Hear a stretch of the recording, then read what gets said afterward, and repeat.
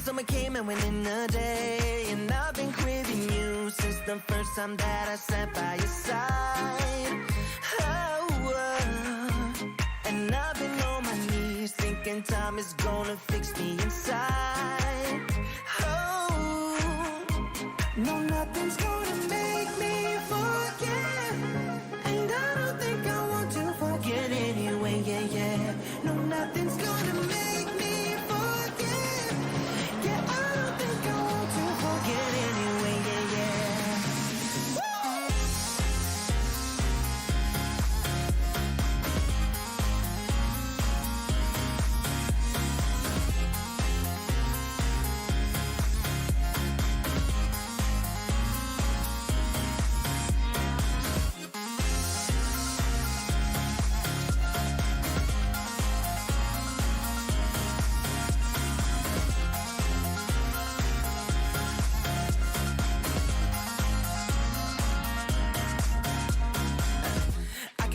When you're miles away, yeah. You can make it shine when the whole world rains. Always on my mind, always in my brain. With you the days are long and the nights are late, and I've been craving you since the first time that I sat by your side. Ooh, and I've been on my knees thinking time is gonna fix me inside.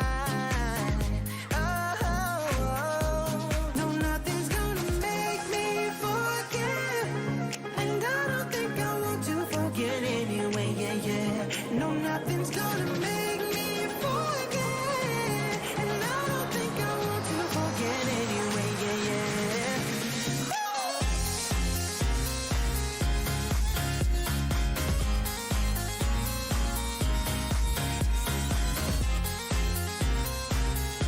No, never, never wanna forget.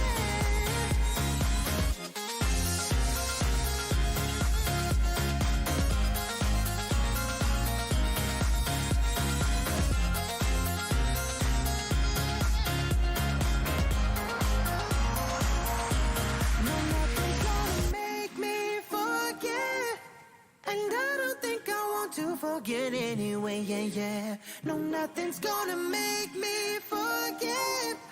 Yeah, I don't think I want to forget anyway, yeah, yeah.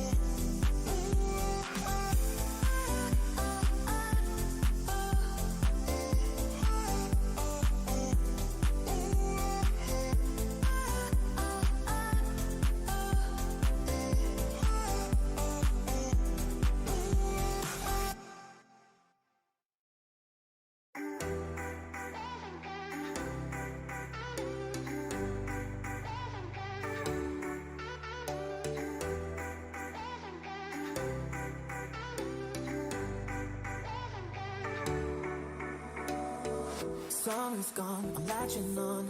Don't even know your name, but you're still in my head. Underneath rays of gold, your body oh so close. No, I can't forget, no. When I saw you on the dance floor, oh I saw you who saw me first. I guess it's history now and I shouldn't care but it still hurts.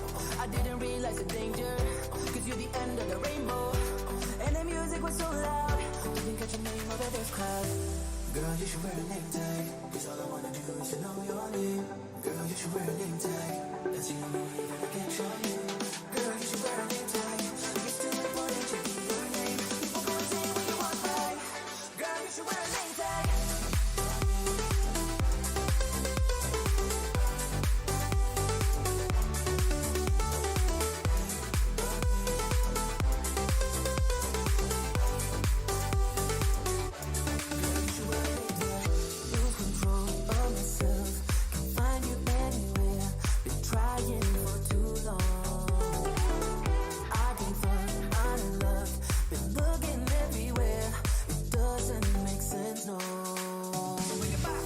I need you on the dance floor, 4 a.m. and we go home.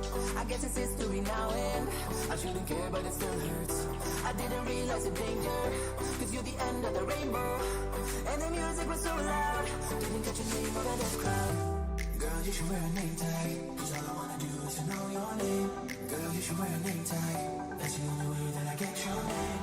Girl, you should wear a name tag, it's too important to be your name. People go insane when you walk by. Girl, you should wear a name tag.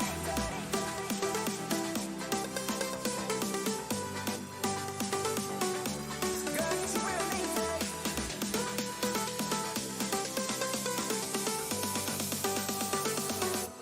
Girl, you should wear a name tag.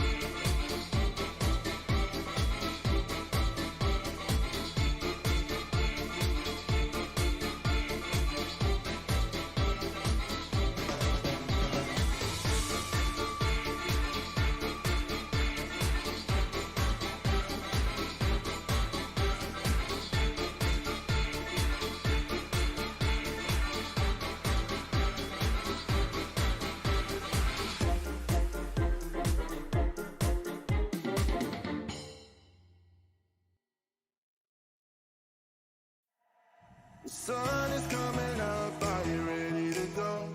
We can take it right, we can take it slow. Your will is my law, I'ma let you be the boss, 'cause I'll go where you go. I'll take you to a place we can see it all.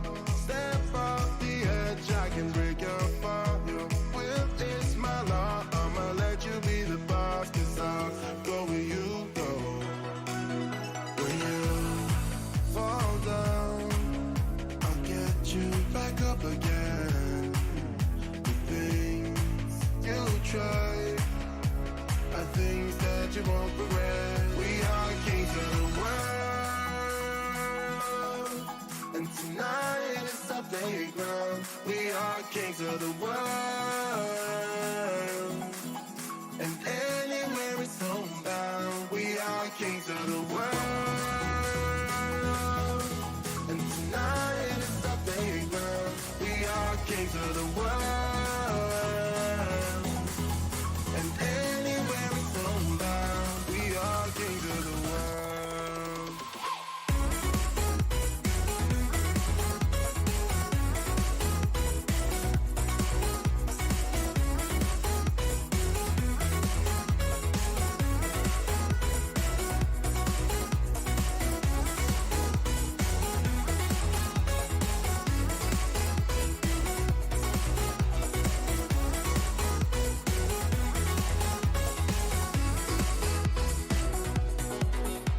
Follow me away, 'cause we can't stay here. Let yourself go, you got nothing to fear. You'll never be alone, let the highway be your home, 'cause I'll go where you go. When you fall down, I'll get you back up again. The things you try are things that you won't regret. We are kings of the world, and tonight is our playground. We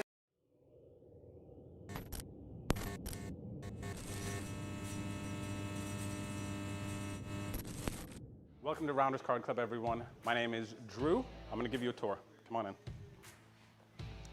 So, one of the coolest things about the premier club here in San Antonio is golf simulators. There's actually 2 of them here, which is pretty sick.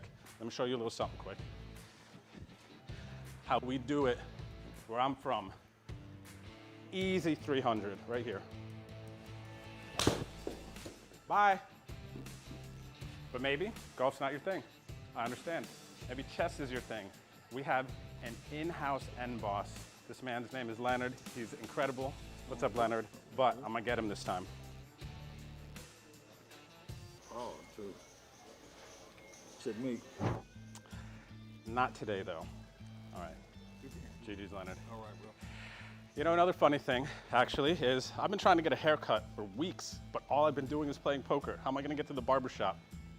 There's one here. Hi.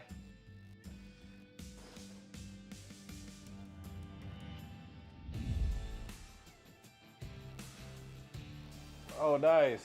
Thank you, Jasmine. And now that we're cleaned up, it's time to get something to eat. One thing you cannot forget to do is visit the Rail Bar and Grill here at Rounders. Has amazing food and drinks. I eat here all the time. I promise you will not be disappointed. You already see there are a bunch of reasons to come visit Rounders, and we haven't even talked about poker yet. Rounders has over 20 tables and action going around the clock. Don't worry about missing your favorite game either. There are TVs at every corner, so sit back, relax, and enjoy the best poker experience in Texas.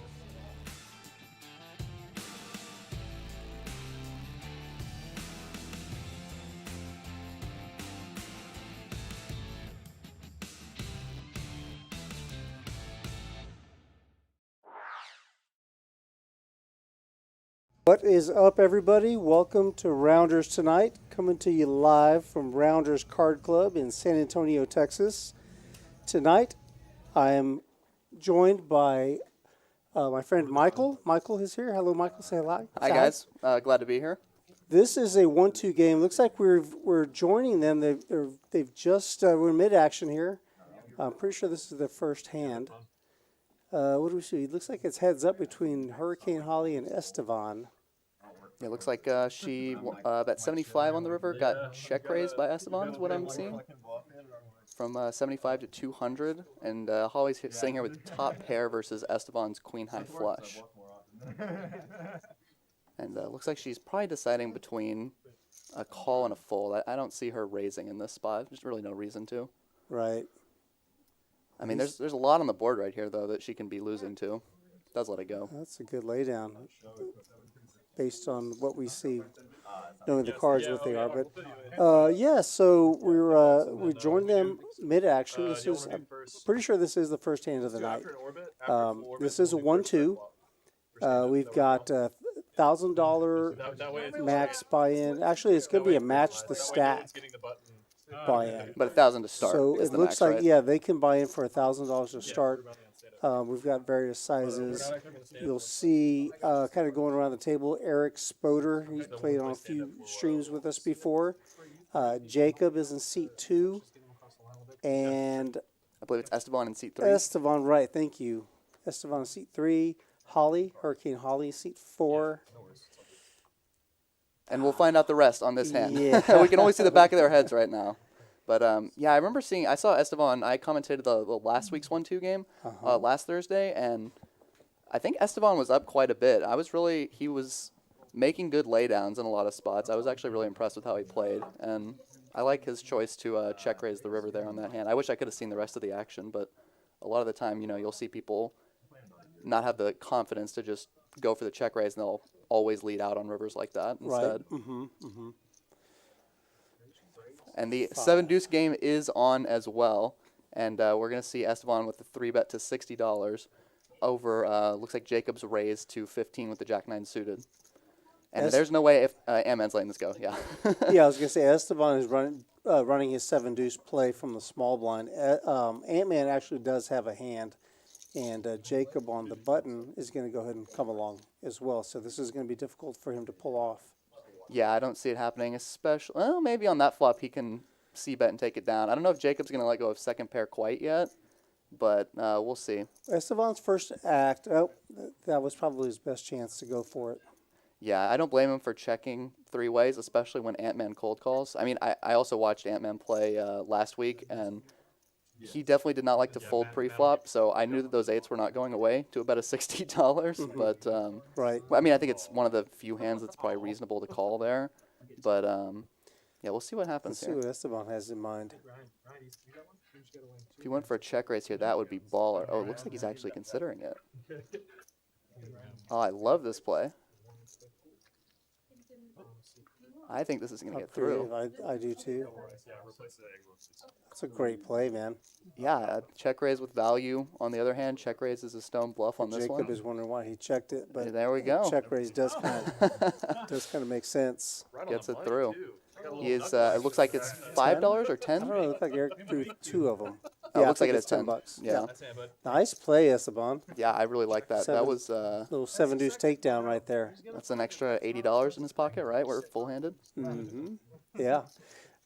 Next to Holly is Ryan. Called his name as we were flashing by. Played with Ryan a few times. Do you have any thoughts on him as a player? I've never played with him or seen him on the stream. You know, all these guys are pretty proficient at this game. They're comfortable playing 1-2 or 2-5. And 1-2 and 2-5 in Texas is not your normal 1-2 You and 2-5. can multiply it times 3 or at least 3. At least. Well, I mean, you can multiply it in this game by at least 5 since we're doing $1,000 to start instead of the normal 200. Yeah, they're definitely playing deeper. And here we have our guy Ethan. Ethan stepped out of the booth and onto the table, so Ethan's going to try his hand at the 1-2 streets tonight here. Someone we both have played with quite a bit. Quite a few hours with Ethan. Yeah, sure. He's my the one who taught me how to play poker, so I know his game very, very well. And if you've ever played with Ethan, you know he can have a lot of hands here that are worse than pocket 8s. But Yeah. this is a strong hand, obviously, to open. Hey, look at this collection of hands. They're all roughly in the same card distribution area. Yeah, we could see some interesting flops with this collection of hands for sure. That is not necessarily going to be one of them. I think the question is whether Ethan decides to c-bet here or not. Looks like he does. I think that'll work. I do too. I think so. Oh, He did the sneaky pickup chips and then check. I like it. Looks like they're having a laugh about it. A card that nobody likes. Ethan does have the 8 of spades. And a 97% chance of winning this hand with the dead it's a cards. delayed c-bet there. Yeah. I think he had them on the flop. Yeah, I think so too. I mean, he's going to have probably some strong hands that he wants to check there. Hands like pocket aces, pocket queens. Absolutely, yeah. He's the pre-flop aggressor, so yeah, that flop does hit his range much stronger than the other guys. So For sure. I'm surprised he went for the check there, especially with the flush draw. Yeah, I guess maybe he didn't want to bloat the pot against 2 other players because, you know, you have to be scared. If somebody has a hand like ace-10, ace-9, are they really going to let go of it on the flop versus just trying to do a little bit of pot control there, especially because I think he made it 40 pre-flop, so there's already like 130 or 125 in the middle. Yeah, that's a good point. Ethan did buy in a little bit less than the others. Looks like maybe about half of he's got about half the stack of the other players, so that's actually a good point that you just made, Michael. Only 250 big blinds. He's playing super short right now. That's funny. It's funny, I think, that he's short stacked, I know. but only in relation to the rest of the table. And that's what matters. He's relatively short. And we're going to see Esteban Eric. with a really strong hand here. Yeah, Eric raises it to 20, and then Esteban is going to 3-bet to 60 from the cutoff. And Ryan with ace-king, it looks like he just called from He's the going to small blind. flat. I don't know. Maybe he thinks that Esteban is tight. I don't know if I love the flat from the small blind specifically, since you're going to be playing out of position the whole hand, but I don't think you can necessarily fault it either if you think Esteban's range is going to be really strong. But See how this works out. Yeah. That's a pretty good flop for ace-king. Not amazing. Ace, jack, 10, and 2 diamonds. So Ryan does flop top pair. Yeah, and He's got a gut shot draw to Broadway, but Esteban is blocking him twice with his queens. yeah, Esteban obviously not going to be. Oh, and he does just let it go. Wow, so Ryan just flats pre-flop and then leads, and Esteban makes a disciplined fold there. Yeah, you got to kind of you got to put people on a range of hands, and somebody's flatting a pretty good size raise from the small blind. He knows he's calling with something because he's out of position.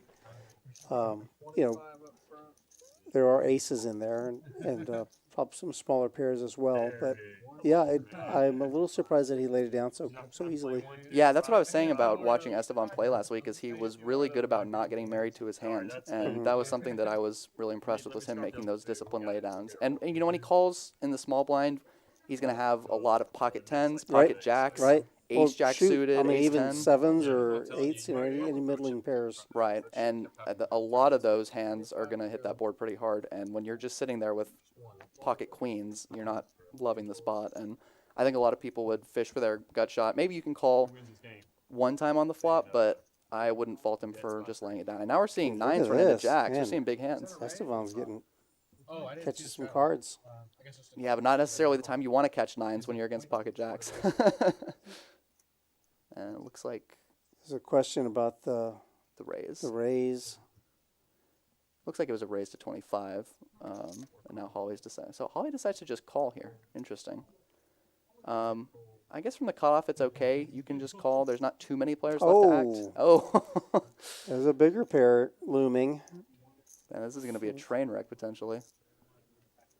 Ant-Man wakes up with aces from the big blind.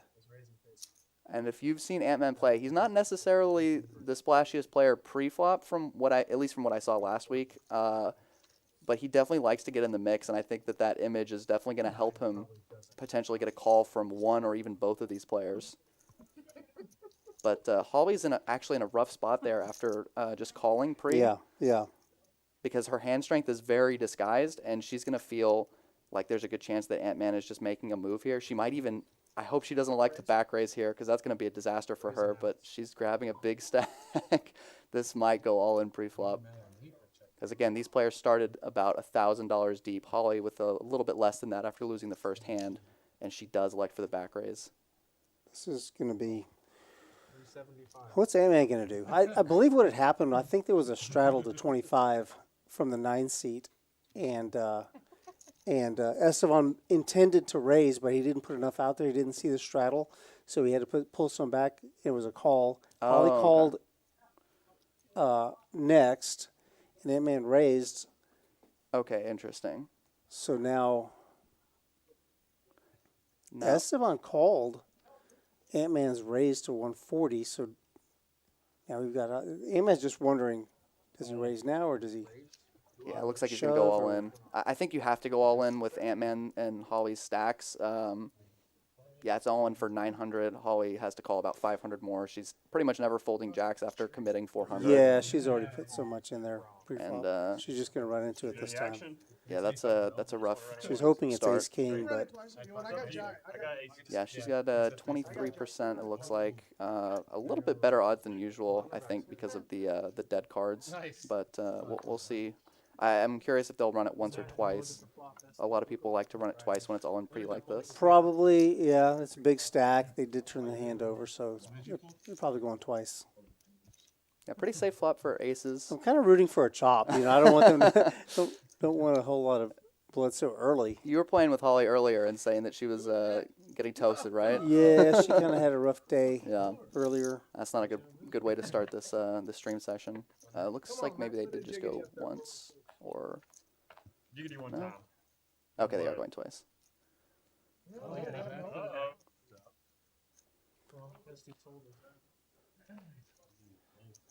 She's got 4 9s. So let's see if she can catch one of those to help her along with But with 3 of them are jack. dead, though. Does not. Eesh.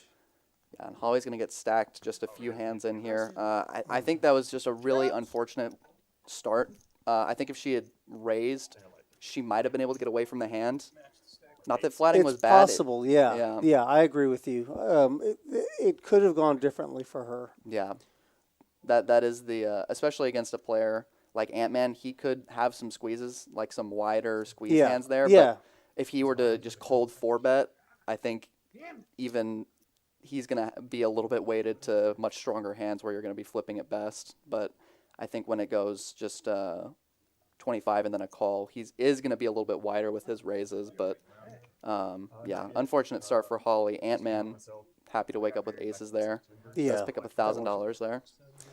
Yeah, that was interesting the way that went down, especially with. I wonder if. Yeah, who knows? Things could have gone differently if certain the sequence had gone a little bit differently. If maybe Estevan is able to make a raise, Holly might have three bet him. Who knows? Exactly. And then if Ant-Man goes 300, Holly might be inclined to fold or maybe even just call. Although, I believe the flop was 8 deuce deuce, so I don't think she was getting away from jacks on that board if she did just call. That's right. That's right. As it played out. But yeah, Holly's probably going to reload. And I believe we're playing the stand-up game, but without the player standing up. You can see there's a little unicorn in front of their stacks. If I think every player is trying to get rid of the unicorn, and that's the equivalent of the stand-up game. And yeah, although I don't know if they've actually started yet, because Estevan did win a hand earlier. Yeah, I don't think they've started it yet. I'm not sure. I'm sure they'll let us know. Yeah, but that's what those are for. They're not just decoration. So we're gonna go right into the next deal. And we've got Jacob. It looks like he's opening up with King Jack to 20. And, you know, in these deeper stacked 1-2 games, you're generally going to see larger raise sizes. Like a normal 1-2 game, the open might be to, you know, $8 or $10. But as, you know, people are playing, you know, $1,000, $2,000 deep, the raises tend to be a lot bigger. Mm-hmm. Which is kind of how the games get bigger in the first place. Yeah, everything is skewed a little bit higher here in this card room and in Texas in general. Especially on the live stream. Everyone wants to play big on the live stream. Holly's going to reload for about 500. Yeah, we got Preston picking up a hand on the button. Does elect to 3-bet it. I think you can go with either a 3-bet or a call here. Jack 10 suited is a hand that's probably going to play really well multi-way, but it's also going to work well as a raise. Mm-hmm. And, you know, he might even get a hand like King Jack to fold with this 3-bet, so I like the choice. And you can see that Preston is actually in bad shape. He's dominated twice in 2 spots, so we'll see. Yeah, that's a bit rough, and Ant-Man does elect to just call with the ace-queen. Actually has the best hand right now. And then Eric also completing with the King 10. Maybe a little wide, but he might just want to see a flop with this much money out there in the middle. And 2 diamonds for Preston and top for Ant-Man. We could see more money going in the middle. I expect Preston to c-bet this board with his diamond draw, especially since he 3-bet pre-flop. Now the question is, does Ant-Man just call here or does he raise? Looks like he's got a decision to make. I expect we'll see Jacob and Preston just let it go on this board. I think you're right. He's just trying to figure out what he wants to do with the 2 players behind him. He does have the best hand right now. He's thinking it's likely he's best. So he's going to ask a question by raising to 300. Right. And you know, obviously we know that Preston's the one with the diamond draw, but, you know, you could have hands like 6-5 of diamonds be in their range when they just call the 3-bet, and you really want to be able to fold out hands like this for a little bit of protection with your ace-queen. But, yeah, he does raise to 300. And Preston elects to just call. So we are heads up. Yeah, this could be a big turn card. There's a lot of hands that are going to give Preston more equity. Any king, any, 10. Now he can hit 2 pair. Yeah, that's a good one. Although we know there's another 10 that's already dead. Right, and another jack jack that's out. Right. Yeah, it looks like he's, with all the dead cards, he's going to have about 8 outs going to the river. He doesn't realize he has that few. He's probably thinking that there's a good chance his 2 pairs are good, and his diamonds are, of course, going to be good. But there's 950 in the pot. Let's see what Ant-Man comes out with. He's sizing his bet. Yeah, Preston's only got about a pot-sized bet left. So, Ant-Man, I think you do have to size either pretty small or pretty big here. At 390. Yeah, it looks like it. He does decide to go for a little bit of a smaller bet size relative to the pot. I think I like either a jam there. Oh, it looks like Preston's going to actually be the one that jams. And no snap call from Ant-Man. I don't see him folding ace-queen here, but you're not happy because you're not really beating any of Preston's strong hands here. Except maybe king-queen that might play like this. But you're chopping with ace-queen, you're behind queen 10. I don't know that pocket 10s would call on the flop, but there are maybe some flop pocket 3s and pocket 2s and pocket queens. Probably a little bit less since he was the one that 3-bet. Right. Right. Pre-flop. But, yeah, I don't know. I don't see Ant-Man letting go of this. What do you think? It's hard to say. You know, he kind of had a rough night the other night here on Tuesday. He played. He kind of just kept running into hands. So I think that just as a, and you can see he does make the call. Isolated in a bubble, I think he normally would make the call. I think he just had a little bit of doubt creeping in based on what he's been running into lately. Yeah, and I mean, we've all been there. We know we have to call, but we've lost so many hands that it's tough to actually do what we know we have to do. But he is a 3-1 favorite here. He's in great shape. And we're going to the river. And it's an 8, and ace-queen is going to hold. Now, I can't tell if we're running one board. It looks like we might be running 2 boards. Yeah. Second river here. And it's a 9, and ace-queen is going to hold both times. That was a nice pickup for Ant-Man. I mean, he might have had a rough session the other night, but that's a great start. He's on a heater now. Yeah, that's a great start for him.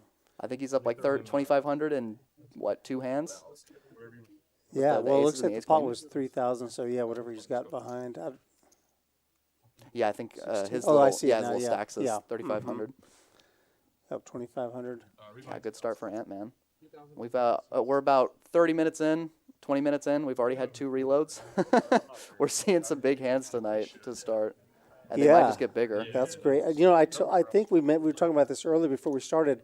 I told you by looking at the lineup and knowing how these guys play, and then how deep they all bought in, I thought there was a really good chance this was going to be a spicy little game, and it's already proving to be And a again, really good action game. And again, this is match the stack. So when players rebuy, they can choose to rebuy for up to, I guess Ant-Man is the big stack right now with 3,500. Right. And they can also choose to add on. So I'm not sure how much Preston added on for. It looks like just another 1,000. Or 2,000. Looks like there's, according to the graphic there.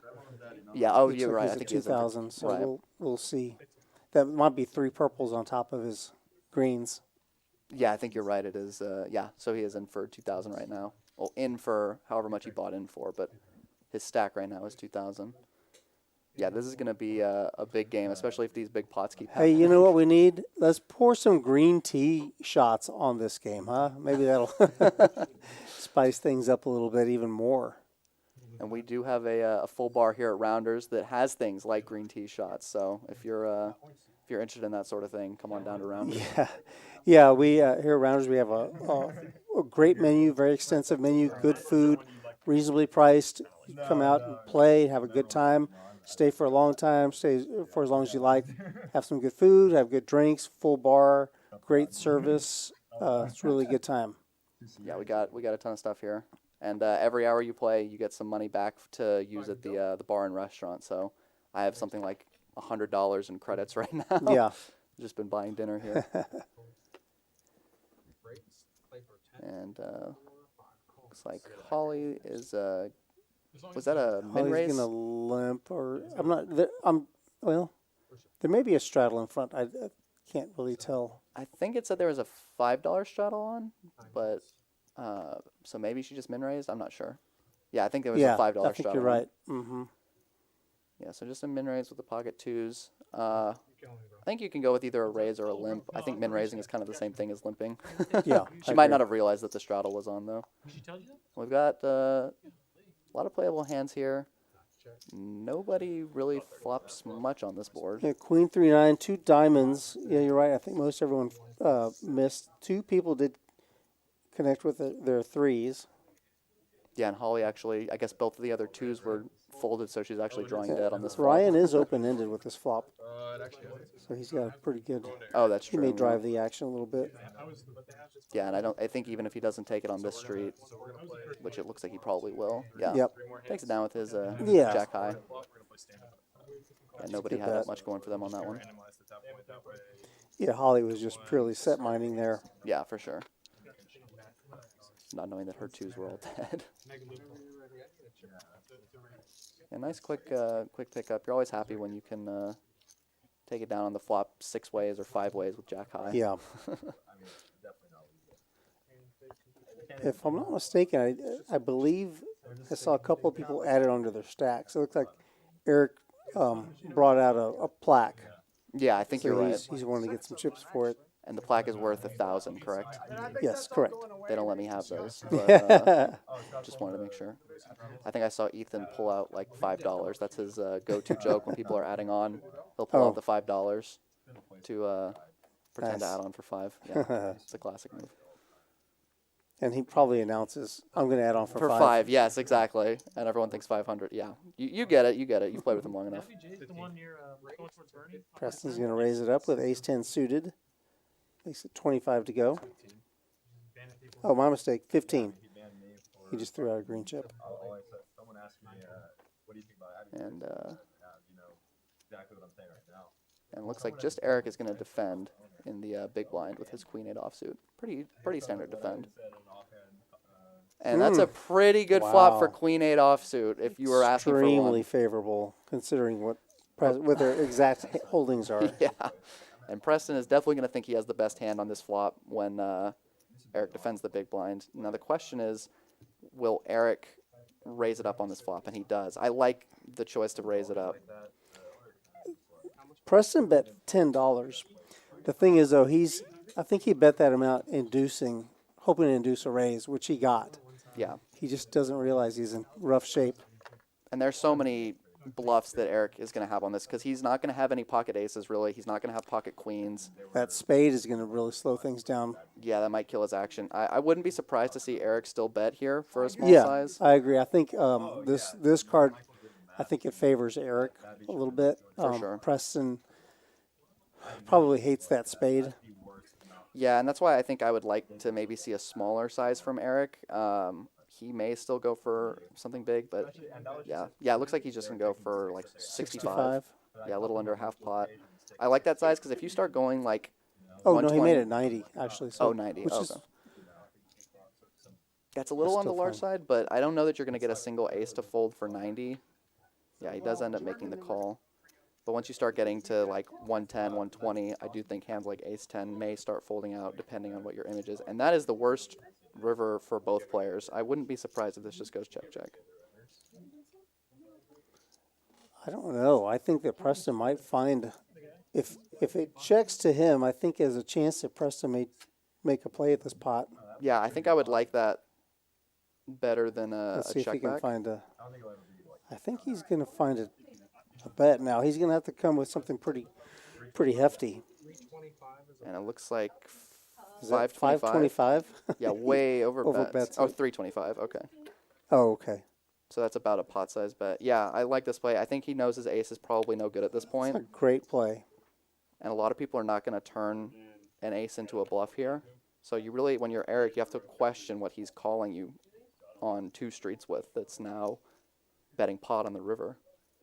Because he pretty much has to be turning a hand like, I can't even think of what he would call flop with Jack 10 with a spade maybe, but that all those hands get there. He just has to pretty much have the type of hand that he has, which is an ace with no spade. And it's a really tough call to find for Eric. Eric has no spades in his hand, as we can see, so it's very likely Preston raised pre-flop. Yeah, and he So can he have could have everything. a king of spades, jack of clubs. you know. Right. He could have All he needs ace is king, one spade. ace king with the king of Sure. spades. Sure. Ace jack even with, I think a jack of spades, 100% bets on this river. Maybe not quite for this large of a sizing. He's really repping. I mean, he could just have the ace of spades for top pair on the flop Sure. that he's not folding. Mm-hmm. There's just so many hands that he can have. And I mean, I think Eric's really trying to work through it. I think, and especially since he does let it go. I think very reasonable laydown to make. Great move by Preston. Really well played. Yeah. I think it was well played by both guys. I think Preston just found a a spot to be opportunistic.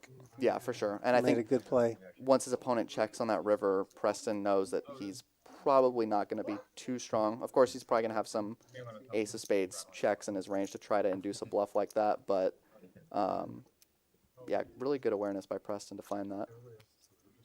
And good to see that he's still going for plays like that after getting, stacked in one of the first hands with by going all in with a semi bluff. He still finds that play.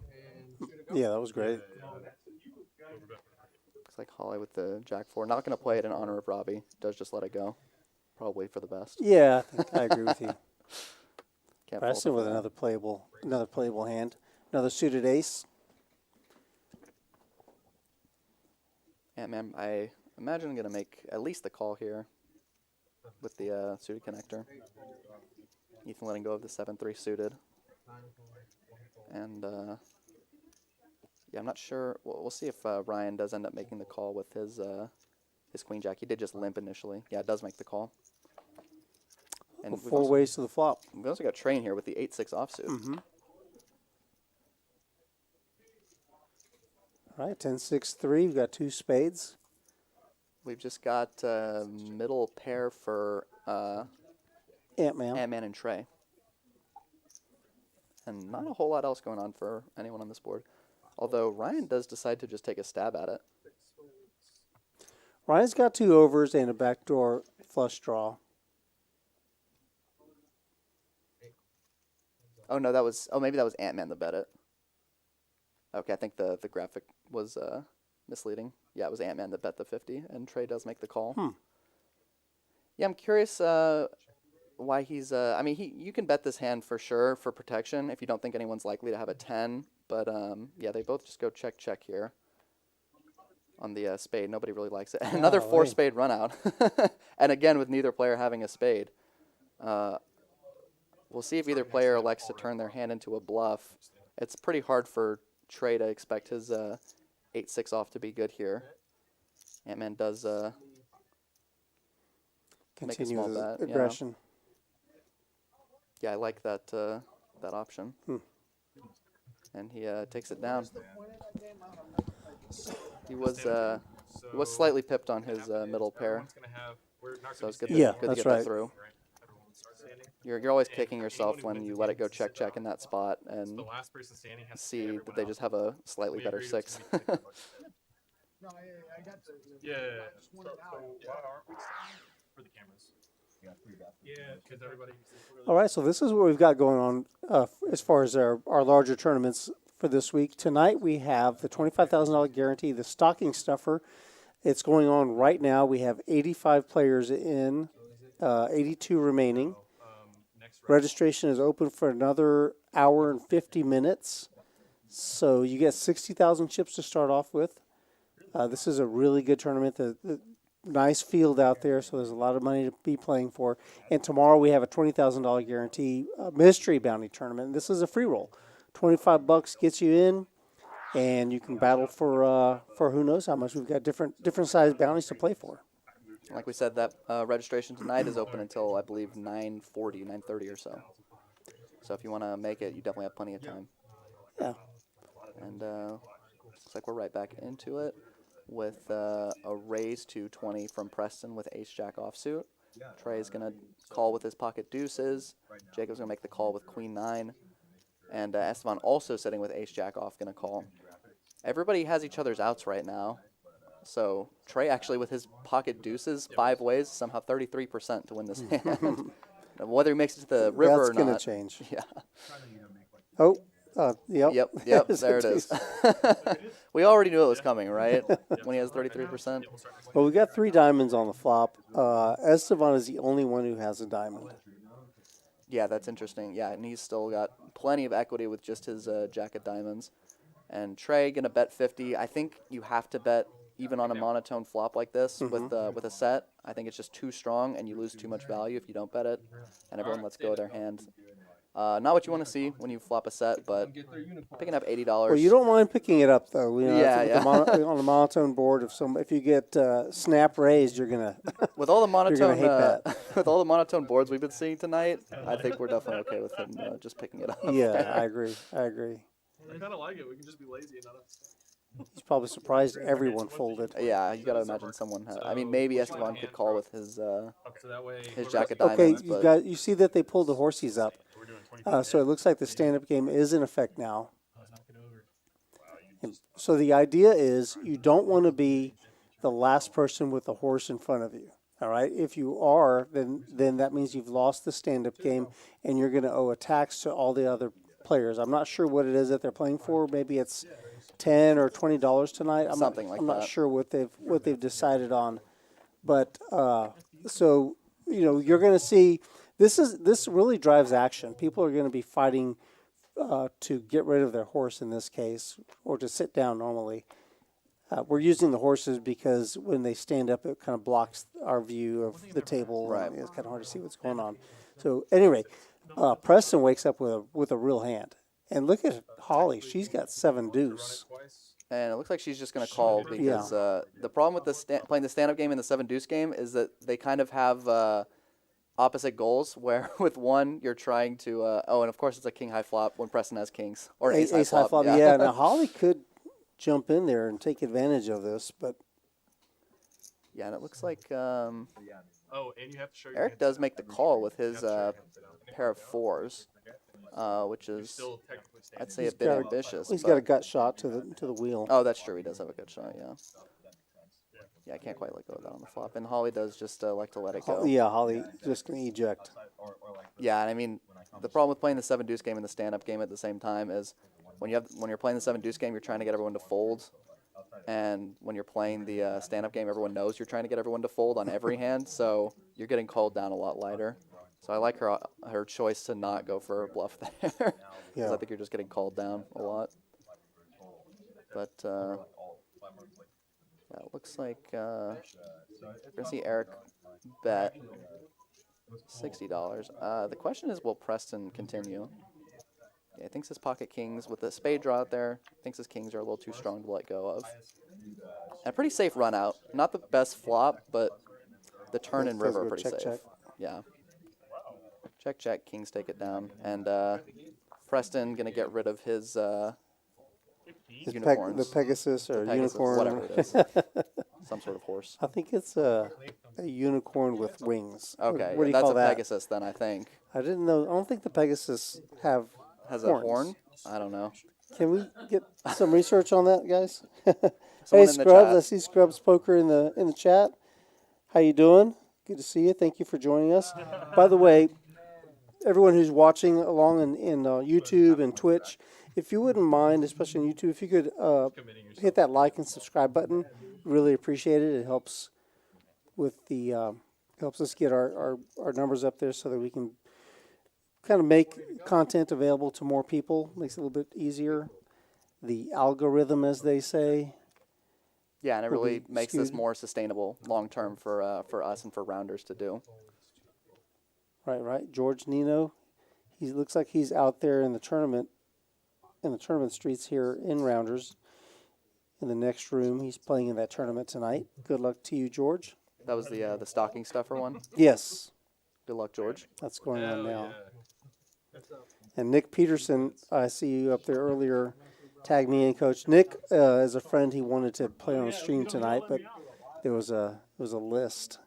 Oh, we've actually got a message from Holly on a hand that we saw earlier with the, I think she's talking about the pocket jacks hand. She said, hey guys, yeah, Right. tough start, but it's early. I really thought it was a squeeze. All in made me think you didn't want to see a flop. Oh, well, that's poker.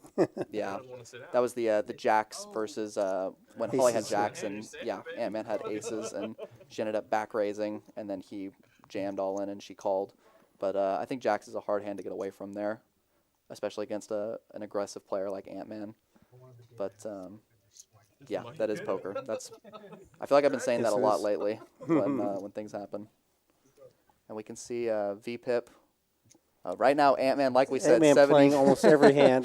like 3/4 of hands right now. Yeah. That's why it's tough to fold to a squeeze from a guy like that. But that's why he gets paid when he does squeeze with aces like that, or not squeeze, but just raise. Excuse me. And Ethan at the back of the pack with 8% VPIP. He's really kind of in a tough spot, tough seat, I think, behind Ant-Man. Ant-Man's he's playing a lot of hands. card distribution dictates that he's playing those hands too, but just by nature, his profile is that he plays a lot of hands anyway.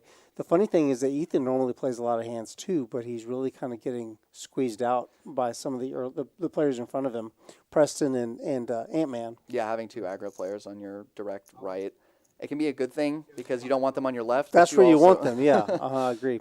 But you also don't always want them on your. I think he's also I've been kind of paying attention to what cards he's got because I was like, we're 45 minutes in. Where's Ethan? I haven't seen him play a hand. He's been getting pretty. That's what I mean. Yeah, card bad distribution hands. is kind of dictating that Ant-Man play the hands he's playing and Ethan stay out of the way. Yeah. And it looks like we have The mystery hand of the night for Ant-Man. Got to keep things interesting. He's gonna make And it's Ant-Man, so it really is a mystery hand. It Yeah. could be anything under there. Well, I think he just called his straddle. And not a huge flop for anyone involved. Jack 6 deuce rainbow. Esteban does match his deuce. Yeah, Eric still, depending on what Ant-Man has, Eric's still ahead with his pocket 4s, but I think any pressure is going to cause him to fold that. Esteban with the bet here in position. Do you like betting the bottom pair here? That's an ways? interesting move. I think it's a pretty good sized bet as well. It's like 50%. Yeah, I'm not sure.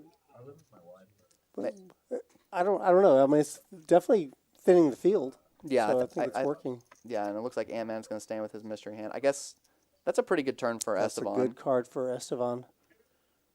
The question is whether Ant-Man is going to just check. Yeah, I think he's going to check pretty much all of his hands there, even containing a jack, and just let Esteban bluff if he's bluffing, and value bet a potentially worse hand if he's value betting.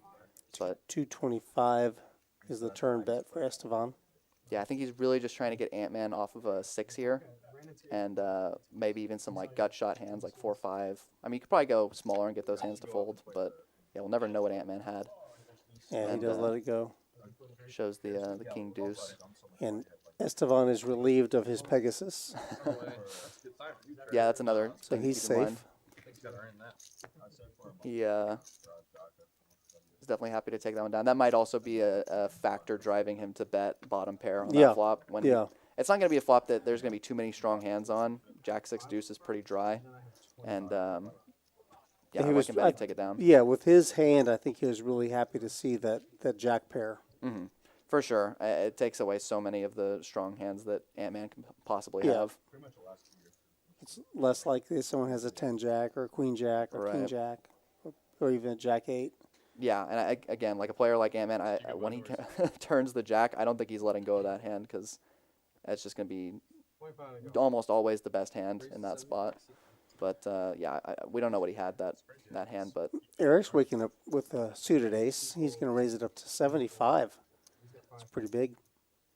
yeah, there might be some sort of straddle There, on. it appears that there is a straddle because that's a pretty big. That's a 37.5x raise. 1-2-75. You don't see that too much. I've seen it before though. 12510 maybe 12520. I'm not sure what happened. Yeah, something like that. But yeah, and either way, when there's a straddle on, you're gonna want to raise 25. It larger. looks like Trey had straddled to 25 because it was 50 for him to call. So Yeah, that's how it sense. got so big. Yeah, and that's why this is a quote unquote 1-2 game. But once the straddles start coming out, Now Holly's got the best hand going to the flop. and a really good flop for Ace Jack, and a pretty reasonable flop for Ace 6 as well. And it looks like yeah, Holly's gonna just take the opportunity to bet Let's see this. how much she decides to put out there. There's 230 in the pot. She's gonna bet what 140? Something like that, yeah, 140. And something to keep in mind is she's only got about 300 behind after that bet. So when Eric looks to Yeah. call this, he has to I think he has to tell himself, yeah, and he does make the correct laydown. Yeah. Good observation. Oh, by the way, you have to show your hand when you win the The stand-up game? Stand-up we have to call it something else. I don't since know. you're I not feel like standing we up. need to rename it. The unicorn game, Pegasus game, whatever it's called. Yeah, and I think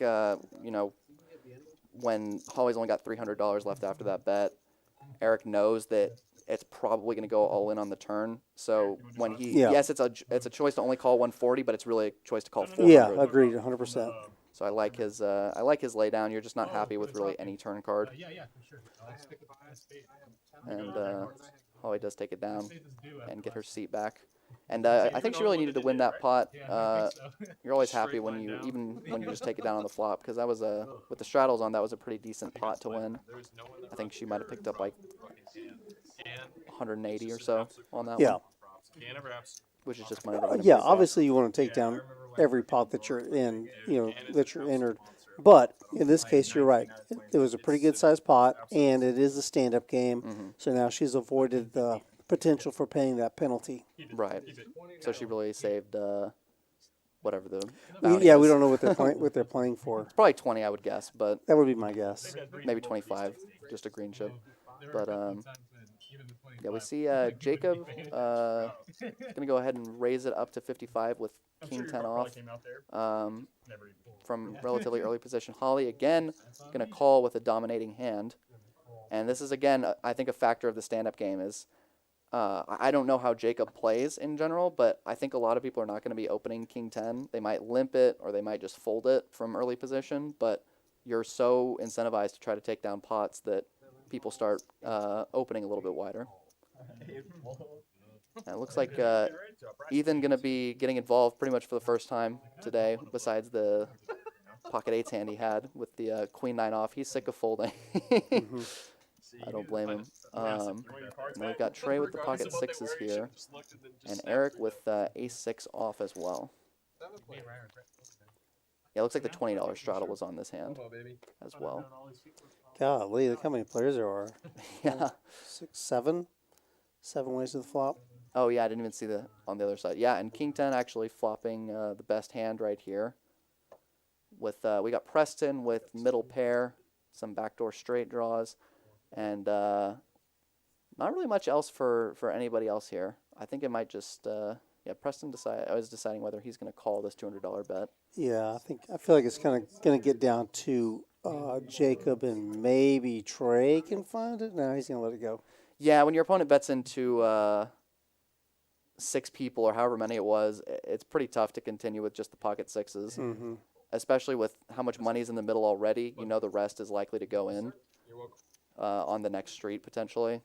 But yeah, Jacob, I mean, picking up $330 there, that's all money that went in pre-flop. And that's what the straddles are going to do to a game like this, is just make every pot get huge.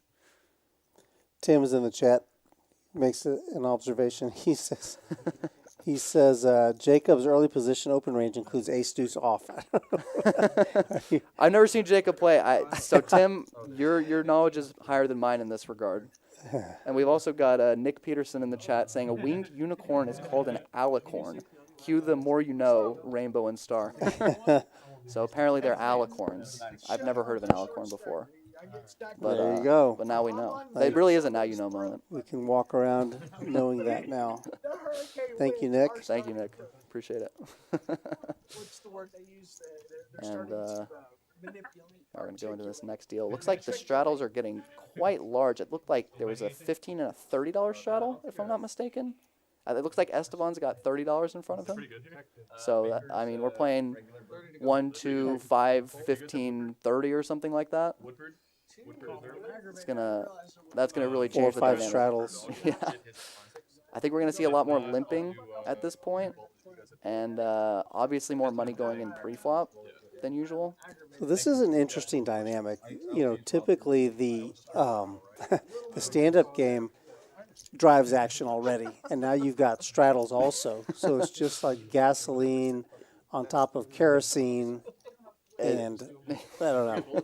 It could be a train wreck pretty soon here, especially Ryan and Ant-Man both with clubs here. If we see some clubs on the flop, that could be real fireworks. And yeah, we get back down to the blinds. And Trey with pocket tens. Ant-Man did make a squeeze to 115 over the $30. I believe Ryan just called the $30, and then Ant-Man raised to 115. I like his sizing. Honestly, if I was Ant-Man, I think I'd go even bigger, like 150, just because there's so much dead money in the middle. So many people already have with a little bit of money in there, right? Mm-hmm. Now we see an answer from Jacob. Oh, sorry, Trey. An answer from Trey with the tens. He's getting a 3-bet to 350. He's serious about this. He wants to end it now. And I really like that. You know, some people might say it's tough to get called when you go this big, especially against Ant-Man's bluffs. But Yeah. There's like, I think 200 plus in the middle already. I think you're totally fine with pocket tens to not see a flop and just take it down here. Agreed, yeah. I think it's likely he's just trying to end the hand now. But as we can see, Ant-Man's putting more chips in. He's not letting So it go he's quite calling. So now suddenly this pot swells to 780. We almost have $800. Guys, who thought this was going to be a boring 1-2 game? This is crazy. yet. And let's see the flop. Oh, and it's an 8-high flop for Ant-Man. That could be trouble. He thinks he just outflopped Ace-King. I honestly think that he thinks he just outflopped Ace-King here. This could be costly. And it's a board that Trey's definitely going to want to keep betting on. Trey bets about half pot, a little bit less. And these guys are deep. Trey, I don't know what he started the hand with, but it looks like he's still got 1,700 behind. Ant-Man's got 3,000 behind. And this is a very dangerous flop for Ant-Man. And the question is whether he wants to just call here or raise, or I can't imagine he played ace-8 to fold this flop, but we'll see. Yeah. Well, Ant-Man has come out very, very strong, very fast. He's won a lot of several hands. He's up to 3,500. So several people on the table added on. I think that Trey must have added. Yeah, I don't think he's been involved in any huge pots. Right. And it looks like he does just make the Ant-Man call. does make the call. He's got top pair, top kicker. What do you want him to do? And we've got $1,400 in the middle going into the turn here. And it's a King of Hearts. Not a card that Trey is going to love, but also I think not the worst card in the world.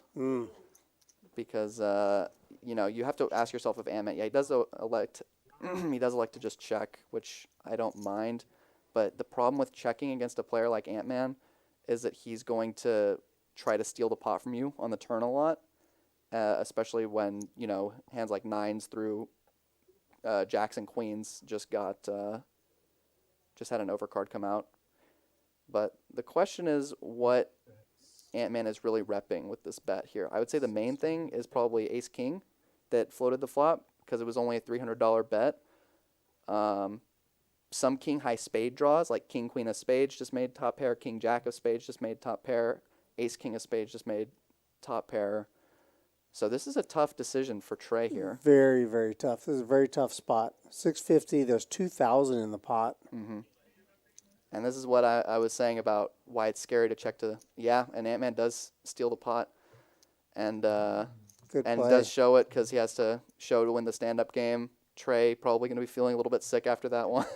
But sometimes you just get bluffed, unfortunately. And, yeah, that's why I'm just... Of course, it's scary to keep betting pocket tens there, but Yeah. it's even scarier, I would say, to check to Ant-Man because he's going to steal a lot of turn cards. Yeah. That's the beauty of playing in position and the danger of playing out of position.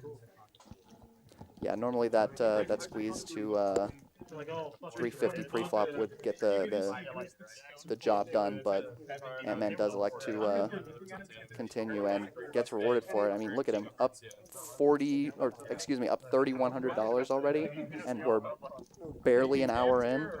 I mean, that's a great start. I And he's the agree. only one winning. If you look at the chart, Esteban's up 300. Nobody else is up more than 100 though. Well, Ethan's not losing. That is true. He's got about enough to pay for his dinner. That's early yet. He really hasn't done much yet, so he'll mix it up here in the right spot. Yeah, we've got another. See if Holly decides to call here. I think there might have been a smaller straddle on, or maybe no straddle this hand, because that was just a raise to 20 from Yeah. Esteban. Yeah, I think when the straddles get too big, it can almost have the opposite of the intended consequence, where people start to tighten up. You know, they don't want to commit their whole stack with hands like 9-8 suited. I think there's definitely a happy medium with straddles to like maybe 10 or 15, but once you start getting to like Now let's see 30, what happens. 50. Check this out. Trey has 7 deuce suited Ooh. from the small blind. He's actually going to bring it in for a raise. And I like that sizing, 175. I think a lot of people go too small when they try to make a squeeze. I don't like Ethan's call here on the button with the queen 3 after a raise. That hand is so easily dominated. He's going to put himself in a really tough spot a lot of times. Yeah, and it looks like Trey's probably going to get it done with the queen 3. Ethan is debating something. He might have wizard powers and realize that his queen 3 is ahead. I can't imagine him continuing with this hand, though. He looks like he's saying something to the table. Does let it go. And we're going to see Trey show the 7 deuce. And pick up some money from all the other players. $10 tax from everybody. And now everyone's mad at Ethan because he didn't call. He should have known his queen high was Like, guys, you have no idea how bad my hand was. Funny thing is, I saw the percentages. He was still only like 57% to 43% against 7 deuce suited. Yeah. But yeah, it's a nice pickup from Trey. I think the problem is nobody had a super strong hand there, but I think a lot of people squeeze in that spot to like 110 or maybe even just 100, and I just think you make it too easy for people to come in behind you. And so I really like his sizing of going to 175 in that spot. You might take it down if we have the Jack 4 game going on. Yeah, looks like we've got the $10 straddle on from Esteban here. You know what? I haven't even been looking at the board. Yeah, there's a question in the chat about why he's called Ant-Man. He's half ant, half man. I thought that was kind of obvious, The guys. name, yeah. Come on. His name is just coincidental. I mean, his name is Anthony. It's coincidental that his name's Anthony. It's not actually coincidental. It's in his parents' name of that because he's half ant. Yeah, right. That's right. That happened first. See Eric with pocket sixes here. Yeah, looks like this might be just a limped pot here. Esteban may go for a squeeze with ace-5, but yeah, I was going to say I expect him to just check. He's got a pretty good hand. It's not going to be dominated too often in a limped pot like this. And yeah, top pair for Jacob, second pair for Ryan, and not too much else going on for anyone else on this board. This would have been a good board for queen 3 to hit. Yeah, you're right. Yeah, you're right. There are times where that's a great hand. Pretty much only on this board, though. Well, unless the guy has queen jack. That's true, yeah. See, it's not even that good of a board, even when it is a good board. Or queen 7. Right?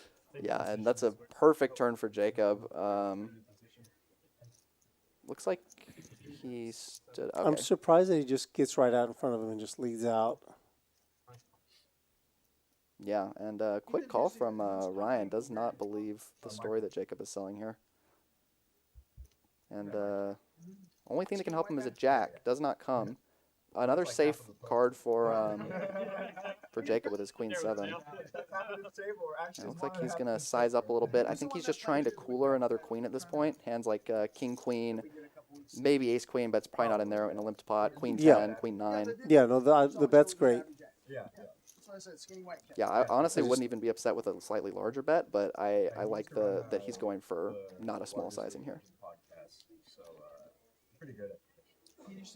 Because this size actually can get called by some jacks that don't believe you, whereas if he goes like 200. Yeah, the funny thing is that Ryan, right, as you touched on, the bet sizing is one thing. The other thing is that the deuce to 7 or the 7 deuce game is going on, so that puts another little bit more dynamic, some doubt.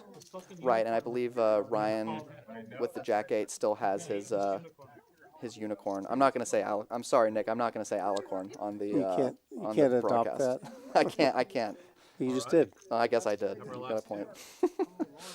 But yeah, he does let it go. Makes the correct fold. Shows the queen 7 to get rid of his unicorn, and I'd actually like to see how many players we have left that still have a unicorn. I think a decent amount of them have gotten rid of it. And yeah, you can see how top-heavy the cumulative winnings is right now. My goodness. It's all going to Ant-Man. Ant-Man is just running away with it. I know. He's getting it all funneled into him. He was due. He really had a tough night the other night. Was that on Tuesday or Thursday? Tuesday night. I think he also had a rough 2-5. night on Thursday. That Did he? was the 1-2 that I commentated. So it's good to see him pick up a win here. And Preston, right now he's down 1,300, but I saw him play in the the final table of the bounty tournament on Saturday. I think he picked up a $10,000 score plus whatever bounties he picked up. So don't feel too bad for him right Yeah, now. right. He's already. I'm sure he's up quite a bit for the week after that. And yeah, that was he played really well. I thought. I think we both I watched that agree. final table. Yeah, I thought he played really well. Got in some unfortunate flip spots that he did not hold in. But overall, I was really impressed with his play. Raul was in the chat. He says that the whiskey is keeping him warm. That is a very good plan, my friend. Yeah, and I don't know if this cold front is hitting everywhere, but it's very cold here in San Antonio right now compared to usual. You know, you think Yeah. of Texas, you think The it's weather 100. dropped 45 degrees in a matter of a couple hours. Yeah. But we still got people coming out to play here at Rounders. That's dedication. I think you still got about an hour and a half, hour and 10 minutes to get into the stocking stuffer tournament that we're running right here. We do have the heat running in here, so it's not too cold. But looks like Ryan's just gonna limp the King Jack. Looks like no straddles on this hand. Ethan gonna go ahead and bump it up with Queen 9 off. I'd say over a limp, and he's in the hijack. That's fairly standard raise. It's not gonna get through Eric and his pocket tens, but if you're just trying to get position, it's not a bad Yeah, Eric's raise. going Probably a to little charge loose, him a but- little bit more. Ryan with it suited King Jack. Don't think he's going to give it up so easily. No, definitely not when he's still got the Alicorn? unicorn. I That's refuse. it, I that's it. refuse. I got to look it up. You think Nick might have been punking us in the chat? I think it's possible.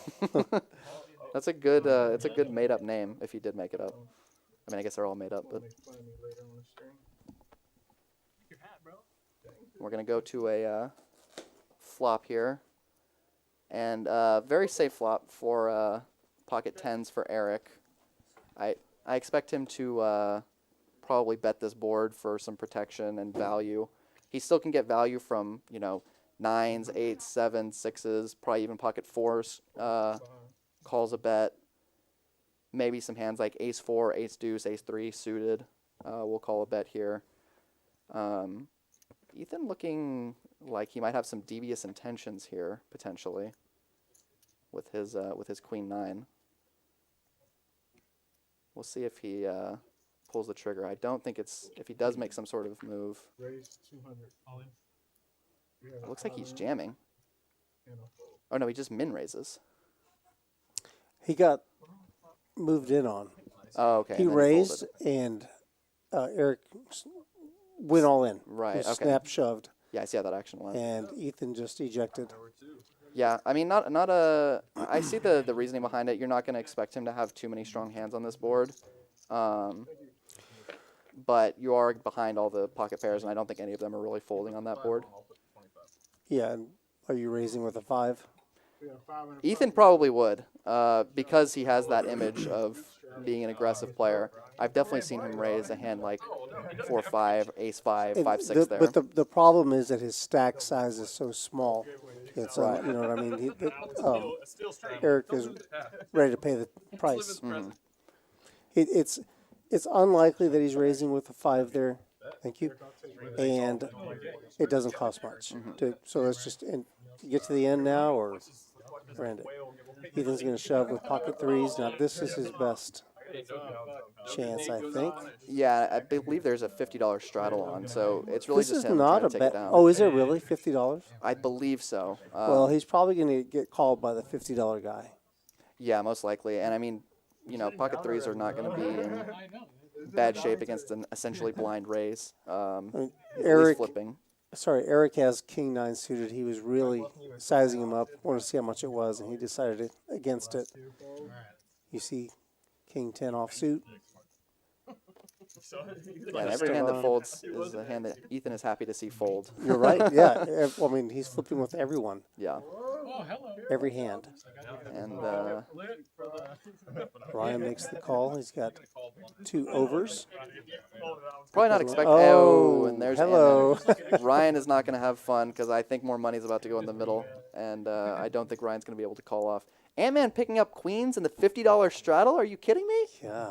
What is going on here? He's going Yeah, he's to just all in. Yeah. It's not even that many big blinds if you look at I mean, if $50. I'm Ethan, I'm kind of glad to see this. Yeah. You know, I want to see that shove because now he only has to get lucky against one person other than two. Right. And Oh, we're seeing a call. getting in And there. Ryan not in terrible shape. Still 30% to win the hand. His ace-5 is actually in much better shape than Ethan's pocket 3 is here. That's how you How much are you? What do you It looked like Ethan just Ethan really wanted mouthed the Ryan to next fold. one. Yeah. And yeah, I think I like shoving with the pocket 3s. When you look at it in terms of Yeah. big blinds, it's only 4 big blinds, which you're definitely shoving pocket 3s in a tournament for 4 big blinds. So, No, I thought that was a good shot for him. and he's He still just- not dead. Unfortunately, ran into the queens. Yeah, that's a rough hand to run into. Looks like they're deciding whether to run it once or twice. For what they're doing. But yeah, I The think thing is, if it's a split pot, which it will be with two boards, or likely, unless someone scoops, you have to scoop it, win it outright in order to give up your alicorn. And update, alicorn is a thing. it is a thing. I just looked it up. It is real. That I guess we learned something today. Well, this stream is going to be entertaining. Yeah, we're seeing this is Ant-Man all in with the queens, Ryan all in with the ace-5, and Ethan all in with the pocket 3s.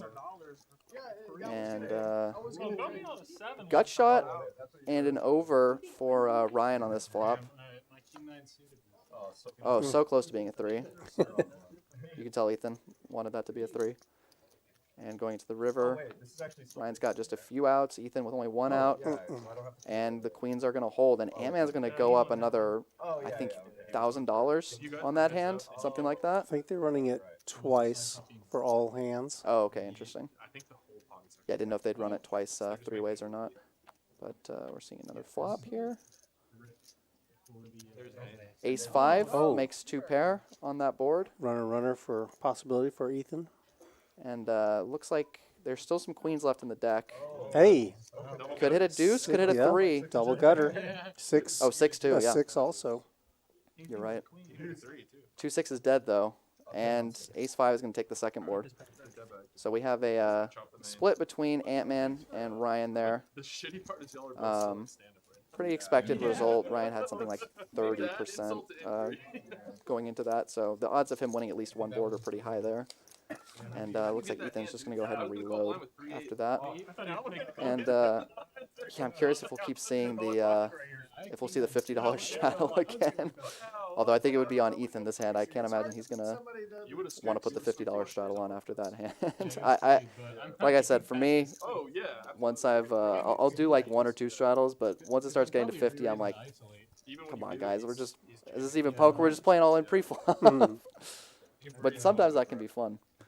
And, I mean, you're going to see, that's the only way you're going to see ace-5 all in pre-flop. Yeah. It's just crazy that Ant-Man woke up with queens there, especially in the $50 straddle. But, yeah, we're just going to see Ethan reload here. And, yeah, I want to see who still has the stand-up game left.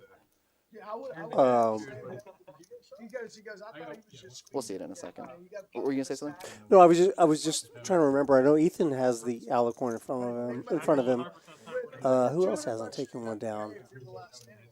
Who has Esteban? ace-5? I think Esteban might still have his. Was it Trey that had the? No, it wasn't Trey. It was Ryan. Ryan had the ace-5, but I don't think he. It doesn't count, right? Yeah. So I think he still has one. I think Holly got rid of hers. Ant-Man definitely got rid of his. Preston might still have his. I'm not sure. We'll see it in a second. There's But yeah, one in the lower corner. I think that was Ryan's. I feel like we're giving the same update every cumulative winnings as Ant-Man is just up a crazy amount right now. There's an alicorn. Oh, Ethan and Ryan. Both still have one. Are you talking about this past Tuesday? This past Tuesday. Yeah, after the party 2 days ago. Yeah, man, I'm gonna go ahead and let it go. Looks like Ethan's gonna go for raise to 25. Just a small raise. I like his smaller raises when he's playing much shallower than the other players. I like that better than just raising to maybe Yeah. a more standard size. Yeah, it's more appropriate. You want a stack to pot ratio will kind of get out of line. It'll get too close to his to him going all in. Yeah, and he's just gonna run into pocket nines here. Which looks like they might just make the call there. Did he just call? Yeah, Surprising. I'm not shocked to see it because he might think if he raises, he's gonna be potentially put all in by Ethan. Ethan does flop an ace here against Ryan's pocket nines. Not too much going on for anyone else. Jacob has some backdoor straight draws with his pair of nines, and it does go check all the way through. I think Ethan thinks his ace 8 is not strong enough to value bet on that flop, but he does elect to value bet it on this turn. Goes for quarter pot. Yeah, pretty standard, I would say. You don't want to bet too big because only better hands are going to call. Yeah, I don't know that Ryan. It looks like Ryan does decide to stick around. Oh, and that's that That's a card killer. gives Jacob the nut straight. Obviously, the board is paired, but yeah, you're right. yeah, Ethan and Ryan I both think I check might have it. gone for a larger bet on the turn for Ethan with that ace. Yeah, you potentially might want a bigger bet there. And looks like he does call. Sees the bad This is news. the bad news. That he did get called by a gut shot, and unfortunately for him, the gut shot did land. Hate to see that for Yeah. our guy. Yeah, rough session for Ethan so far. But yeah, sometimes Still the time. card's fine. Yeah, I mean we still got plenty of poker to be played here, for sure. Kelly. Yeah. I like playing with Kelly. I love playing with Kelly. Kelly's Definitely still quite a bit of poker to be played. Looks like we're gonna have the $10 straddle on again this hand, courtesy of Ant-Man. You said that this game is going to be just by 3? That's just a prediction. I don't even know what the spread or points were. We'll see if we can see some cards here. Ethan gonna open it up again with the Queen 10 suited, pretty standard. Under the gun +1. So where in Alabama are you living? Eric, wow, just likes to let go of the ace 8. I think that's part of a product of Ethan being short stacked. It looks like Ethan actually just called. My mistake. Oh, He put out the 25 for a raise last time, but he's makes just sense. got greens, yeah. Um, Oh, Preston's going to bring it in for a raise with the 8-6 suited, really putting pressure on Ethan. Ethan really wants to see a flop here. This is a hand that flops well, yeah, it looks like but he he's does just call. got to get to the flop. Yeah, and he's actually in pretty good shape against these two hands. They got the WPT coming up soon. I thought about And riding over there. well, when you squeeze with 8-6 suited, He's that's about as good he's as it out gets. flopped by Preston with the 8. And I believe we saw somebody fold. I think it was Eric maybe folded ace 8 pre-flop. And he's going to take it down with Preston's going to take it down with his pair of 8s.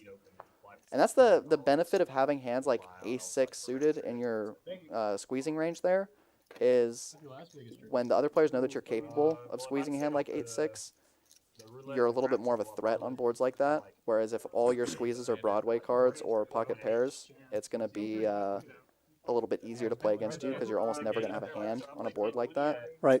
So I think I like that from Preston, that he's mixing up the type of hands that he's squeezing. Yeah, absolutely. Well said. What that does is it allows for more board coverage when you're squeezing, when you're raising. Mm-hmm. Harder to put on a hand. Exactly. Bring that over. Yeah, he's not in the seat. It's fine. It's not in the seat. I think Matt was dealing dead teeth out too. Because Esteban stuff. And on to the next hand. No, you're good. I'm saying I think it's fine. I don't think it's a big deal. That's not this no good. I've heard like the win is like super hit and miss in like high stakes games. Like I played the 2-5 there, and like that's full of regs. Oh, Ryan. Well, Preston wakes up with 8s, but in front of him, Ryan has ace king offsuit. He's going to raise it up to 130. Preston with eights. Yeah, the only reason I played that is He's already gotten rid of his alicorn, so he may not feel necessarily compelled to. Oh my goodness, he's gonna 4-bet or 3-bet 1,500. And that might as well be an all-in. Well, yeah. You think? He's only got 1,300 behind. It fun- looks like he was just putting He did get an called. all-in. Yeah, they're just gonna be in a classic flip. Man, that's. I I like it. I like it, Ryan. We have a lot of I mean, Preston is obviously putting the pressure on them, but extra long weekends this year. Ryan needs to get rid of that alicorn, so he's got to call, or he's going to feel more comfortable calling, especially with an ace king. Yeah, so there's essentially another maybe I think I'm gonna try to go out 25 that you are gonna avoid, and ace and an 8. Man. Ace in the window, 8 on the flop. That's what always Flops happens. an 8. My goodness. Ryan with top Set. and 1%. 2 diamonds on the board, but neither of them have a diamond. Okay, we got a little bit of a sweat here. We're going to have 2 outs for Ryan. Now, if they ran it twice, that's actually a disaster for Ryan. I would have never folded. Looks like they might run it twice. Well, if you don't have Yeah, it looks like they're running it twice here. So, yeah, Ryan actually in very bad He shape. used up 2 of his outs. Yeah, and He he's didn't only have got that 2 many. left. He doesn't know that, but And there- he still hits one, finds but a king. 8 of hearts is still live. So the case 8 or a heart, both live for One outer. I wouldn't be Preston here. Don't be Oh wait, excuse me. No, that's a jack of diamonds. I thought it was a heart. My bad. Alright. No, he's out. I thought it was a jack of hearts. They're going to chop it up. No, But yeah, Ryan they're keeps done. his alicorn, though. Yeah, yeah. Crazy to still find a king on that second run out with 2 outs burned pre-flop. I think there's a chance I'm going to figure out a way to work out or work in the word alicorn every day for a couple of weeks now. You're gonna have a hard time getting that to come up organically, I think, but I don't know. it seems like a noble cause. I think I can figure it out. Probably can. You gotta find a. Something like saying, the chances of the Steelers winning this game is about as likely as you riding an alicorn to work on Monday. That would be a way, and then you're just gonna get into a whole conversation with people about We're doing it 4 ways too, so alicorn lore. Good conversation starter. I was telling you that Rory and Gon were doing it. Yeah. Rory picked like 7. It's like we've got another $10 straddle on here. Now, Ethan does have a smaller stack, as we mentioned, in relation to the others. So I really like to see him really be judicious about the pots that he enters, because he's really going to need to preserve his firepower for when he has good equity. And it looks like the $25 straddle is on this hand, so that's going to be even That more true. puts more pressure. Yeah, puts a lot of pressure on the short stack. And yeah, if we see some callers, it looks like Holly's clarifying whether that was a straddle or a raise. Holly's interested with the 10-8 suited. I would be with the 10-8 suited too. Wow, she just lets it go. I guess she thinks that the stacked pot is going to be too low for her to make any money, even if she does flop something. But And one of the more active guys at the table runs into or wakes up with ace-5 suited on the button. no pressure. yeah, it's going to get through Ethan and Ant-Man and Trey. Trey's None of them gonna have to go. That's it. Yeah, and just, I mean, he still picked up $40 from that hand without even seeing the flop. That's the Yeah. effect of being aggressive with straddles on, is when you just pick up those pots, you can make plenty of money. Yeah, you I did that in a 1-2-5 game. I came from a 1-2 to 1-2-5, and they were just about to start stand up. I bought in for 500 and jammed it with 6-9 suited and got it through. Yeah, definitely a good candidate to raise on the button. Even if you get called, you're going to be in good shape a lot of the time and playing Yeah. in position. Yeah.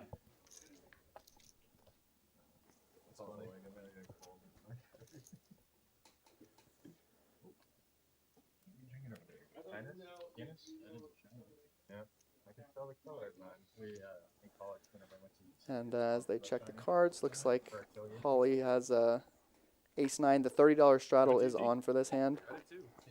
And She's in early position. She'll likely let it go if yeah. she does. yeah, I like letting it go there with so many hands left to act behind you. I think that's pretty reasonable. get a touchdown? And Preston has the king-9 suited. Looks like he's going to raise it to 100. service org called APO. We ran the Texas flag 4 games today. Ethan probably gonna let go of the 5-4 off. Yep. Trey lets go of his cards. And now Preston's happy since he's going to be playing in position, whether he gets called or not. Jacob with the ace-8 suited. I expect him to stay in with it. Yeah, that works. And Esteban with the ace-7 suited actually has the same diamonds as Preston, which could get ugly on a diamond board. I mean, if that's cool with everyone, I know it's part of it. And we're going to a flop. Economics, finance, and psychology. I don't know if anyone's seen the stream over there for a Yeah, minute. yeah, that works. Whatever you want to do. Comes king high. Pretty good board for Preston. I think he can go either way with a better a check on this board with his weak kicker when he gets called by 2 players. Does like for a small bet. Yeah, well, yeah. I was going to say it's unlikely he's going to check back in position. Yeah, I think it's fine to go for a bet or a check. I think the only scary thing is with a player like Esteban, we've seen Esteban go for some aggressive lines. Does like to float with the ace-7 suited here. I'm not too surprised. He was getting a pretty good price. Jack of hearts, baby. He's probably going to let it go on this particular board, though. Yeah, it looks like. Yeah, assuming Preston continues. Yeah, Preston will be happy to see that card at least. Preston likes that card. He checks back. Yeah. Yeah, I'm not too surprised. He wants to give maybe Esteban some rope to bluff at it. Doesn't want to get check raised. That's a pretty good river for king 9, but it could also be bad if one of them had a worse king, but it's not going to be too likely. One unique card. And Esteban deciding his only course for winning this hand is going to be to bluff. Preston calls before he puts the Esteban puts the chips in. Yeah, that'll get it done. Bluffing into a full house there. I mean, I respect it. Yeah. The problem is a lot of the hands that are gonna auto fold are hands that you're already beating, like hands like Queen 10 that bet the flop and then check back the turn. It could just be him not wanting to get blown off of his ace by a player that he knows will bluff with hands like that. But yeah, not Just really plain gonna making a fold. play at the pot. Yeah, exactly. Do not care what the conversation is. Just be careful. So if you like the first one, bro, there's no reason for you to dislike the second. That's all good. Preston running well. So don't watch the Yeah, after the start he had with that Jack 10 suited hand, he's definitely clawing his way back. He'll probably be either in the green or probably close to being in the green after that hand, because I know he was down about 1,300 at the low point. No show. 3 fold. And we're going to go into the hands here, No straddle this time. which changes the game a lot. It When does. you're going from what, straddle to 31 hand and then no straddle the next hand. Ryan limps with the playable hand. Ant-Man has a playable hand as well. He just calls. And Ethan on the button chooses to call with his 3s this time. Yeah, I like the play to just limp. You don't want to bloat the pot since when you hit something with this many people in, someone's going to hit something too, usually. What are you wanting? Same thing? Or? Yeah, he's kind of handicapped with the stack sizes as they are. It's a pretty good flop for Ethan's hand.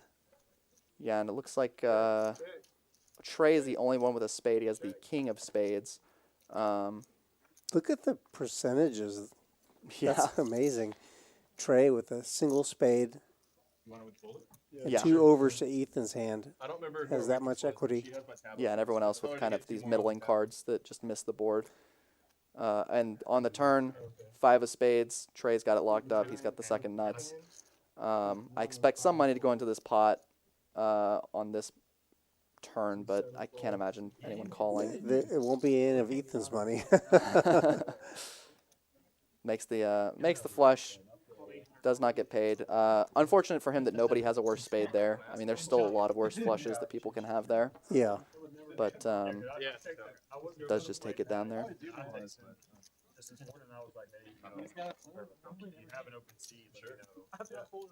Yeah, monotone flop and turn was another spade. Yeah, we've been seeing some monotone boards today. Yeah. We've been seeing a lot of four suit runouts. Always make for an interesting dynamic, whether people choose to bluff at it or not. The new one's out? Just they're coming back. Jacob, I'm gonna go see it tomorrow. The headset I got a call. 8-6 suited for Ryan. He's going to call the 10. Ant-Man King Jack offsuit. There's no music. There's nothing. yeah. Just the soothing voice of a man behind the computer. Or, seat 7 makes it. Yes. 40. Can we do Seat 8 fold. Did you get it or no?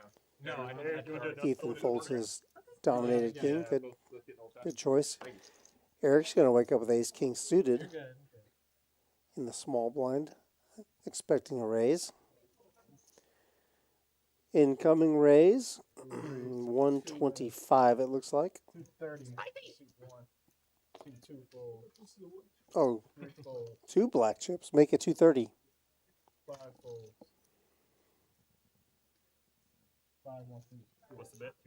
Ant-Man is dominated with his king jack.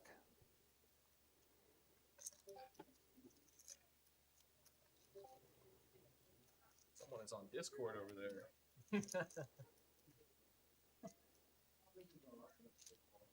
I still remember one of the first times I ever played with you. I told you that you look like this streamer that used to, I used to watch a lot. Just fatter. Ant-Man makes the call No. in position, as does Trey. You know, that Trey is set mining with Apex? 4s. Oh, Apex? I love Apex. Apex is such a You look like Rogue, man. Oh, really? We're going to go 3 ways to the flop. 700 in the pot. Play any other like little Apex style games like PUBG? Dude, I used Ace to 6-3. love- I mean, PUBG was Top such a pair, terrible top game, kicker but it was so charming. for There was Eric. something so redeeming about it. Oh, I love With backdoor diamonds. There are 2 hearts on the flop. I mean, that was just like, that's like OG now. Neither of the other 2 players having a flush draw. I guess, yeah, like, some people that play PUBG, but like for comp and stuff like that, I feel like it's just mainly just like Apex. Fortnite's really ridiculously not Warzone, but yeah. Fold. Eric makes a continuation bet at 200. I used to And that's love- going to take it down. Titanfall was excellent, so when they made Apex the same. Well guys, done, Eric. Similar engine was cool. So is everyone in IT like? I believe we still have 2 players left in the stand-up game, or the get rid of your alicorn A game. lot of the guys I used to travel and play with were like always, you know, they work at Google and SF and San A lot of Francisco. neckbeards. Yeah. You can't tell me that this is not a little I can see in the eyes, man. I mean, I'm sure you've grown up with beard. Guys, if you get a chance, please hit that like and subscribe button. Like, thick and filthy. It helps with the algorithm. I almost said the alicorn. It helps us get rid of the alicorns. And yeah, this is really good, entertaining game, good action. Yeah, let us know what you think. Tournaments. About to leave this game and go play PLO. but- I got a call 5. We got a Ryan's raise. going to limp with a queen 10 suited. Very playable hand. 7 fold. 8 calls. And he could be just limping with a hand that he could raise, maybe expecting people behind him to raise more often and wanting to just pot control pre-flop. So here we see Preston raising with the ace 8 suited to 25 and Ethan just calling behind. I think that's an opportunity for Ethan to really make a play at the pot. Yeah, But potentially. he's going to wait and see what the flop brings. But it is 4 ways to the flop, though. Right. Kind of crazy. And 7's, I believe, actually going to be in pretty good shape here. Check Oh, no. 6 deuce. There's two hearts. 65. Preston just getting right out in front of him, putting pressure on Ethan. Yeah, and Ethan with second pair here. I mean, 4 ways. Yeah, it's tough to let go of. Yeah. I think maybe the reason why he didn't squeeze pre-flop is since it was just Preston's 25 in the middle. He would rather play post-flop and potentially win a bigger pot, but it's tough to say. Yeah, but the dynamic of getting rid of the alicorn changes things a little bit. I think he really kind of doesn't want to go up against a lot of players. That's a good point. Okay, that check right there by Preston should open the door for Ethan. I really like to see him make a play at this pot right now. Yeah, Preston, a player that's definitely capable of checking some strong hands like flushes Yep, here. I but agree. Yeah, Ethan does The check thing it is back. that this is a really good. Oh, That's a Oh, good let's river. see. That's a great card. Preston may feel emboldened to make a play at this pot. He may just shove. Yeah, and I don't see Ethan choosing another size besides all in here. For right now. Like 10 minutes. He might try and bet a little bit smaller, try to get called by some, like maybe just pair of 6 type hands. If you bet like But we'll see what sizing he chooses here. Yeah, it does sound like he just went all in. Jack hearts. Preston may consider calling this, Quick, but I don't quick expect fold. to. Quick fold by Preston. Yeah. Because next time I'm calling Ethan shows his. And Ethan set. makes it. He's safe. So it looks like, if I'm not wrong, I think Ryan is the last man holding the alicorn. Gotta have some kind of Yeah, you could be correct. It looks like he's trying to get Yeah, somebody to break yeah. his change. He's got to pay everybody off. Dumbest thing I ever did was turn down to the upper sky. So Dumbest thing I ever did. yeah, Ryan the one ends up paying that out. Opportune River. Obviously, he would have won on any river besides an ace or an 8 and probably just checked back. But nice pickup.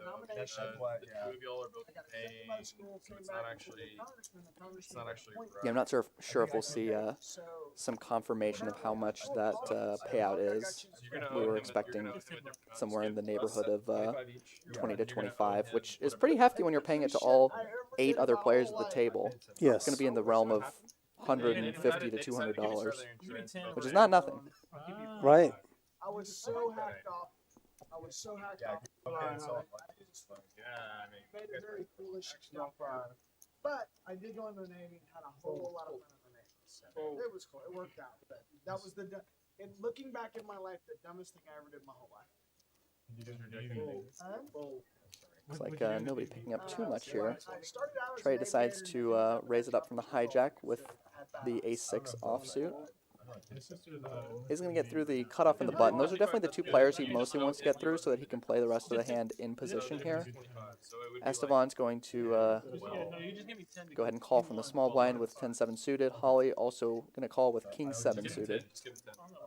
Both of those very defendable hands. Of course, they're going to be playing out of position to Trey for the rest of the hand. But we're going to go to a flop, which comes 5 high. Probably about the best flop you can hope for is Trey without making a pair. It's very unlikely that anyone else is going to have a strong hand on this board. And he is going to bet here. I like a bet from him more than a check because you kind of have to protect your ace highs from hands like king-7 and 10-7. Yeah. Because, you might be betting with the best hand, but there's not really any turn cards that you're super excited to see. Not even an ace. You're not, thrilled when you see an ace in that spot because so many better aces can just flat pre-flop. But, yeah, nice to just take that down real quick. Oh, you're good. I'm supposed to. We'll let you know when you're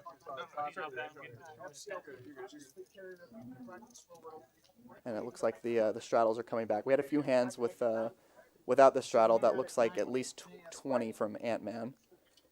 I believe that's a $20 straddle he just put on. So probably 1, 2, 10, 20. I believe so, something like that. Trey with my favorite hand, 5-3 suited. That's a fun hand. I've won some pots I should not win with 5-3 suited. It looks like that was a small raise. Raise to 60, yeah. It's about 3x. And Esteban with jacks. I don't expect it to stay 60 here, but I agree. yeah, it does look like he just bumped it up. Yeah, not a hand you want to let a bunch of people come into.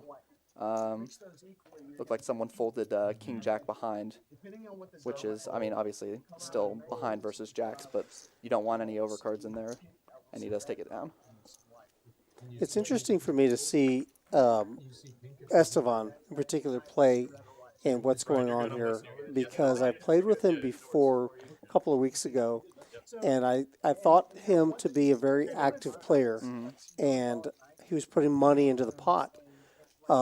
And I wasn't sure what he was doing. I wasn't sure if it was thought out strategy, what he was thinking about, or if he was a new player or he was experienced. I couldn't figure it out. So that kudos to him because I wasn't able to. I just kind of for the most part, stayed out of his way, and neither of us really got into any big pots. So I didn't really ever figure it out. It makes a big difference when you can You know? see what people are playing, So for yeah, sure. yeah. Yeah, like I said, seeing him play on the stream on Tuesday, I really liked his decision making. He never got into any troublesome spots, and when he did, he found a way to get away from it, and was just playing disciplined poker for the most part. No, I'm winning for sure. It's like every game. Yeah, so I liked the way he was playing, and I like the way he's playing this week too. I think he's not getting fancy with just flatting the jacks right there. There's really no reason not to 3-bet them in a spot like that. Just playing good, solid poker. Yeah, that's so funny. Yeah, so he doesn't seem like as big of a nit as he actually is. And it looks like we're going 5 ways to a flop here. That's going to come queen high. So we've got second pair for Estevan, open-ended for Ethan, and not a whole lot else going on for Preston, Ant-Man, or Eric here. My brother lives in Orange County, and that whole week whenever I was there, Looks like we had a raid. Oh, did we? yeah, that's cool. Oh, for the raid from Poker Pastor. Thank you for the raid. We really appreciate it. That is awesome. And if you're here from Poker Pastor, welcome to the stream. We're Rounders Card Club. Thank you guys for joining. Really appreciate it. Looks like we've got a 6 on the turn. That's not going to change much. And it looks like Ethan's going to go all in. Ethan's going to make a move. And he does take it down versus Estevan's ace-10. I think that's a pretty normal spot to just take it down there for Ethan. Estevan's 10 is not going to be able to withstand too much pressure. But yeah, nice play. Especially when you're against a short stack, you're not going to expect to see too many bluffs from somebody playing short like that. And which can actually make them, depending on who you're playing against, some people will just call you off because you're short, and some people will be more afraid because you're short and expect you to be on a stronger range. Yeah. So, and the interesting thing about that hand, that particular hand, is that Estevan had a better diamond in his hand, and he's also blocking the open and the straight draw with his ace. And the ace of diamonds is not a card you want there, since a lot of Ethan's bluffs are going to be hands like ace-jack of diamonds type hands, maybe ace-9 of diamonds on that turn if he floated the flop. So it's really not a hand that you necessarily want to have there. So I don't fault the fold from Estevan at all. And Ethan's not really going to be jamming a worse 10 there. So you're pretty much either against a king, or excuse me, a queen, or a hand like king-jack or jack-9, which there's not too many of. Looks like no straddle on for this hand. Trey bumps it up to 25 with the ace-9 offsuit, and then Eric 3-bets to 85 with pocket queens next to act. So Preston just going to cold call with his pocket 8s. I kind of expect to see Trey fold. I wouldn't be shocked to see a call here, but ace-9 is just not going to play that well into a 3-bet and a cold call, even though in this particular spot his ace is live. Unless he's got other ideas. Going for a 4-bet. 4-bet with the ace-9. And Eric and Trey both playing very deep right now. Trey with the effective stack of 2,300 here. And even with queens, you're not loving the spot as Eric. I don't expect him to let it go. The question is between a 5-bet or a call. What are you expecting? Well, let's not forget Preston is in the middle, in between them, so that makes it a little bit more complicated. Definitely. The question is whether you think Preston is going to call with any of his super strong hands in that spot. I haven't played with him enough. It seems like he's been going for more of the aggressive routes in general. Some people will elect to just call with hands like aces and kings there. But if you're putting him on hand like pocket 8s, which is what he has in this spot, then I think even if Eric just flats, I don't expect Preston to necessarily come in. No, I'm pretty sure that Eric probably feels he has a better hand than Preston. It's just that he doesn't know what Preston's going to do. That's very true. If he has like a king-jack suited, if he just flat calls here, he may bring Preston in. Yeah. And again, he may think that price is just too much for Oh man, no, Preston just sticks it right in there without thinking about it much with his 8s. Yeah, I guess he's just going to go pure set mining and thinks he's getting a good enough price, which it's probably close, but I think he is probably getting a good enough price since he's going to cooler. And wow, the ace right in the window, and Trey flops the best of it. That is an awful board for Eric's queens, even whether Trey has an ace or not. You just never want to see the ace, and so many of his bluffs are going to be ace-high hands. I expect him to just check this. The pot's already bloated enough. What a play by Trey though, pre-flop. Yeah, that was a ballsy move to go for. I guess with Preston in the middle, he wanted to just take it down because he knows that. I think ace-9 is going to work well as either a 4-bet or a fold there. And Right. You're probably going to want to fold it most of the time, but you can mix it in with your 4-bet sometimes like this. And Ten of spades brings the second spade on the board. yeah, and it gives Eric a gut shot with his queens. So a king or queen will give him the best hand, although a queen puts a 4-liner on the board, so he's not going to be super happy if it does come. I expect to see Trey bet here.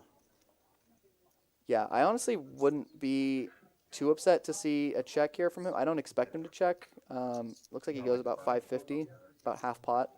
I would be surprised if he didn't bet there. That's a really wet board there. Yeah. Only problem is I think it's tough. If you're just betting as protection, I get it. It's just, I think, tough to get called by much worse. I don't think he wants to get called. Yeah. That's a big, I mean, the Exactly. stack to pot ratio is 2 to 1. Exactly. Yeah, you don't want to necessarily let 2 other players see a river for free when there are some rivers that can complete spades or complete 4-liners. It looks pretty straighty and pretty flushy. Yeah. So he does just take it down. And yeah, nice pot to pick up. Again, all that money went That in was pre-flop. well played. Yeah. I like the it's a very aggressive squeeze pre-flop. That's those are always fun to watch when people are playing active pre-flop, because I think it's often considered to be, the least sexy part of poker is the pre-flop, but you can see hands like that and see how pre-flop can just absolutely be interesting to watch and fun on its own. Yeah. And bring sure. some interesting dynamics. And speaking of pre-flop, we're going It to see sets Eric the raise. tone for the rest of the hand as Right. well. Exactly. And Eric's going to bump it up. Looks like the $10 straddle's on. He raises to 40. Looks like Holly wakes up with 10-9 suited, elects to go for a 3-bet. And Holly hasn't been too active pre-flop so far, aside from the jacks hand that we saw early on. So I like her taking the more aggressive route here with the 10-9 suited. I cannot imagine Eric letting this go. The question is whether he's going to call or 4-bet. And with a player that's been playing on the tighter side, as Holly has, I don't hate him just choosing the flat here, which is what he does. And she has a smaller stack as well. She only has 460 behind. Right. Which could, bring in some case for just trying to get it all in pre-flop. And ace-high board for Eric. Holly with not a lot going on. Well, she's going to waste no time in continuation betting. But I'm pretty sure she's going to get called. Yeah, and if you're Eric, the only real question is between calling and going all in. There are 2 hearts on the board, so he might want to get it in with heart draws now. But I don't think you can go wrong either way. Well, yeah, I think I agree. It's just that her stack. Oh, did he fold? Where are his cards? He folded. Oh, maybe there was an error with the card reader or Could've been. something. Yep. I can't imagine he just let go of ace-queen suited on that board. Right, right. Maybe he did, though. Maybe he was giving Holly the ultimate respect. But I think if he don't was, he think would have so. folded. I don't think I think he so. would have let go of it pre-flop if that was the case. Yeah. Must have had some other hand other than ace-queen there. But yeah, so Holly does. But Holly was bluffing either way. She does take it down there on that board. Esports game, I was about to sponsor Ludwig for our team, and I ended up thinking that he wasn't worth it. That was interesting. Yeah, that was. We were both confused for a That second was surprising. Ludwig. And it looks like the $30 straddle on again. I see it. just poke. Sorry if you're annoyed by me saying what the straddle is, but it's been so different every hand. I want to make sure everyone knows before we go to the board, because sometimes it's no straddle, sometimes it's $30, sometimes it's $50. Just want everyone to be aware of what they're playing for right now. Looks like Preston's going for a raise. Preston makes it 80. King 10 offsuit. Yeah, and it looks like a sizable raise, but it's actually a little bit on the smaller side compared to what we've been seeing. It's only like 2 2/3 the size of the straddle, whereas, you know, if it's at 1 210, we might see it raised to 4 times the straddle, which is something that I think is interesting about straddles, is that the raises actually tend to get smaller relative to the size of the pot, or the size of the yeah. Here we see Eric 3-betting to 250 with a 7-5 suited from the straddle. Interesting. And And Jacob, Jacob calling with King Queen offsuit. yeah, King Queen. Estevan will have to let that go. Don't think he was gonna even defend his straddle with that one. Preston's going to have to evaluate, or reevaluate rather. Yeah, I would be surprised. He does go with it. I'm a little bit surprised to see him go with the King 10 here, I am too. but You're probably gonna see some maybe he thinks he'll have enough equity.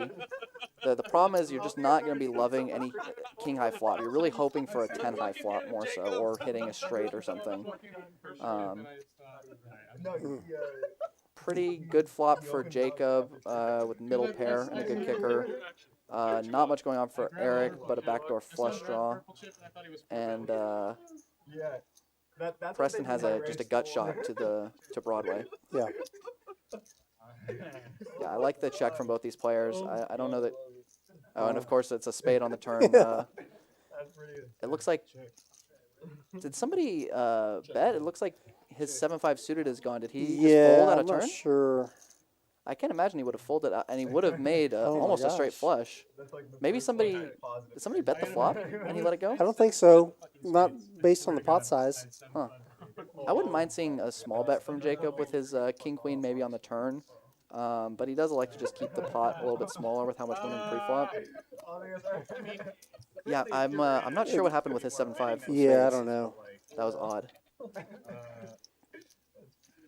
Especially after 3-betting. Yeah, I was confused, but it could have been an issue with the card. He might have had a different hand or something. Maybe something else. I'm not too sure. But yeah, nice little pickup for Jacob on that hand with his king queen. Looks like the $15 straddle's going on. Or $10 straddle, excuse me. I think he tried to go to 15. 1 2 10 20. 1 2 5 10 20, right? I Or is that just 2? I think it's from 2 to 10 because you can go 5x when you straddle. Right. You can do 5 times the big blind. Oh, maybe his big blind is just a 5 chip instead. Yeah. Gotcha. That makes sense. Well, I believe so. We're going to see Ryan just call with the king 9 suited, trying to keep the pot small. Something we touched on a little bit earlier is sometimes when the straddles go on, players try to keep the pot a little bit smaller by limping more, which can work, but it can also get you punished against a player that's playing aggressive pre-flop. Like, for example, I don't know that I would want to limp with Preston and Ant-Man on my direct left, since they've definitely shown that they're willing to, for example, raise it up to 80 with 4-3 suited. The depth of stacks really gives them a lot of options. It definitely does. And here we see Ethan making the call with the ace 5 suited. And Eric with in the position. ace-jack also might consider a raise. Looks. I can't tell if that was a raise or just a call. Yeah, I think it's a raise. Yeah, 400. 4 black chips. And yeah, Jacob gonna let go of his queen 10. Estevan gonna let go of his 10-3 off. Ethan is absolutely hating his call with the ace 5 now. Right. Ant-Man made the play. Yeah, Ant-Man. I've seen him continue pretty wide. I wouldn't be surprised Right. to see him continue here. Yeah, I agree with you 100%.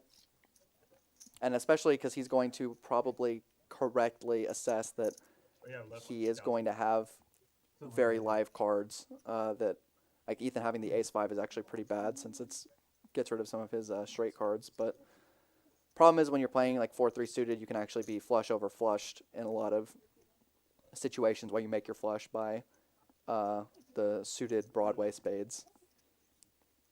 But yeah, it looks like he's got a decision to make here. Does make the call, So fucking fast, man. Yeah, mine went down super quick too. and Ethan does let it go. Yeah. Not really much else he can do. Yeah, it's a tough spot. I just hate to see him. He burned 40 big blinds there. Right. And we're going to see a hand that neither player is particularly happy about. It's a gut shot for Eric and overs, and nothing for Ant-Man. But this is the type of board that is going to smash Ant-Man's range, I think. I would not be surprised to see him start betting here. If he's putting Eric on hands like ace-king, ace-queen, ace-jack, king-queen, this is the type of board that you're really going to want to try to take the pot away. Because he's going to have 9s, 8s, 7s Sure. all in his range. Even the 10 jack or 5-6 Absolutely. suited in there. And does turn a pair of 4s, which is going to be good enough. With how bloated this pot is now, I wouldn't be too surprised to see him just go check. I think, unfortunately, if you're Eric does decide to go for a bet. I don't know that I fully agree with it. I think that this is the type of board that Ant-Man is just going to put so much pressure on you that I think sometimes it's okay to just give it up since you've got the jack Yeah, for backup. I agree with you. I think that he's kind of thinking about his exact hand, though. He has a jack in his hand, so he's got the gutter. Yeah. Now let's see what he chooses to do. He does have the ace of clubs in his hand. Yeah, backdoor clubs do get in, which could be relevant if for example, he had ace jack I of clubs. think he's got to make a play at this if he wants to take it down, and it's going to have to be a big bet. Yeah, There's definitely. $2,000 in the pot. The main question is when you go That's- for a big bet, what are you really repping though? You're just gonna have Jack 10. I mean, well, you have the jack 10, but you also have he's got the ace of clubs in his hand. That's true. So Backdoor he clubs. actually he definitely could rep ace king of clubs. Which is a hand that Ace definitely queen of could clubs. bet on the And turn. that makes sense. Go back to the beginning. He 4-bet to $400 or 3-bet to $400. So it's definitely in his range. Yeah, and Oh, he does, checks. Yeah, Oh. he does like to just check. It's just the pot. So that's just a function of the money, I think. Yeah, it definitely could be. I mean, it's a really big pot already, and Ant-Man's gonna have so many sixes too that he's never folding. I love all. I don't know if you know, there's a new Mario Party. It just happened to Switch. But it has like all the. And we know that Ant-Man has already won this hand. He checks back, and Eric is gonna be kicking himself when he sees Ant-Man Ant-Man's is hand. gonna, yeah, Ant-Man is just gonna be shocked that his 4 is good. Yeah, you hear the groan when they see that a pair of 4s takes down the pot. Eric knew he had a chance. And yeah, Ant-Man, when you win a $2,000 pot with a pair of 4s, Yeah, You're not with gonna one win. 4, with One one four. 4 in your hand. that's always a good spot to be. Yeah, Eric definitely going to be kicking himself after not taking that spot. I don't blame him, though, just because Ant-Man's going to have so many strong hands on that board. But I think at a certain point, if you bet the turn, I think you kind of have to bet the river. Yeah, I agree. You know, not only does he have just the 10, a random 10, or even the backdoor clubs, let's not forget, he also could have, you know, an overpair to the board, Yeah. right? He bet 400 pre-flop, so he's got queens and kings and aces in his range. Yeah, and if you think Ant-Man is going to call you with a hand like 9-10, then you could go for some very thin value in that spot, or 10-8 suited, hands like that. You could definitely go for some thin value. But yeah, Ant-Man does end up picking it up. And we're going to go to hands here in just a second, I believe. Looks like there might be something going on. Yeah, Preston's going to bump it up with the queen deuce suited to 40. 35. Oh, 35. I think it's 30. Yeah, Yeah, I think you're right. yeah, 35. And And deuce suited. Ethan going to call from the cutoff with the jack 10. I think that hand's going to play pretty well multi-way. Obviously, you'd prefer it to be suited, but I also am surprised that he appears to be playing a little bit more passive than I would like and than what I expect him to play. we're going to see top pair for Preston, middle pair for Ethan, bottom pair for Esteban and Jacob here. Excuse me. Go to 40. And Ethan's going to go out for a small bet here. Yeah, I think that might be a function of just stack size, stack depth. I think he doesn't want to bloat pots too much and be all in basically on any flop that he hits. And Preston going to go for the raise here. I think this is a little bit thin. He does have the best hand, but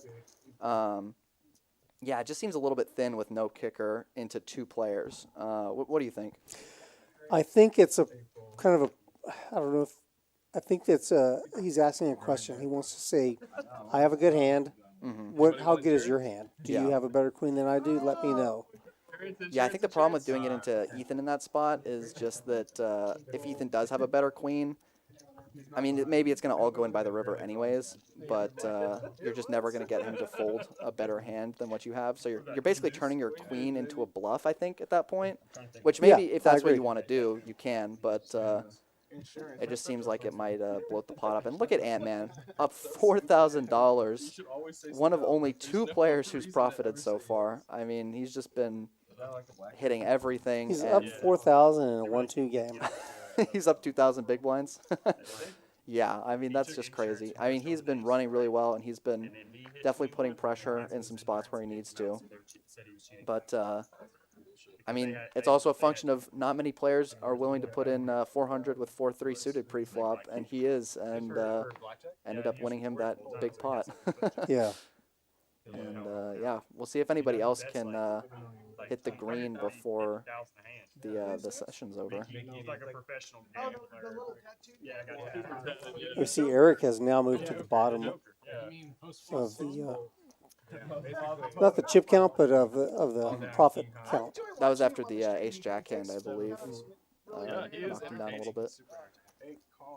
Yeah, we've just got the just $2 right now until Jacob Eric excuse me, decides to bump it up with the king 7. Esteban with queen jack suited just elects to call.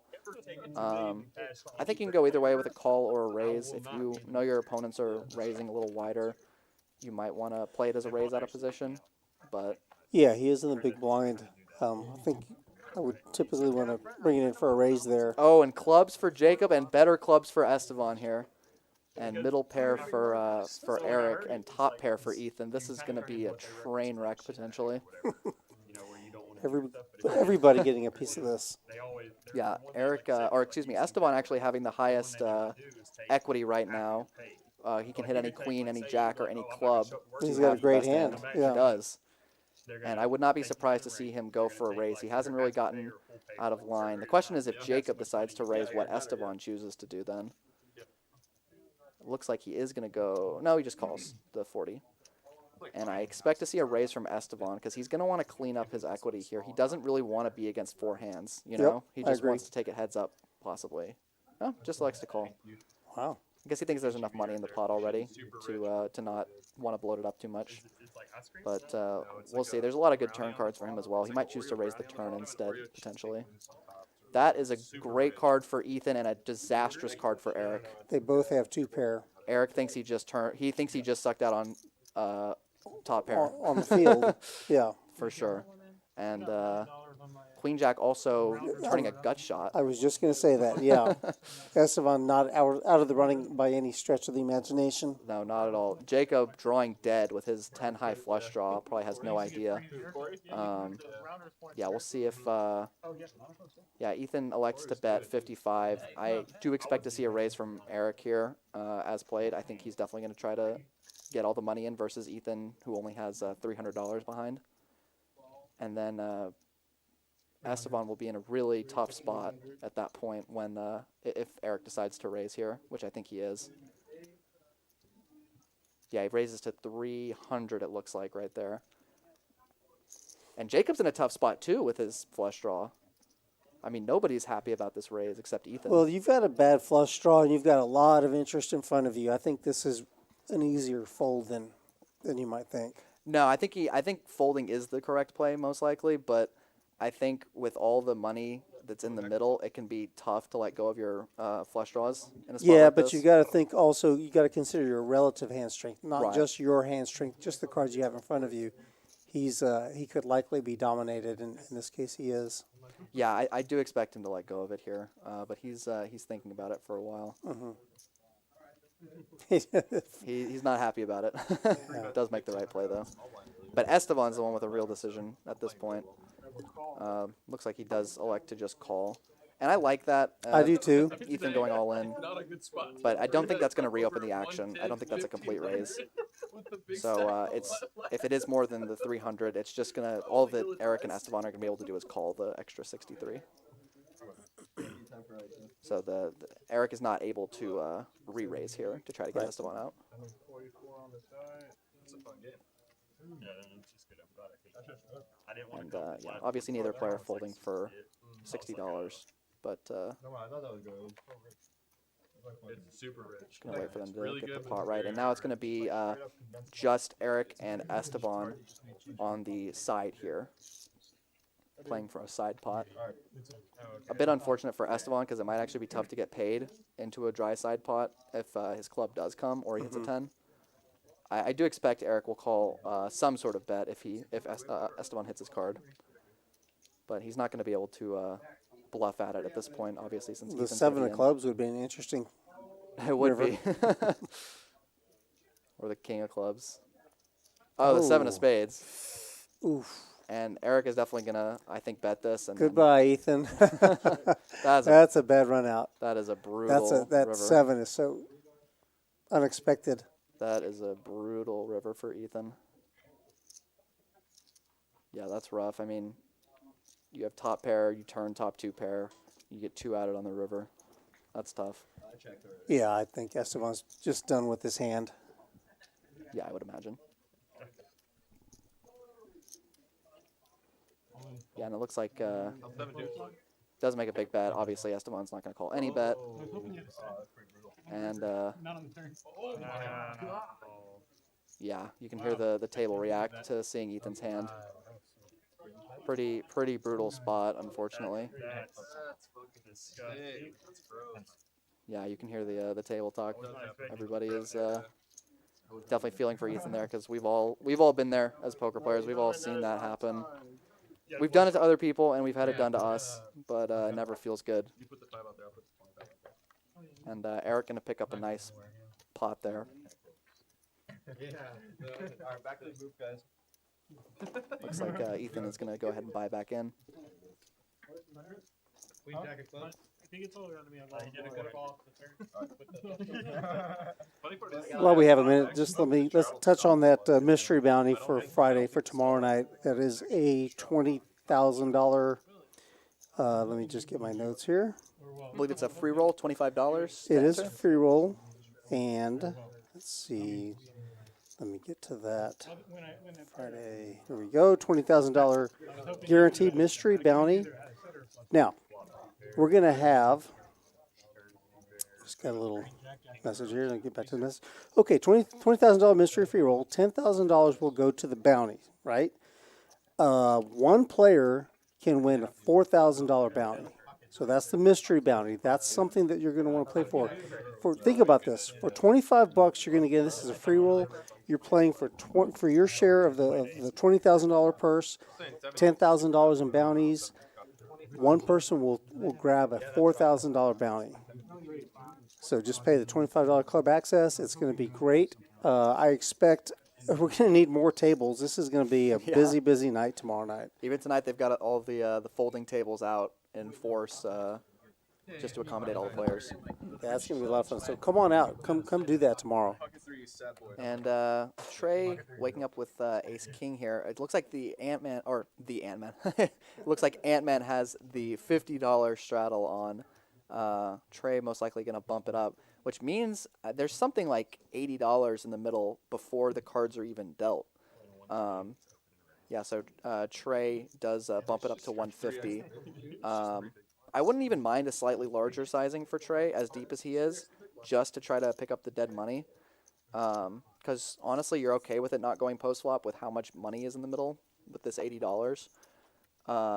Ant-Man with the 3 deuce off. It looks like Jacob does elect to call with the Jack 8 suited. He's going to have position, so you can't. That is a very important factor. And Ant-Man with the dirty diaper, as it's often called, the 3-deuce offsuit, does make the call. And we're going to go 3 ways to a flop here with $500 already in the middle in this 1-2 game. And is that a flopped straight for Jacob with the Jack-8? I believe it is. Now the question is, will Trey continue to bluff on this board? Because he is going to have some strong hands here. He's going to have some King-Jack. He's going to have all the sets. He does like to just check, try to hit his Jack on the turn, or maybe thinks that an Ace or a King will be good, which it often will be, just not in this spot.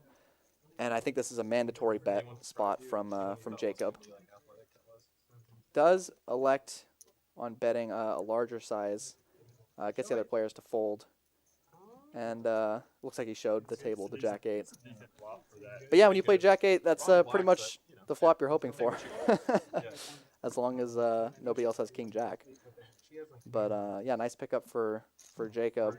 Yeah, she's a basketball player. And yeah, on to the next hand. But like I was saying, I would like to see from the players raising pre-flop when the straddles get big like that. I do think it's kind of the opposite of what you think. Like, people tend to raise smaller to, in a game where, like, say that the average open when we're playing just 1-2 is $20, which is 10x the big blind. And then when we get up to like $30 straddles, the average open is like $75 or $80, which is only like 2.5x the straddle, when I think it's actually a little bit better to raise slightly bigger in those spots because you just want to take down the dead money pre-flop. Now, there's of course a lot of other factors at play there, so it's not quite that simple. But I think if he had gone even like slightly larger to 180, 190, 200 instead of 150, I think he might get Jack-8 to fold pre-flop, which could be considered a good or bad thing. But generally, taking down that money pre-flop is just going to be your best option. And looks like we are going 4 ways here. Ethan just min-raising from early position with the Queen-10. That being one of the factors is stack size. You might want to raise slightly smaller when you have a shorter stack. And looks like middle pair for Ant-Man and top pair for Preston, and not too much else going on. Ethan chooses to c-bet this board small. I don't think that's necessarily a mistake when you're going to have all the strong kings in your range, and usually nobody else is going to have too strong of a hand here. Of course, Preston does have the King-Jack, and I don't think he's going to be folding it on that turn. That is an action turn, though. I mean, top 2 pair for Preston on this turn, and open-ended for Ethan. And looks like Ethan's going to go for a bet of 115. And Preston is going to raise to 325, which I believe basically puts Ethan all in, more or less. Or close to it. But Ethan's just going to call. He knows that Preston has a good hand. Yeah, Ethan's just going to go with it. Yeah, and I think he's just leaving that money behind because he knows Preston won't fold on the river with whatever he has. Does not hit. And Preston's going to go all in, and Ethan's going to fold, yeah. Yeah, rough turn for Ethan, picking up a lot of equity versus Preston's top 2. And can't quite hit the river. But nice hand from Preston, picking up a nice size pot there. Yeah, this kind of illustrates the problem with playing short. When you're playing against stacks that are so deep, it really puts a lot of pressure on you making hands, Yeah, it definitely can. I think it can work out depending on how splashy your table is. But yeah, the problem is just that in spots like that, you are just kind of forced to go with it, unfortunately, and you don't have much But now playability. look what he's got behind now. He's got crumbs. Yeah. So you really, if you miss, that's what I mean. It puts pressure on you to make hands. If you miss and you don't make a hand, he's never going to be able to bet someone off their hand. Right. And of course, he did get a pretty bad beat with the King-9 getting 2 out on the sure river, did, which yeah. definitely crippled his stack compared to what it would. I think that would have if been he, about 1,000. Right. If he takes that one down, if that 7 doesn't come, he's got some chips to play with now. Right. You know. And that's the it goes both ways, I think, when you're playing short stack, because you have to commit more, but I think you also kind of force your opponents to commit more with middling hands that they might not want to Right, some except, degree. yeah, you're right. The thing is, if they miss, it doesn't hurt them as much. Right, and also exactly. they can represent not missing because they've got chips. Exactly. Yeah, it's definitely not where you want to be. It looks like we've just got a... Well, I see a flush draw for Ryan. And, yeah, not too much going on. Ryan with the flush draw and Jacob with just middle pair. Ace is not going to be a great card for either player. It looks like... Ryan's taking the initiative. He bets 150 with his flush draw. Now, did he just check call on the flop, or did he bet the flop?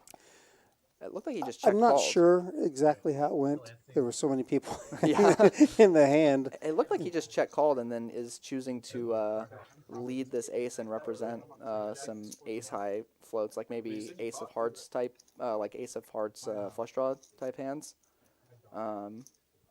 Jacob only with third pair at this point, and no really good ways to improve besides hitting 2 pair or trips. Third pair and 2 flush draws on the board, and he has neither of those suits. Yeah, exactly. Yeah, it has to be an offsuit 10 or 7 for him to really improve and feel comfortable. Does let it go. And nice move by Ryan to lead that card. Does pick up the pot. Yep. Damn good genetics. So Ryan's going to add 100 to his stack. Anthony, I'm posting you, bud. Yeah, and this is the thing that gets crazy about these match the stat games is that we have, Ryan, who's got about 800 in his stack, and then we've got Ant-Man, who has closer to 4,000 or 5,000 in his stack, and everything in between, which is where in these match the stat games versus a capped game, stack depth becomes a lot more important. It almost becomes as important as something like position or your card value. Absolutely. And see them let go of some hands. Looks like Eric is going to bump it up to 20 with the king 10 off. Jacob going to make the call with king 3 suited. Esteban looking like he wants to call with his queen 9 suited. I would expect this deep. I would expect him to be calling with more hands. Oh, he actually elects for a raise there. I like that. I like it. Because you can get some better hands to fold, like queen 10 off, maybe queen jack off will fold for 80. And Ryan decides not to try his hand at the 7 deuce. Probably smart. We haven't seen Esteban get too out of line. So it's safe to put him on a fairly strong range. Preston's going to 4-bet with the ace jack off suit, but he is dominated by his neighbor, Ant-Man, with a better ace. He's got ace queen.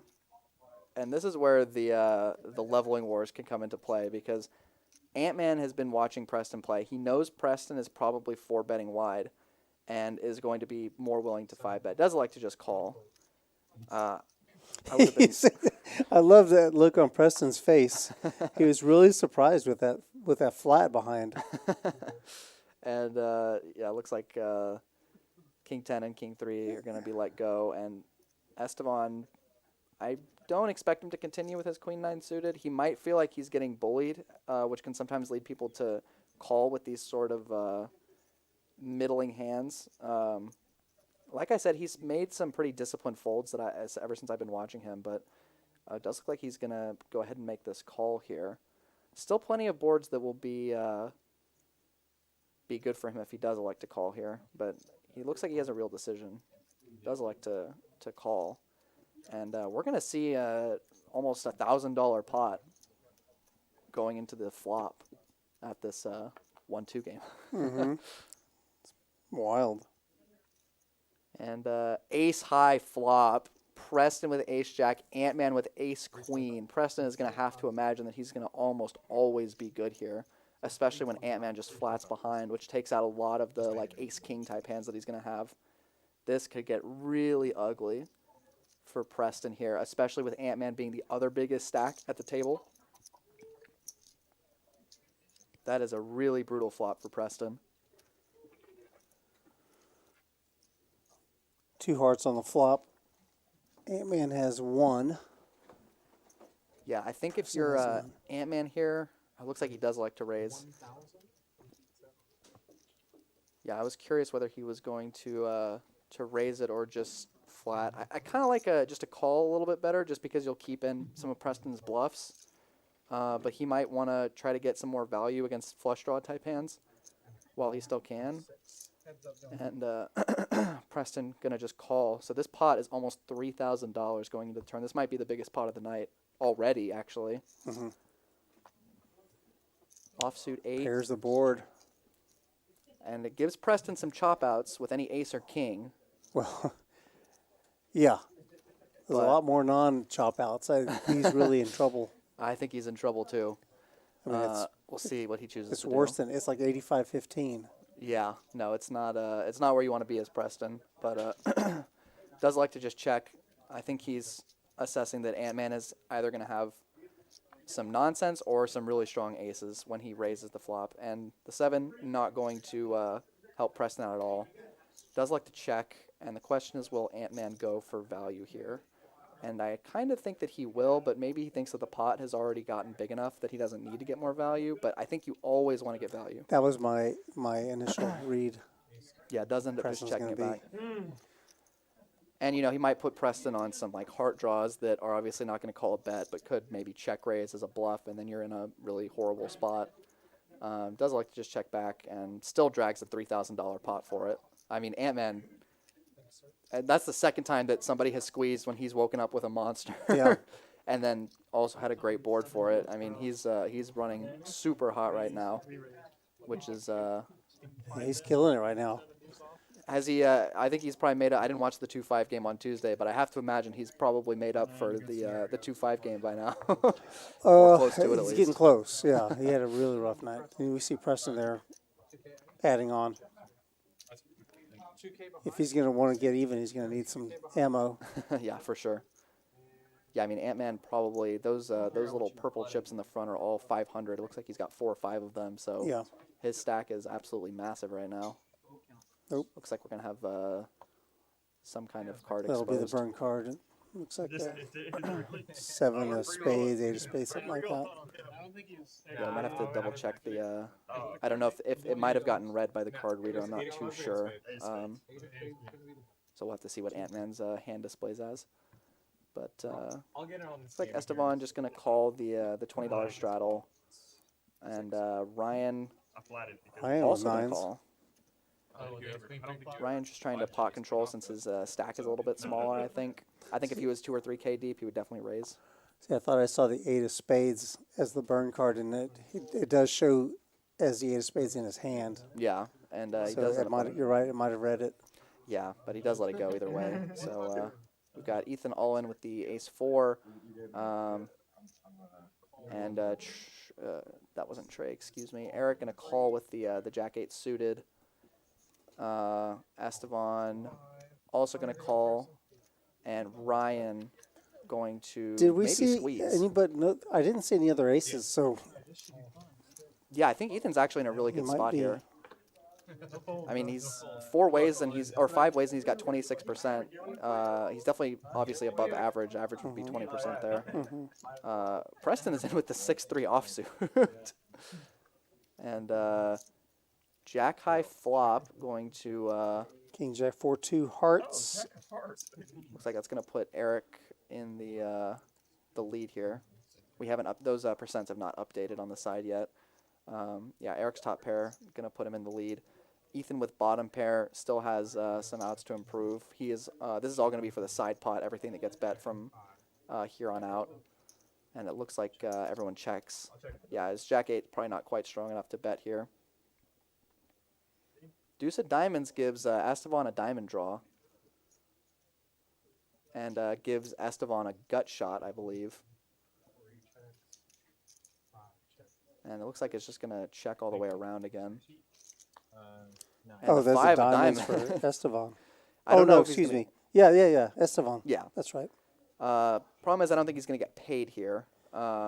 With this is all going to be on the side pot, whatever he bets. So people know that they're going to have to both beat Esteban and whatever hand Ethan has here. Yeah, it looks like Esteban's going to throw out about half pot bet, 250. I don't think Eric's going to call with his jack. Oh wait, actually, I didn't even see that. Preston made a straight. I didn't even notice that because it was the diamond. Yeah, Preston Oh, has a he straight. did. Okay. And straight is going to be no good. That's a brutal river. I even said Preston had a gut shot, and then he That's hit a it. good. That's a good value bet. Yeah, you definitely want to get some value when you make such a disguised flush like that. And Preston has a hand that definitely has to call there. I wouldn't be surprised to even see an aggressive player like Preston go for a raise there, but For $100, right? problem is that it's all going into a dry side pot, so you can't really have any bluffs when you raise there. Did he show what he did? Is it a 10? But Yeah, small. yeah, great hand for Esteban to pick up. Yeah. And yeah, Ant-Man up 5.5 thousand on the night. Guy is just running away with this That's game great. right now. And Jacob also up 1,000, which is nothing to sneeze at. He's almost doubled his initial buy-in, or actually over doubled. Excuse me, his initial buy-in. But yeah, everyone else not having a great night right now.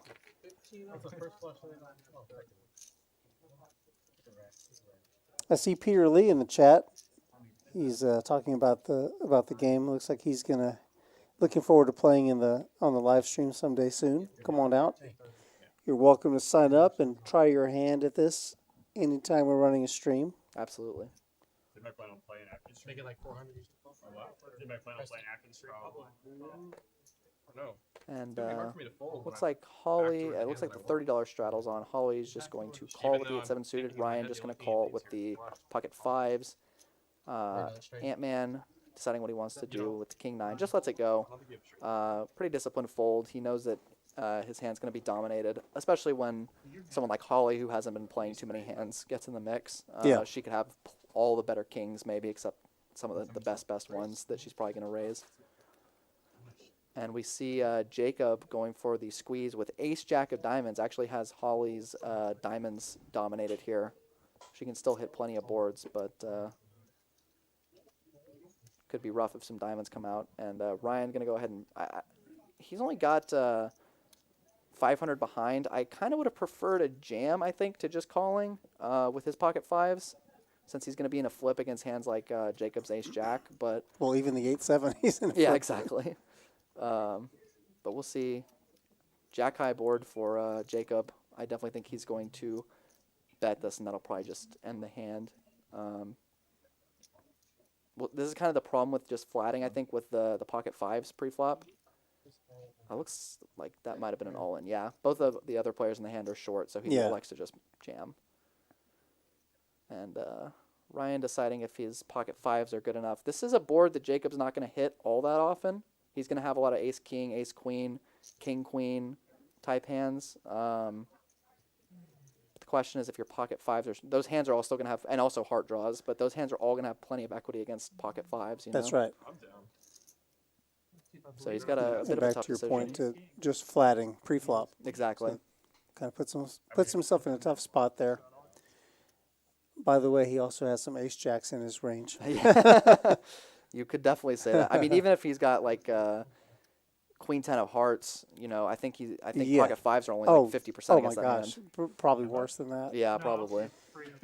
Scrolling back up in our chat a little bit, I see that, let me try to see if I can pronounce this, Zorokungen News from Sweden, checking in. Hello. Thanks for checking in. I appreciate it. Hope I'm sure you're liking the action. This is very, very hot and heavy action here tonight. If you make a trip to America, you know what your first stop is going to be now, right? Yeah, if you've never played poker in Texas, it's a very different beast, as you can tell from this quote-unquote 1-2 game. Definitely worth making the trip for. Looks like we've got some add-ons real quick here. Just letting the dealer sort that out. Trey added on. Yeah, it looks like he added on quite a bit. That looks like at least 1,000. Yeah. Oh, okay. That makes sense. Yeah, when you got players playing super deep, you kind of have to either decide if you want to add on and try to be as deep as them or close to it, or if you'd rather try to work the short stack, because, you know, depending on what you're more comfortable with, some players are more comfortable with playing short stack, and some players are more comfortable playing deep. I think you have to know that about yourself and adjust to it. It depends on how active you're comfortable being. Exactly. You're going to need more chips to be active against deeper stack players, opponents. Definitely.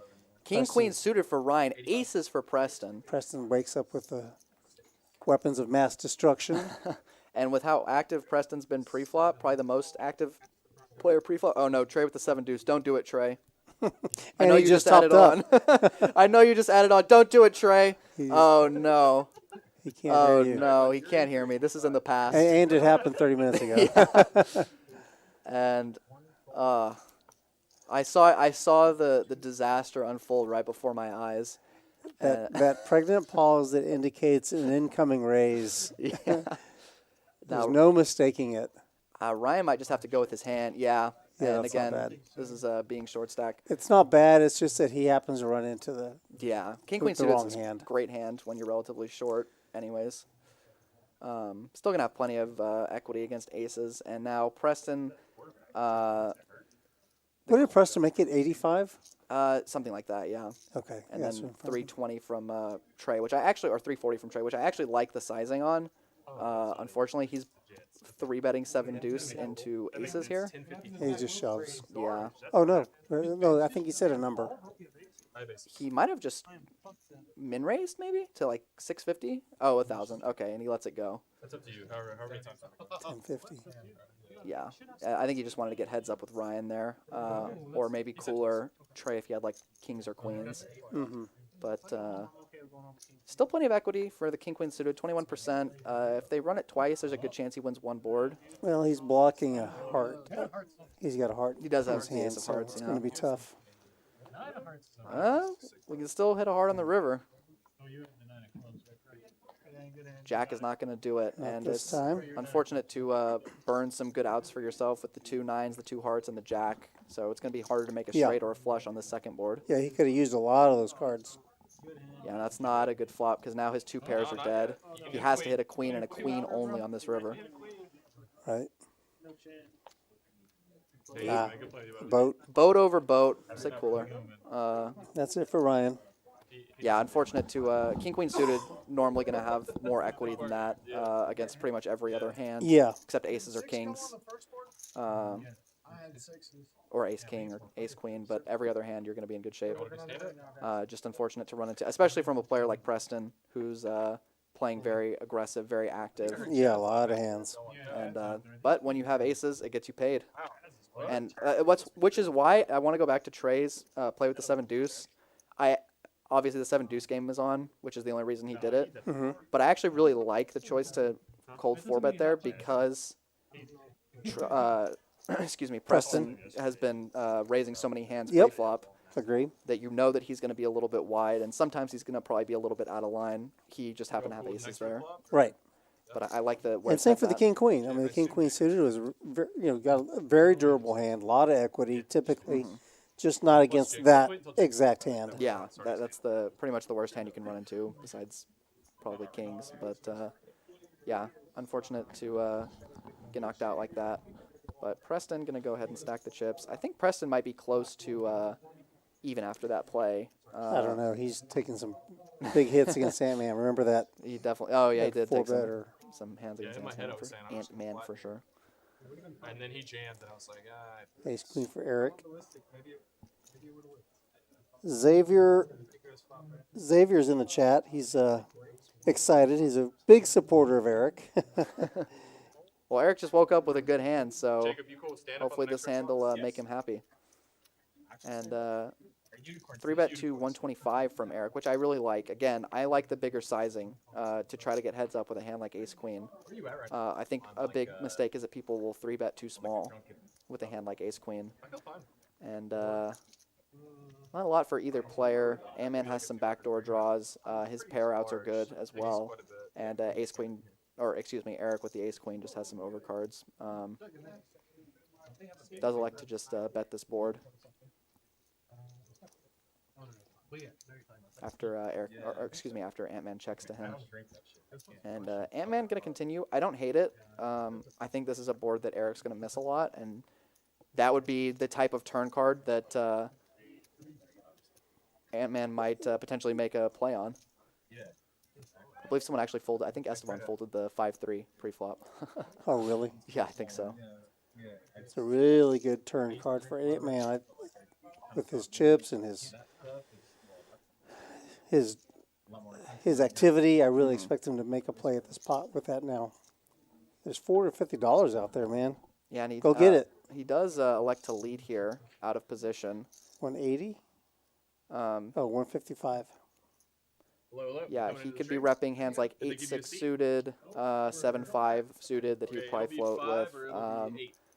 He's really just trying to get Eric's ace highs to fold. Yep. And he chooses a pretty small bet sizing. Honestly, I wouldn't be shocked if we saw Eric call, but he does let it go. So, yeah, nice card to lead for Ant-Man. That's definitely going to make some of his hands stronger, and it's going to definitely be better for his range overall. It's really tough for Eric to continue there with just ace-high hands like he had. So we've got 2 seats open. Looks like we've got 2 players walking up. Yeah, we got some fresh blood in the mix. We'll see if any of them can put an end to Ant-Man's reign of terror. Slow down the Ant-Man train. I don't know. It's going to be tough at this point. You guys comfortable with that? What's the payout? We're going to be 25 ahead. Does not seem like anyone's been able to put a dent in him so far. I don't think he's lost any significant pots. Yeah, I don't think so either. They want to lower it, we can. Yeah, glad to see him bounce back after last Thursday and Tuesday. Mm-hmm. It's too late to say if he is going to It's up to them. book that They 5K wanna win, play at a but lower it's definitely nice to be Yeah, up. I think he might just now be getting close to even just for last Tuesday. Just for, it was a Tuesday? rough night, yeah. Yeah, and that was also the bigger game. That was the 2-5 It was, game. yeah. He's definitely up more buy-ins for this game, I would imagine, than he was down on Tuesday. Right. Match was raise, re-raise. You have a hand now. I need a counting. I was like $350 to see a flop. Oh, yeah. Yeah, it's going to be tough. And that's Looks like Especially I didn't realize this game was going to get this big this quick. we hear one of the players. I didn't realize this That was game was hot. going to get this big. That was Holly. Holly said, I didn't expect it to be this big. I remember I went and played on a live stream at TCH Austin, and Ethan told me, "Yeah, it's going to be a chill game. You can probably just buy in for 500. You'll be fine." And then first hand was like all in between 2 players that bought in for whatever the max was, and then one of them stacked the other, and immediately every other player at the table added on for the maximum. topped up. I was like, "Okay, this game is a little bigger than I anticipated," but. It was still a fun one, but yeah, that can happen. I mean, in Texas specifically, that's the thing that happens is people just aren't ready for. They don't understand the variability, and I know Holly's played for a long time, so she definitely does. But just if you're new to playing in Texas, you don't understand the variability with how big the games can play. Like a 1-2 game, you could have nobody sitting deeper than 300 or 400, or you could have everybody sitting like this game at well over 1,000. Yeah. And it can be tough to know what to expect. It's on production. Looks like Whenever there's there might have been some sort of straddle on. That's Tony G. Tony G in seat 5 now. Okay, it looks like he raised to 15, and we have Preston calling with the King 7. Robert, another new player. Robert, yep. Well, new to this game. Do you know anything about these 2 players that joined? I don't think I have played with either of them. And you think Jacob likes that flop? I think he's not too unhappy about it. Dude, there are 2 spades on there. This is I mean, we got top pair. We can see that no one has a spade, but we can see top pair for Preston, top pair for Esteban. Gut shot for Robert and trips for Jacob here. And this is the thing that happens in these multi-way pots. Even when you flop top pair on a board like this, if you're heads up with King 7, you're feeling pretty confident that you have the best hand. But when you're 5 ways, the odds that somebody has a 9 increase drastically. Yeah. I think that's something that people can struggle to adjust to if they're used to playing more heads-up pots, is how many pots are going to go multi-way and how much the dynamic of hand strength can change based on that. correct. but we're going to see a small bet of 35 from Esteban, a call from Preston, a call from Robert, and then a call from Jacob. I don't hate the call there, but I do think you could go for a raise some of the time, then get called by a king or especially spade draws. And you're also going to want to be able to raise your own spade draws in a spot like that without only having nines in your range. But yeah, the only player with, you can see Preston and Esteban, I believe that there's one king left in the deck that they can hit on the river. And Robert looking for just a queen on the river as well. So Jacob has a pretty firm lock on this board, 87%. But we've seen some brutal runouts tonight. Looks like Esteban's deciding whether his king is good enough to bet again. I wouldn't be surprised to see him check after 3 people call him on the flop, though. Yeah, I agree. Kind of looked like he was gonna open fold. Somebody must have bet or raised. Or maybe everyone's just open folding.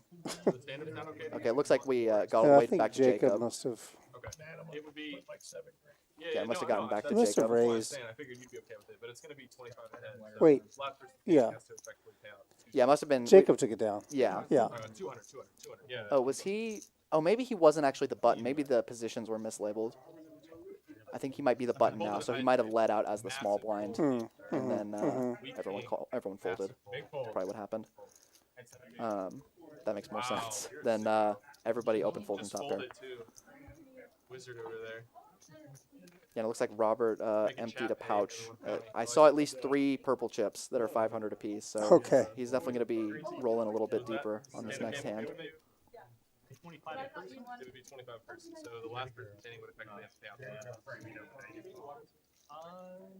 And the other thing to keep in mind is that the 2 players that got knocked out were the 2 shortest stacks at the table, so this game might get even bigger depending on how Tony and Robert, how deep they want to play. Yeah, it looks like Robert walked in with the stack size that he thought he was going to play, and then quickly saw and took note of the stack sizes around and added on. Yeah, that's very very possible. I wouldn't blame him.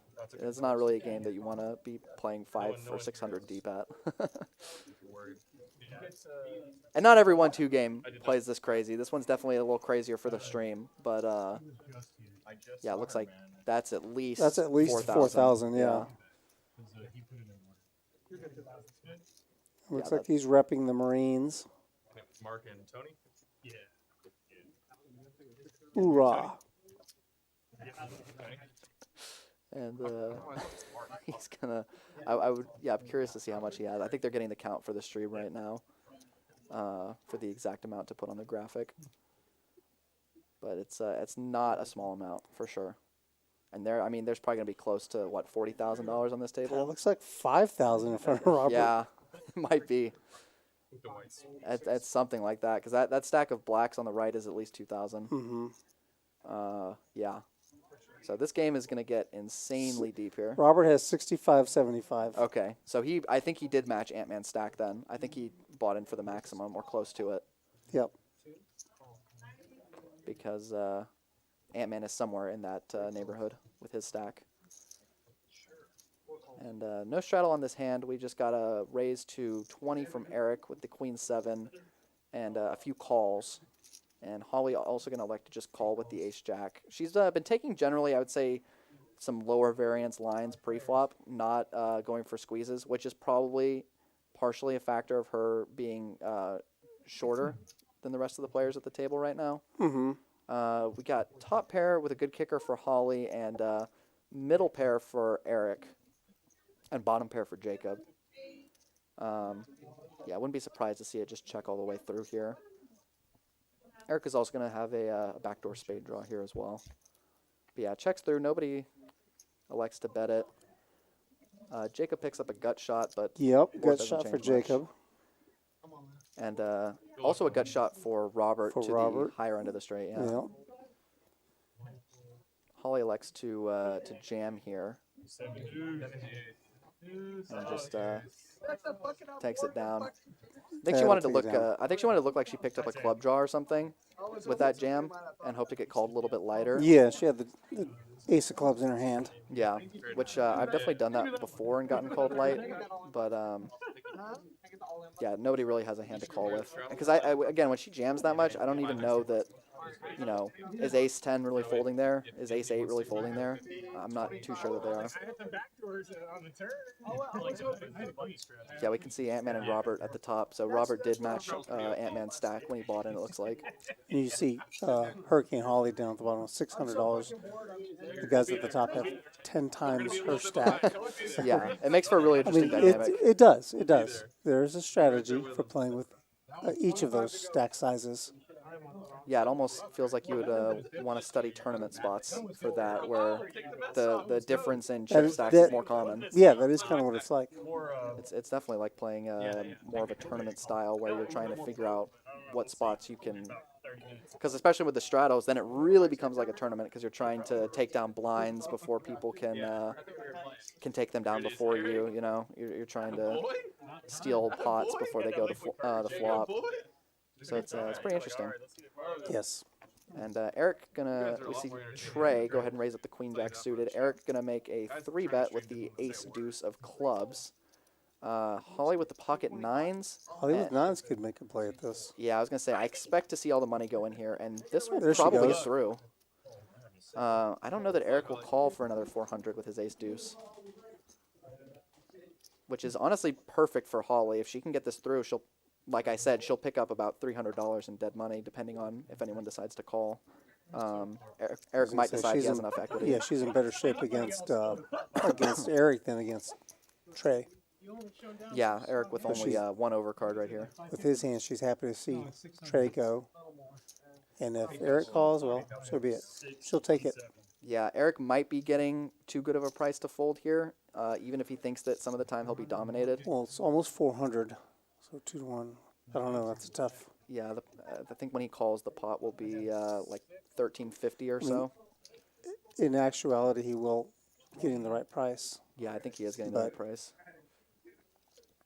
But he also doesn't know if there are some doesn't dead aces or anything else in the deck. Yeah, she might have ace-king. Exactly. You know?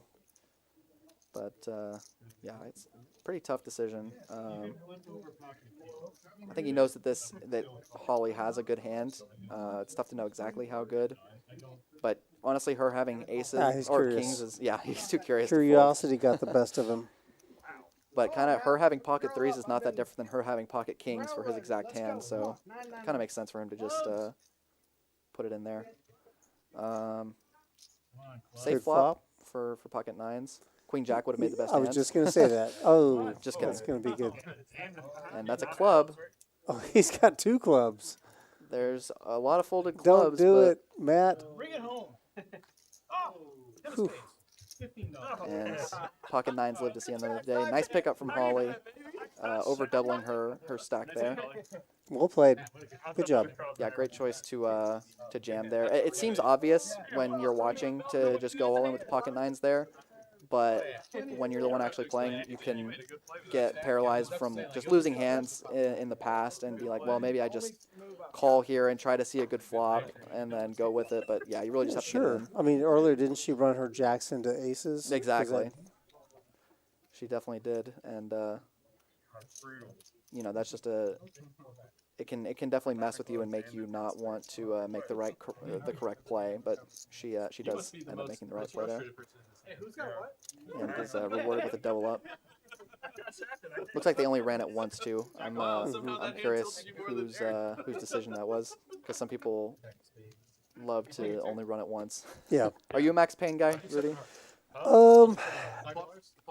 You know what? It goes both ways. It kind of depends. You know what? It seems like, now that you're asking me the question, I feel like if I'm playing live, I'm more likely to run it twice because I know the players at the table. You know, I play with them so often. And if I'm playing online, I never run it twice. No, normally it's a, Makes it's sense. a number, and then normally Yeah, I would say like I pick guess like what a- I've been doing recently is just if like it's all in pre-flop, pre-flop, like I prefer flop to run it queens, yeah, like twice. But if it's Yeah. like all in on the turn king, queen, or deuce. something, I'm just like, let's just see where the cards fall, you know? Yeah. Because at And then that point, I'm people just put, like, money ah, on trips and flops and I just stuff want to see like what that. happens. I think I mostly leave it to the other player as well. Yeah, some people don't care. A lot of people don't care, I would say. And anyways, we got Trey raising it to 40 with King Jack. Doesn't look like anyone else has picked up anything to defend so far. I'm really not this. And looks like this might just take it down pre-flop. Ask him. I would not be surprised if Ant-Man defended the 10-7. I didn't realize this game was gonna get this fucking big, so I didn't. You can hear players talking about not expecting the stream to be this big. And Trey does. This is a 1-2 game on steroids. Yeah. And I will not make that mistake twice. we're gonna see Trey and Ant-Man both whiff this flop. I think Trey will probably c-bet this ace high board and take it down. Would be my expectation. Yeah, he mine does. Yep. Has the best It's gonna hand, work. takes it down.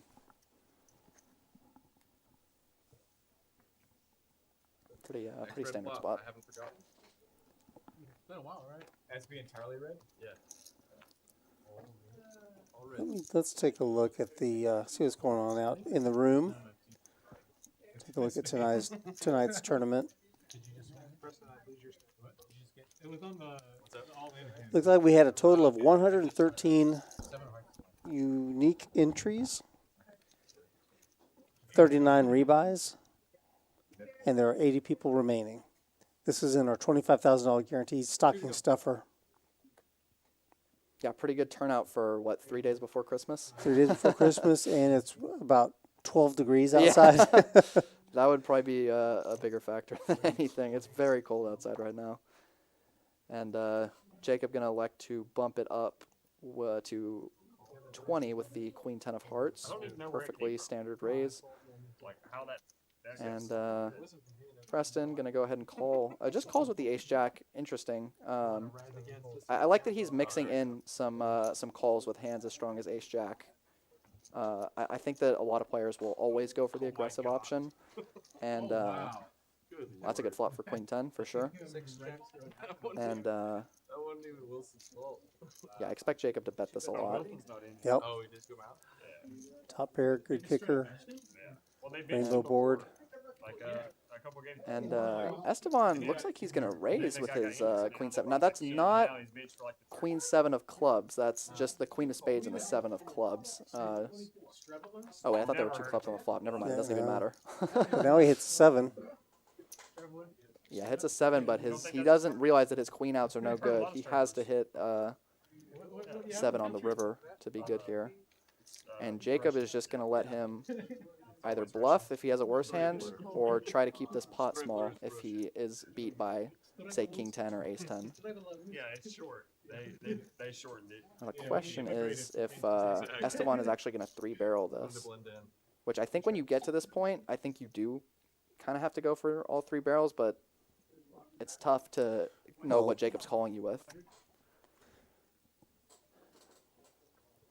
But for example, What I would think he he might be- fold 10-9, you know? Well, the Jack 9 is definitely out there. For Yeah, sure. that kind of makes sense. Raising on the flop, betting the turn.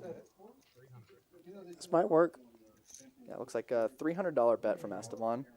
And again, a player who we haven't really seen getting out of line too often. I think this is the first big triple barrel bluff we've seen him run tonight.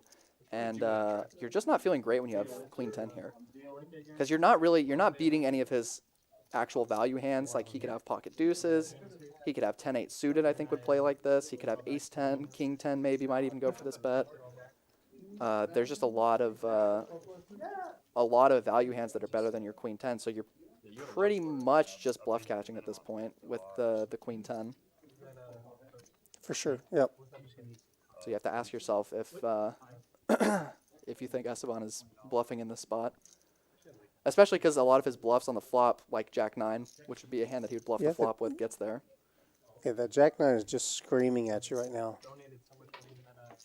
And he's not looking happy about it. Yeah, folds queen 10. Great move by Esteban. I was out in Vegas here. Yeah. I really like that he I like that he didn't chicken out and not bluff the He's going to give him a peek. river. Lets him see. Because I think a lot of people, when they get called on the flop and turn, they kind of get it into their head that their opponent's not going to fold the river. Mm-hmm. But the triple barrel works out for him. I really like that play. Yeah, they're more. I think there are fewer river bluffs than other streets, so that was really well done. When you come from like Texas, it's like unorthodox. So you make like super confusing moves, and then they're like, "What is this? I don't even know what to think." You like look at their faces, they're like, "Two folds." Then they'll look and be like, "How do you have 5 deuce offsuit in this spot?" I'm like, "You called a 3-bet with 5 deuce under the gun?" I'm like, yeah. You kidding me? It was $8.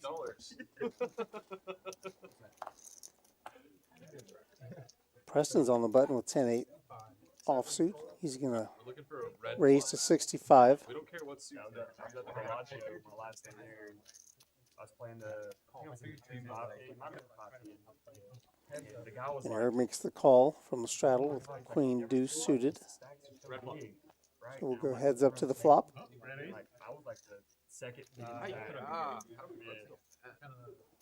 Ace queen 8. They each hit a pair in their hand. I looked at him and said, "Are you being serious?" Preston's going to take the lead when it's checked to him by Eric. Like, dude, these are like mobile stacks for a 1-2 game. And Eric makes the call with middle pair.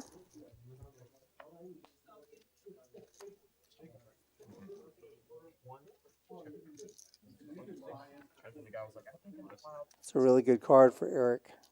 Man, when somebody turns over 7-3 off, you just smack in the face with it. Yeah. Blocks an ace. Puts a flush draw out there. Lose to a queen. And it goes check, check.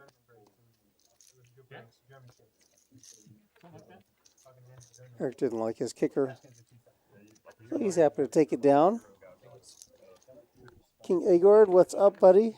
How are you? I don't think they were super tough. I think they were just like the ones I played against at least were super nitty. There's our chip count. Ant-Man leading the way. Hey, here's our. These are our tournaments for the rest of the week. Tonight, we have, as I mentioned, 113 players. We're now down to 75 players. First place is going to win $8,000. That's in tonight's $25,000 guarantee stocking stuffer. Tomorrow is a $20,000 guarantee tournament. It's a mystery bounty. One player is going to have a chance. Well, everyone will have a chance at drawing the top bounty of $4,000. So $10,000 is going to go to the bounty, and we're going to have several bounties to be drawing for. And then the rest of it will be in the purse. So come out tomorrow. It's a free roll. $25 gets you in the mix, and it's going to be a lot of fun. It's going to be a good field. Come on, give that a try. Good for him for having the balls to fire that. Yeah. I think his field just getting in there. Preston, active as ever, raising to 25 with a queen 5 suited. Trey 3-bets to 150 with ace 8 offsuit from the big blind.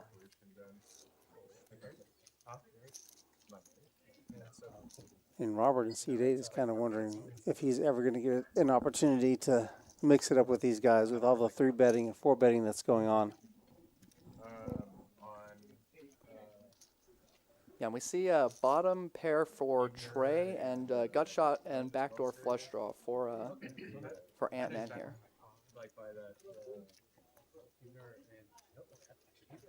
Trey likes to bet. I like a bet. I think you can get some value from hands like the one that Ant-Man has. I also don't mind checking, but it's always scary. He wants to put some money in there. He did 3-bet, so he's gonna rep that king. Pretty safe card. If you are ahead on the flop, you should be ahead on the turn. As Trey.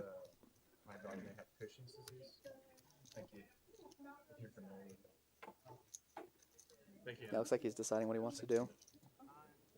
Let's go for this. Just a check. could incentivize some bluffing from Ant-Man. He could also just check and try to take his equity to showdown. Does elect to do that. And the 10 of clubs, pretty safe card for Trey. Again, if he was ahead on the flop, he's ahead now. But it is a card that I could potentially see Ant-Man going for a bluff on, because he would definitely play a 10 like this, I think. Just calling the flop and then checking back the turn. I think there's a pretty good chance it's gonna go check, bet, call, or he's check calling. I'm just from Trey's point of view, not sure if Ant-Man will make a play at it or not. Yeah, it looks like he is gonna bet. I do expect to see Trey call.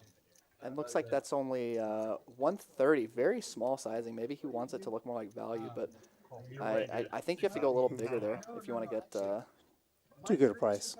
Yeah, too good a price. I've definitely tried those before. I level myself into bluffing too small on the river, like, oh, this is gonna look so much like I have a value hand. And right. The reality is that people are like, I only have to be right here. I don't know the exact math for this one, like 1 out of every 6 times or something. I'm just gonna call. Yeah.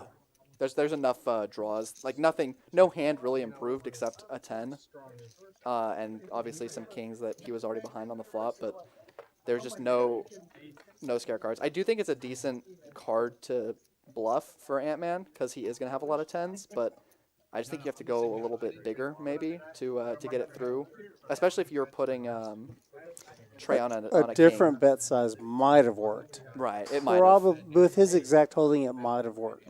Or probably would have worked, I would say.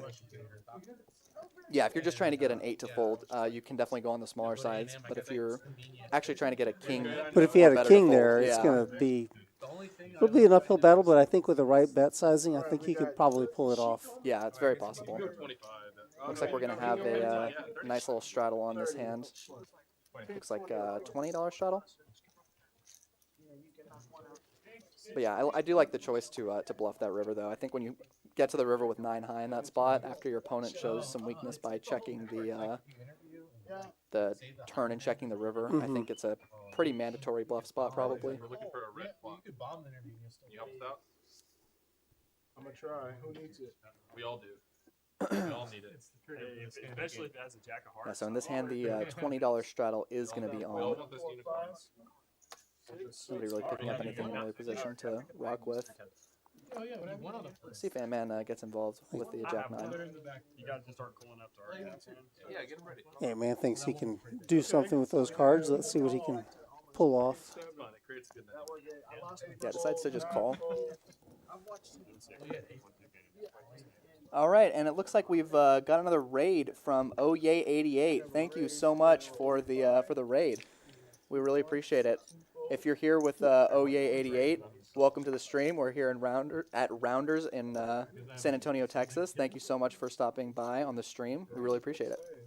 It's got face equity. I really have to study. I have to study more with like that.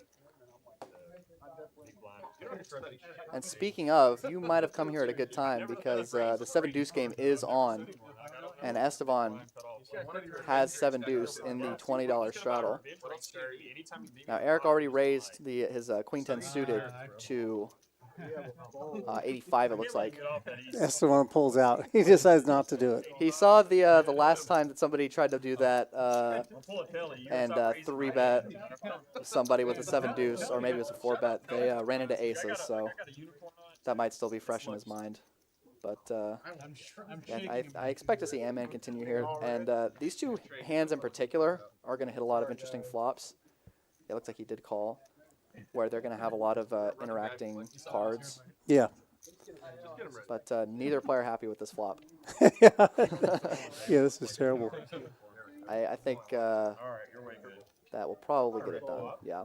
I know, we're getting ready. I wanted to see a fun flop. Okay, looks like we're back in for the stand-up game, or the alicorn. Alicorn, for anyone who's new to this stream. Actually, you seem to love that word more. I'll let you explain what it is. The alicorn, it turns out. Well, first of all, we thought The animal has evolved without really changing. We were calling it a horse. I was calling it a horsey. Those little figurine things. But on the table, a little animal there. But it, Michael was calling it a unicorn, but I pointed out that it has wings. So we didn't know if it was a Pegasus, a unicorn, and then Nick Peterson in the chat was kind enough to do the research, or maybe he just knows this. It could just be part of his knowledge. This is actually called an alicorn. And it's a different thing than the other A two. Pegasus with a horn is an alicorn.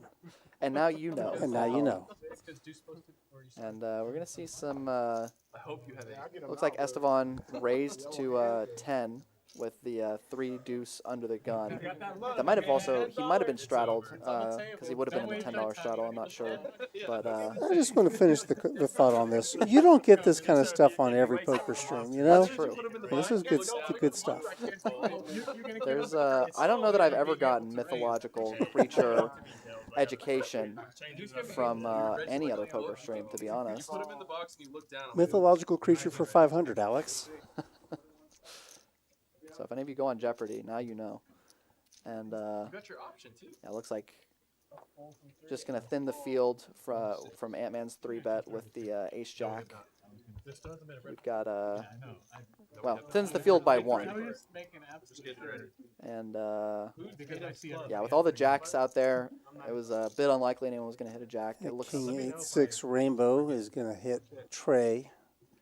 And Jacob with bottom pair, And Trey with Jacob, middle pair. Yeah.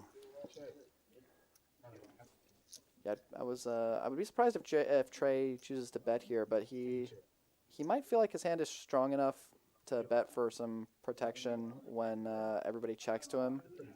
But yeah, he doesn't like to just check. I prefer that. I think it's a little thin to bet there. Yep.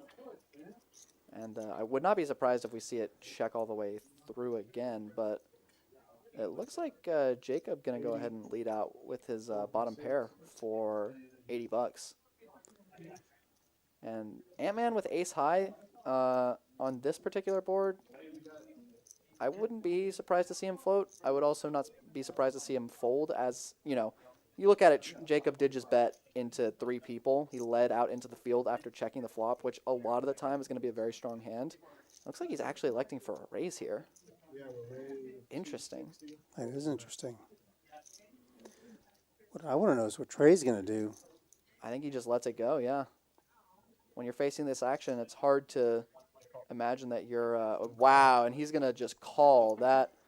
He definitely has a read that Ant-Man is raising him with some nonsense right here. And we're going to see what the river is, a deuce. Very safe river. If he thinks his 6 was good on the turn, he definitely thinks it's good on the river. Listen, if this guy check calls, I'm going to be really impressed.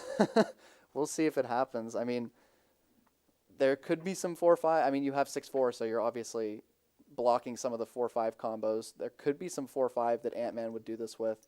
But I think there's also going to be a lot of, like, 7-9, 7-9, 7-5. Yeah. This deuce doesn't really improve any hands. And it looks like he does opt for a bigger size this time. But the thing is also that Trey's hand is out there, the Jack-8, the 10-8, the 9-8. The real question is, do you think that Ant-Man would feel the need to turn an 8 into a bluff at this point? I think the answer is probably no. I think he would probably check behind in position. And maybe just call the $80. Look at this. And he does make the call. Ant-Man's going to show his ace high proudly. And Ant-Man's going to expect to see a king. Absolutely. And they're going to be shocked. That's why somebody whistled. They said, you called with what? That is a hero call from Jacob, and he didn't even take that long to make it. I think he kind of decided on the turn. I'm going all the way. I think he decided on the turn. Yeah, on the turn. And that is when it can be scary to fire multiple barrels, because sometimes people just get sick of your antics, and they're like, you know what? That was impressive. Let's mark that one down. That was quite the hand. Well, very well played, Jacob. Great call. And maybe he was even, you know, we talked about him choosing to bet his hand. Maybe if he's on some like real next level, he might have actually opted to bet to induce a raise from like Ant-Man or someone else down the line, which would be pretty next level. But yeah, we can see Jacob actually up quite a bit now. Tony's going to wake up with aces here. Let's see how he plays. This is his first open, I think. Yeah, it seems like he's been pretty card dead from what I've seen so far. Does opt to just raise to 15. Pretty standard for 1-2 games here. Obviously, when everyone's this deep, you can start opening a little bit larger to maybe 20, 25. Every other hand we've had a 3-bet and a 4-bet, so Well, there's a thank you. 3-bet. Thank you.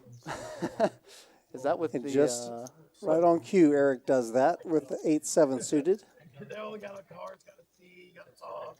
There we go. We can see his hand now. Yeah, and Preston with the pocket threes is going to want to see a flop, but he's probably not going to. It's Tony first, so we'll have to see what he does. Right. Yeah. So he's gonna 4-bet. Yeah, and with his stack size, I think Preston's just I going think to let it Preston's go. gonna just eject. Maybe if Tony was also 4,000 deep, Preston would be willing to see a flop for that price. But with him only having There's people 600, between though. Yeah. Ant-Man and Eric. Ant-Man's gonna call. Yeah, Ant-Man probably not expecting to be dominated here. Right. He feels that he can kind of maneuver. He doesn't realize he really is dominated in this instance. And this is really the first hand we've seen Tony get too involved with. So it's Well, yeah, he just sat down, but I really expect Eric to continue. I don't think he'll. And at this point, he might not even be continuing to beat Tony. He might be continuing because he wants to play against Ant-Man post-flop because they're both bigger stacks at this point. Sure. But yeah, we've got 3 players going all in. Pot's almost $800. And Tony going to have less than a pot-sized bet left. I expect it to go on pretty much any flop. And That's a bad. I mean, that's a good flop for Ant-Man. It's a bad flop for Ant-Man. That's an interesting flop. And this is exactly what I was Tony's talking about. Tony's got a jam. Yeah, there's really no other sizing. And this is what I was talking about, is that we might see the side pot actually exceed the size of the main pot or get close to it with this flop that hits both players so hard, with Eric having top pair and Ant-Man being open-ended. Yeah, it looks like Tony G either just bet $6 or all-in, and it looks like it's an all-in with his aces. I don't imagine Ant-Man called with 7-5 pre-flop to fold this flop. Right. Yeah. And then Eric's in a tough spot because he has top pair, but he has a weak top pair, and there's also really no good turn cards for him, honestly, except maybe like an offsuit 7 or offsuit 8. But yeah, I fully expect Ant-Man to continue here, and I don't know if Eric's gonna. The only part of the equation is what, for Ant-Man is what is Eric gonna do? Right, exactly. And if he's feeling in a gambling mood, we'll see what happens. But yeah, it looks like he just makes the call here. And now Eric has a decision if he wants to just call or jam here. He's got top pair. Oh, So if he or puts- fold, yeah. If he puts Tony on the flush draw. Yeah, it looks like he already folded. Eric already yeah. folded. Okay. Decided his 8 high or his 8 pair of 8s was not good enough there. I don't blame him for that. Since there's gonna be a dry side pot, I don't blame him for that because They're just trying to determine how many times he's gonna run I it. got the worst hand I'll ever have here, so you make your choice based off that. We're running in one. all right, we're going once. If I Sounds suck out like. on you, I'm sorry. It's okay. And Ant-Man with 6 clean outs. Could still hit runner 2 pair, hands like that. Has still 38% equity Yeah. against aces, which is surprising. Oh, no, it's 20%. Okay, that makes more sense. On the Well, turn. now Yeah, I didn't see the turn card was out. 9 or 4. Oh, and it's a 9. And Ant-Man making the second nuts with his 5-7. And the sun run continues for Ant-Man. He had one hiccup where Jacob called him down with the pair of 6s, but at this point, yeah, he gets there. And Eric probably glad that he folded that on the flop. I think it was smart of Eric to recognize that his pair of 8s was not good enough to continue. yeah, that was. Boy, this is really good action, guys. Please, if you don't mind, hit that like button, hit that like and subscribe button. keep this stuff coming. We'll keep running games like this. We enjoy watching them. We enjoy broadcasting them. We enjoy commentating. We enjoy playing in them. This is really what you. This stuff happens out here at Rounders all the time. Yeah, this looks like fun action. Definitely try to come down here if you can. And hit like if you're enjoying the sun run from Ant-Man. I know Ant-Man is enjoying it. I bet he is. And Ant-Man up 5,300, almost back up to his high point for the night. You know, the funny thing is that we see only two winners and everyone else is losers, right? 7 people losing. And we've had 11 people on tonight, including the 2 that have, yeah, you're well, right. I guess now 3 that have left. But And Tuesday was the other way. We had everybody winning and only 2 people losing. The losers were big. yeah, sometimes that happens, especially when you're playing a high variance style like Ant-Man is playing tonight, and I'm guessing he played on Tuesday. He likes to get in there. He likes to gamble it up, and you can't accuse him of not giving action for sure. Right, yeah. Yeah, he's not sitting on his chips. This is interesting. We see Eric raise to 60 with the pocket threes. I believe there's a $20 straddle on, and then Esteban elects to just call with ace king from the small blind. I think I would, since he's playing out of position, I think I'd prefer a raise, but it definitely disguises the strength of his hand to an extent. And then, I don't think Ant-Man's going to let go of a suited ace here. I can guarantee you he's going to call. I can guarantee you he's going to call or raise. He's going nowhere. I think this is honestly, I mean, he's going to run into Esteban, which maybe is why Esteban flatted. He wanted to induce a raise from a later position, but Ant-Man does just call. So we're going 5 ways to a flop. And, yeah, nobody with an overwhelming equity lead right here. Who's going to hit a set? Someone. Eric? That's not a bad flop for Cut pocket shot threes. for Ant-Man and Eric. They're blocking each other, though. Yeah. Holly with a great flop for 8s, honestly. You're right. There's 300 out there. She checks. Yeah, and this is the tough part about Holly having to play this hand out of position is she really wants to protect her 8s, but her hand is also going to be somewhat face-up if she leads out here, I think. And 10 of spades is going to give Preston top pair. Preston is now in the lead. And nobody but Eric has a spade with his 3 of spades. It's hard for him to know his 3 high is good. One. But, yeah, I expect him to not call when Preston leads out here, but maybe he will.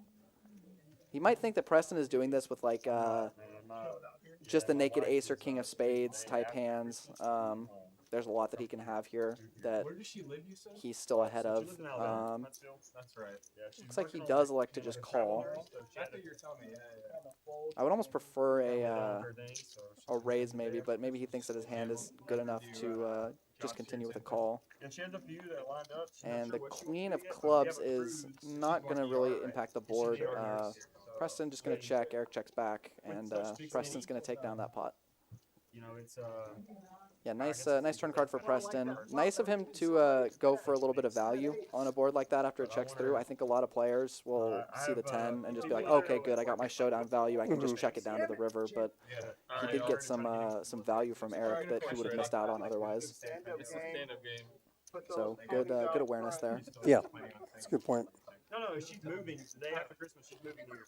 Yeah, I think that's one of the things it seems really obvious when you're watching. Of course he's going to bet there, but then when you're actually playing in the middle of the game, it's easy to miss those bets. Yeah, sometimes you just you realize the equity in your hand and you want to get to showdown. And And you're 5 ways, you're like, there's no way, I just have a pair of 10s, there's no way this is actually good here. But Preston's definitely shown that he's willing to make thin value bets and willing to mix it up pre-flop a lot, and I think that's been working out for him. I think he's still down for the session, but Preston, yeah, he ran into some tough hands earlier, and I think he's definitely down less than he was earlier, I would imagine. But Alicorn game is on. And did we just turn that on, or has it been on? It just started. Just started, okay. So everyone has one. We did say 15 when this guy was here, but it's up to y'all. 15 is the penalty.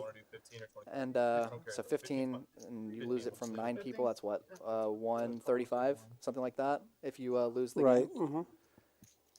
And it's definitely going to drive action at this point. We're going to see a lot of people wanting to get involved pre-flop, try and get rid of their alicorn here.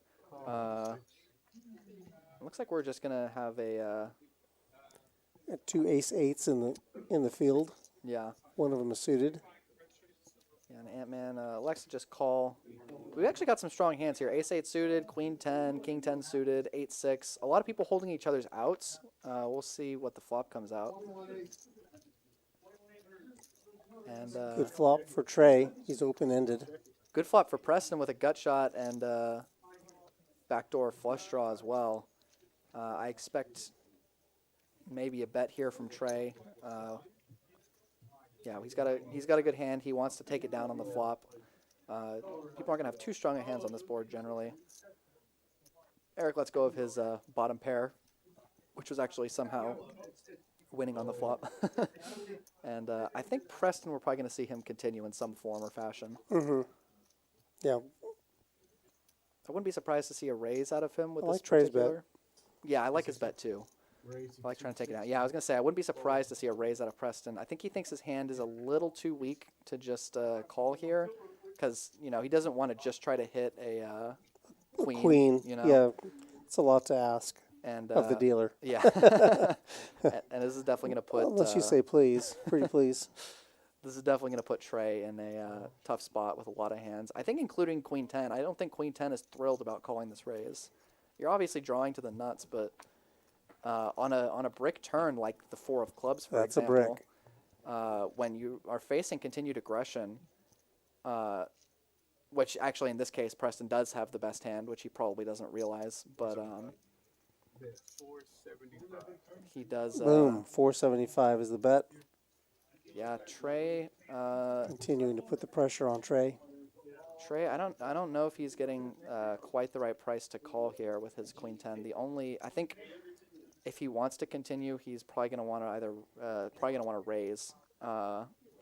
Well, but that's very scary to do. Yeah, it's hard for him to know that Preston has King 10. What are you repping right there? Yeah, I mean, he would have. I think he would have some slow played like sets maybe. On the flop, no, I agree. But he does make the call here, and this has gotten to be a really big pot with neither player actually making a very strong hand. And the 9 on the river.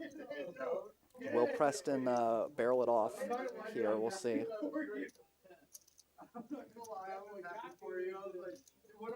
I expect him to continue to bet here. I think he's going to probably go for maybe a larger sizing, or maybe he's going to think that there's enough. Maybe 1,000, maybe 1,100. Yeah, that would be my guess. Bigger. Oh, it looks 2,000. 1,600 goes for full pot. Okay, 1,600. Yeah, I like the bigger sizing here, because a jack is in a really tough spot here.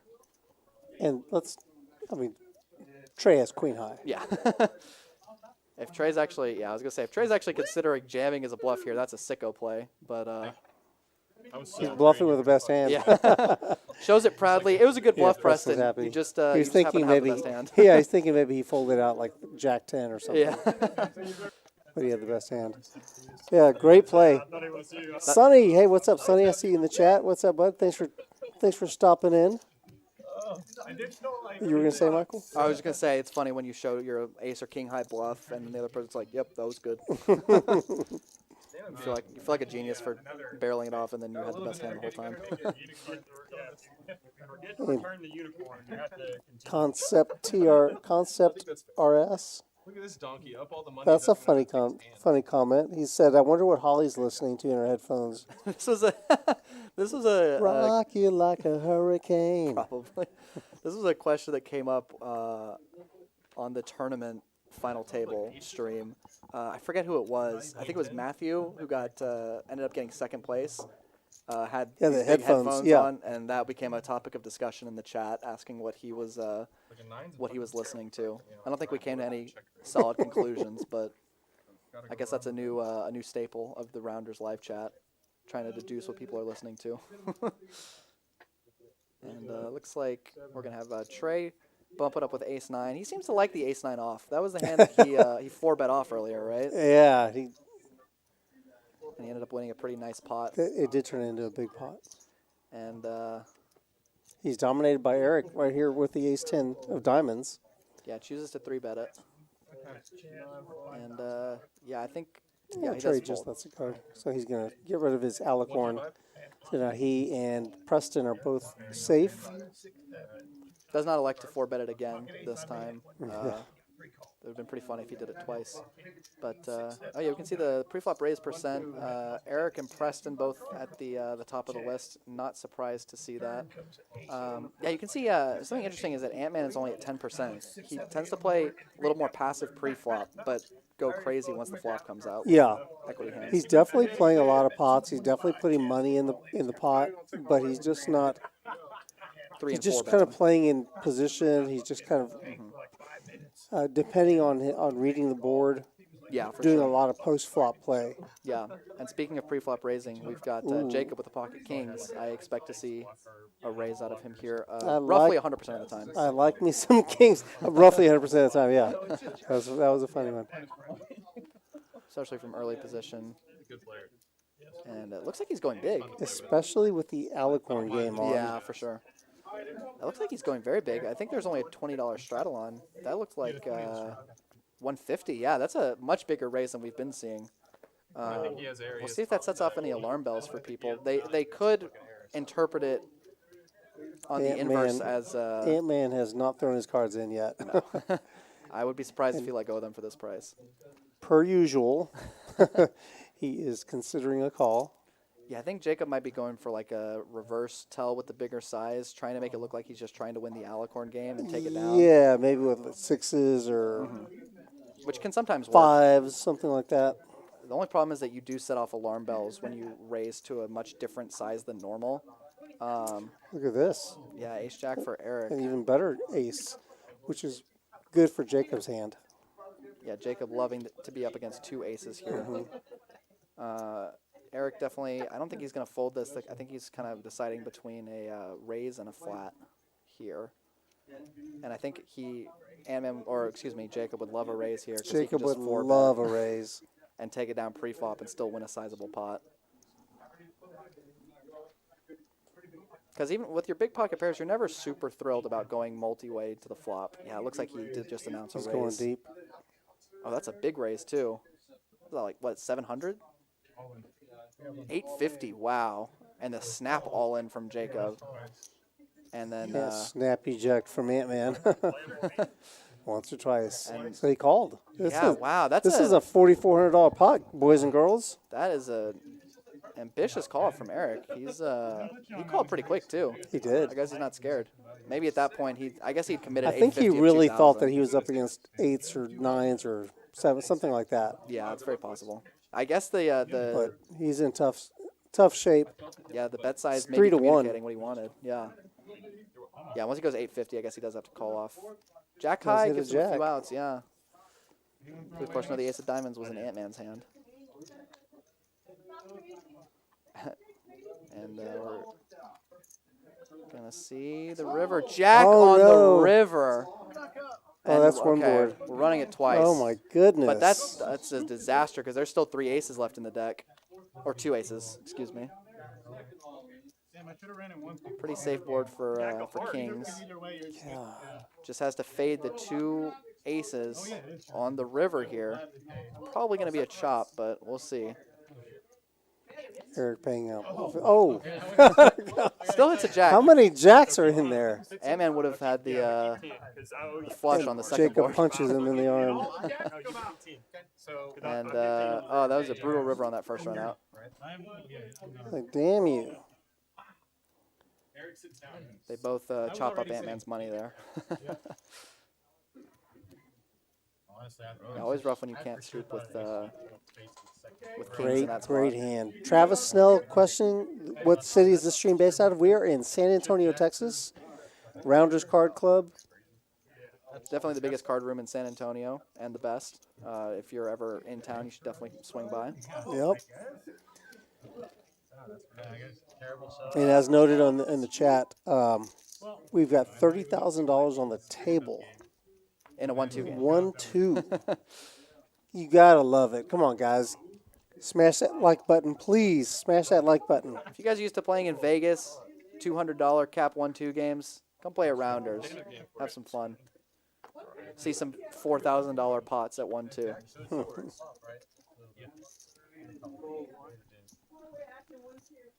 And because that was a chop pot, Jacob did not get rid of his alicorn. He still has to find a way to dump it on another hand. We're going to see Jacob bump it up to $25. No straddle on this hand. Esteban going to call with the 6-5 offsuit. Definitely looser than we've seen from Esteban in the past. And Robert going to elect to just flat with the ace-queen, which may work out in his favor when Trey wakes up with ace-jack. He's definitely not going to think anyone has a better ace in this spot. And he does elect to go for a little squeeze to, I think, 150. 175, yeah. Again, I like the sizing. I always like a bigger size with squeezes. I think that it's just the number one cardinal sin of squeezing, especially in Texas, is not going big enough. Yeah, you don't want to price people in. You want to price people out. And even if you do have a good hand, you want it to look like you're trying to price people out and go heads up with your better hands. But Robert, this is his first hand to play. If he decides to, he does have the best hand. yeah, I kind of expect him to just call. Yeah, I was going to say, I would be a little bit surprised to see a back raise here, but he does like to just call. And all three of these players are over $3,000 deep right now. This could be a huge pot. Ooh, top pair for Jacob and Robert. And Jacob is dominated. Yeah, and Jacob, I think the play is for Robert to check here. yeah, he does check, and question is if Trey is going to continue repping on this board. Looks like he is. Unfortunately, not going to get through against two players with top pair. But when I don't think Jacob's going to let go of his hand here. But when Trey bets this and then Jacob and Robert call, I think he's just going to hit the ejector on the river. Question is if Robert's going to choose to put in the raise here. I think a little raise just to kind of define the hands a little, I think, is in order. Yeah, I wouldn't hate it. The problem is you really don't want to fold out a hand like Jacob's Queen 9, which I think will fold to a raise. Right. Because your hand doesn't, I don't think your hand needs too much protection. Plus, this board is very uncoordinated. Right. There's no flush draw, really no straight draw. Yeah, it's tough to rep many It's a bluffs. good, just good flat. Yeah, I like the flat there for sure. Let's see. And the ace on, oh no, and now Trey's definitely not getting away from it with the ace on the turn. Now he's going from bluffing to value betting with, unfortunately, the worst hand, well, second worst hand. And The potential for this pot yeah, has just I'll be there for her. It's support for her. exponentially increased. yeah, that looks like a Size. $600 pot or bet, $500 bet. And I do think Jacob is just going to have to let this go. I think it's a mistake to call here with Robert still behind. This card is just amazing for Trey in general. And even if you think you were ahead on the flop, I think you do have to make a disciplined laydown when he bets into two players again. I think there's just not going to be enough bluffs in his range on this particular board, except maybe like King Jack, maybe some spade draws that c-bet the flop. I just think you have to let go of the Queen 9 with. If it was heads up, you could definitely consider a call, but with Robert behind and him probably having a queen, yeah, I think you just have to let it go there. Mm-hmm. And now the question Very is, disciplined. what will Robert do? Will he raise on this street, trying to cooler hands like Ace King and Ace Jack, or will he just check call and go into the river, try to let Trey value on himself or bluff it off? Yeah, I'll close out. I think there's a lot of merit to either. This is going to tell us a little bit about the type of player that Robert is, what he decides to do right here. For sure. Yeah, that's And he's been taking more of the passive line. For example, with the flat on Ace Queen pre-flop, you can definitely mix that in, but a lot of players are going to elect to 3-bet it nearly 100% of the time, whether they should or shouldn't. But I feel a raise coming. yeah, I wouldn't be surprised when he thinks this long. I kind of more expect the raise. When he, just calls, I think he's going to choose to do that a little bit more quickly. But we'll see, because I think there's a lot of merit to either play here. Oh, it looks like he's going all in. And now Trey is not happy. you have to wonder, like Robert's play would be very consistent with like pocket 8s or pocket 4s that flopped a set, I think. Check call. Yeah, and he lets it go. Great fold. Definitely made a good read there. That he He's was gonna have to behind. show it. So Yeah, I think he is gonna have to show it for the Alicorn game. Shows the ace queen, and that could have even factored into Trey's fold there. Like if you know you're gonna get to see the hand, I think it's a little easier to let go. yeah, Than it is if you aren't gonna see it. yeah, true on that. It's not supposed to affect your decision making, but it definitely does, and we all know that it does.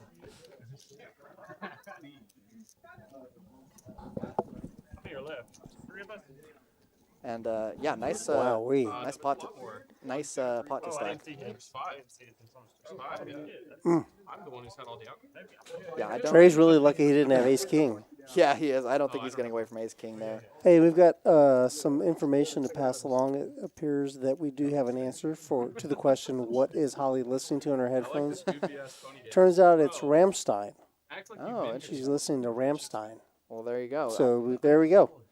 I didn't expect to actually get an answer, but now we know. So we're all even a little bit smarter now. And I think Esteban likes his hand here. Get a new table on Probably gonna see him. Two red aces. Probably gonna see him raise it up here. the stream table. So everyone take a look at Esteban. This is what he looks like when he has aces. And he does elect to go to 50, which with no straddle on has not been the standard open size, but maybe. There's a with the- straddle. Oh, there is a straddle? Well, because of the pot, it's 103. Well, I think it's because Preston called. Did he call that quickly? Man, I didn't even get to Yeah. look over there. Wow, no, you're right. But yeah, I guess he thinks that the game is deep enough at this point that people are more willing to call with speculative hands to 50. Holy cow. Which I don't disagree with. Last Thursday. Yeah, like Trey getting in there with Jack 10. This is the effect of the straddle, is even when it's not on, the game is going to play bigger in Yeah. general. And good of Esteban to recognize that and raise a little bit That's what I was thinking. higher than he usually would. He got called in 2 spots. Yeah, not a board he's really going to get paid on, I don't think. But Well, he's going to continue. There are 2 diamonds on there. Semi-connected. Somebody in there with the 7-8 of clubs might be in there, lurking. absolutely. Yeah, I do expect him to bet this board. And a 9 is just never going anywhere on this board. He's going to have so many bluffs. And I Even- like this big bet. Even pocket 10s, Absolutely. Yeah, I really like this bet sizing because a 9 and a diamond draw, and probably even open-ended, are just not folding on this flop. And so I like him trying to get as much money in the middle as possible. I think people will often go a size like, 45, 50, 60 there and miss out on value that they would have otherwise gotten. Yeah. So I like the bigger sizing there a lot because nobody at this table is folding a diamond draw for 150 there because you have to look at the absolute size of the pot, but you also have to look at it relative to like how big The game's stack playing, size, you yeah. know? And there have been 150 bets flying everywhere this game. Yeah. We were like, yeah, we got a seat. And he was like, no, it's a hard cap. No, like they were like straight on. Which one's the? Then there were 3. There's 4. Yeah, I think we forgot. And I'm not sure if Esteban still had his alicorn there, but he if he did, he got rid of it. He did. He had to show the hand Oh, yeah. to release the alicorn back to Back into the wild to to frolic. put it back in the pen. We're going to see a $10 straddle, and Holly just limps with the pocket deuces, and Preston's going to bump it up with his pocket 3s here. To the same raise size that aces just raised. Yeah. And Well played. Trey just going to call on the button with the ace-6. 7s for Eric. And 10s for Jacob. We're seeing 4 pocket pairs here. It looks like Eric is just going to call. I like that. I like not bloating the pot with these middling pocket pairs too much when the only board you're going to be super happy on is when you flop a set. But in Jacob's shoes, I definitely prefer a squeeze here unless you're going to just purely go set mining. Yeah, that's probably strong enough. And it's probably strong enough to try to thin the field. He's going to size up, make it about, what, 300? Yeah, I was going to say I would like at least 300 for, yeah, it goes 350. I like that 350. sizing.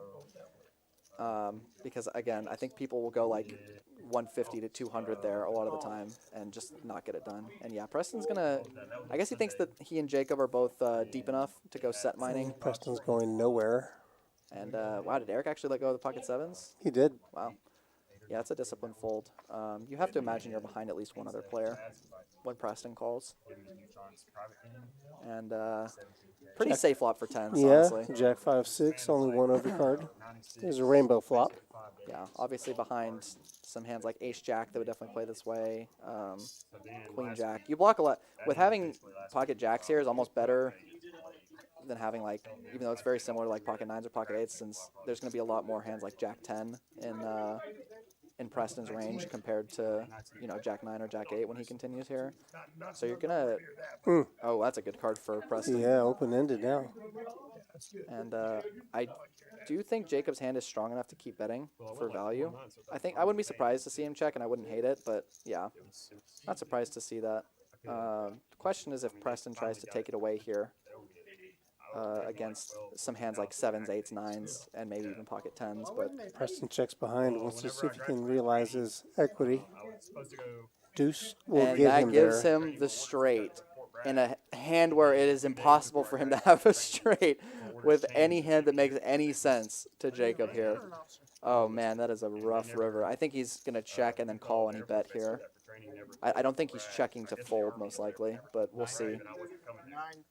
Like even I was gonna say I might even see like an overbet shove or something. Yeah, I thought he was going to go big. Oh, What is yeah, it, 950? Yeah. And you're here.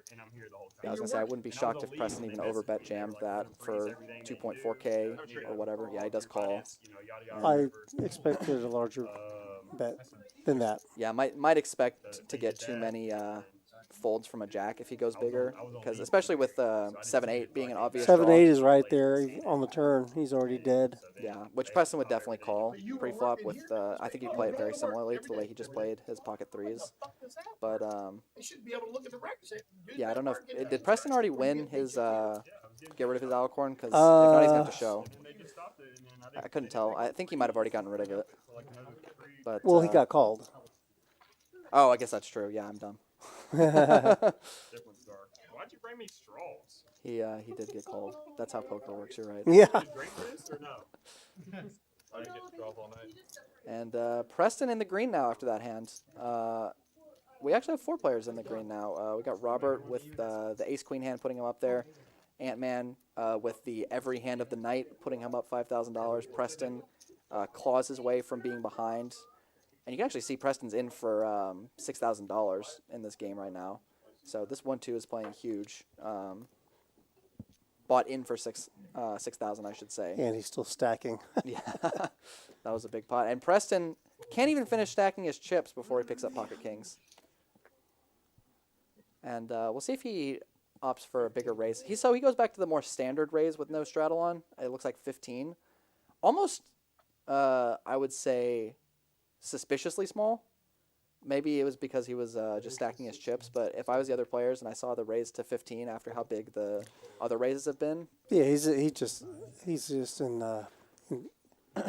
incentivizing a 3-bet, Exactly. 4-bet. Exactly, and Ant-Man does opt for the 3-bet to $60. Yeah, he obliges with a $60 3-bet. Eric again with pocket sevens facing a 3-bet, and again probably going to get 4-bet. Not really happy with how. I'm sure he's not going to be happy with this. I would say borderline. Oh, and Esteban with aces.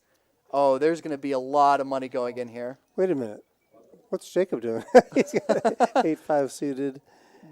And this is going to be Take rough. a look at Esteban. This is what he looks like when he has aces.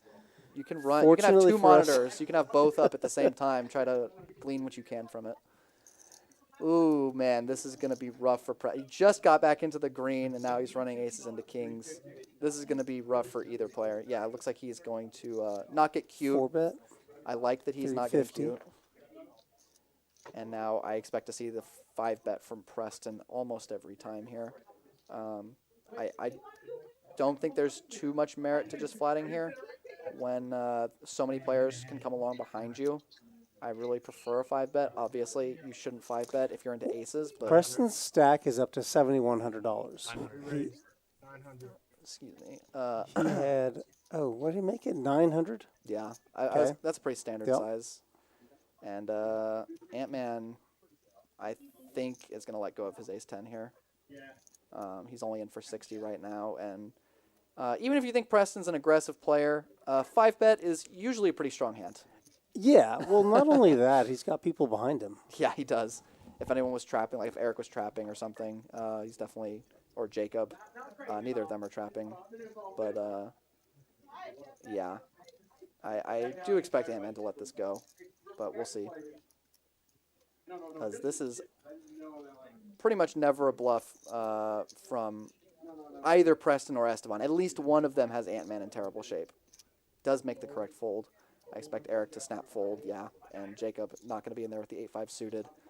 And now I think Esteban is just going to go all in. There might be some merit to just flatting. You'll see it one way or the other. But we'll see what happens. I think if Esteban goes all in here, Preston honestly might find a hero fold. I wouldn't be like insanely shocked if he did. It's probably the hardest thing to do is fold kings pre-flop, but this is really hard to do. If he does opt for the jam, it's going to look insanely strong, and he might even fold the kings to the 6-bet. I mean, how often do you see a 6-bet? I mean, A, how often are you deep enough for 6-bets? Hardly ever. And B, when is a 6-bet really anything but aces, honestly? Let's see if we can listen to what they're saying. Actually, not really. At this point, I don't think I want you to.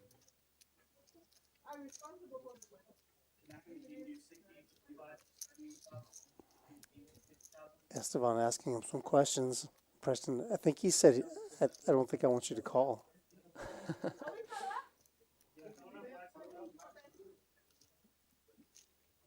Yeah, it's really just a decision between calling and jamming at this point.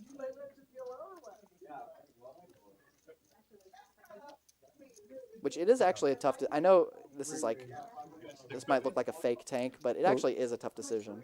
What did he do? Looks like he just flatted. Oh no, he raced to 2,000. Yeah, 2,000 makes sense. Oh, that's fine. You've been the tightest player at the table all night. It's that, Listen yeah. to this. Let's see. Insanely tight lay down. Wow. He lays down kings.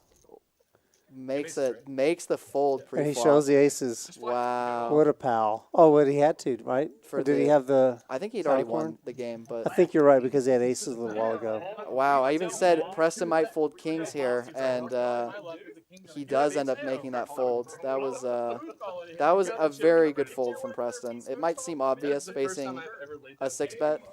He just said that that's the first time he's ever folded kings pre-flop. Yeah, that was a great fold, and he made it pretty quickly too.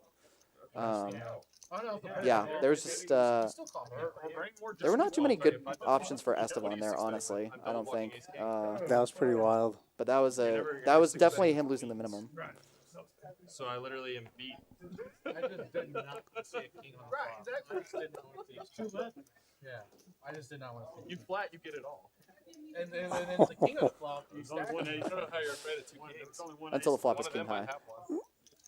Right. I think, to be fair, even a flat looks very suspicious there. Like, a flat only looks like queens plus to me. It's impossible for your hand to not look super strong in that spot if you're Esteban, because Preston is going to have such a strong hand when he 5-bets. Sure. I don't fault him for how he played it, but I will say the min range probably looks the strongest. Sometimes kings run into, or ace king runs into kings sometimes. That's too, true, you know? yeah. That's very true. But, yeah, great fold That from, was from good. Preston. That was a very impressive fold. Very hard to make. What's going on? How are you doing, baby? Looks like we've got a new player joining the table here. I was right. I was right. You were exactly right. I was right. How sick would you have been if I took queens though? I don't think you have queens there. How sick would have been though? I don't think you have queens there. Brian making a comment in the chat saying that the raising to 15 with kings, with king, this game really playing like 1-2. But it is a 1-2. But it isn't a 1-2. I'm sure you saw the rest of the hand, Brian. Yeah, that was. I definitely thought it was all going to go in the middle.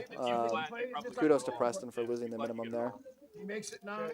And He makes it 9. You. we're going to see flop pretty much with both players, and Robert's going to probably take it down with the C-bet here. It looks like Rhonda is coming in to join the game.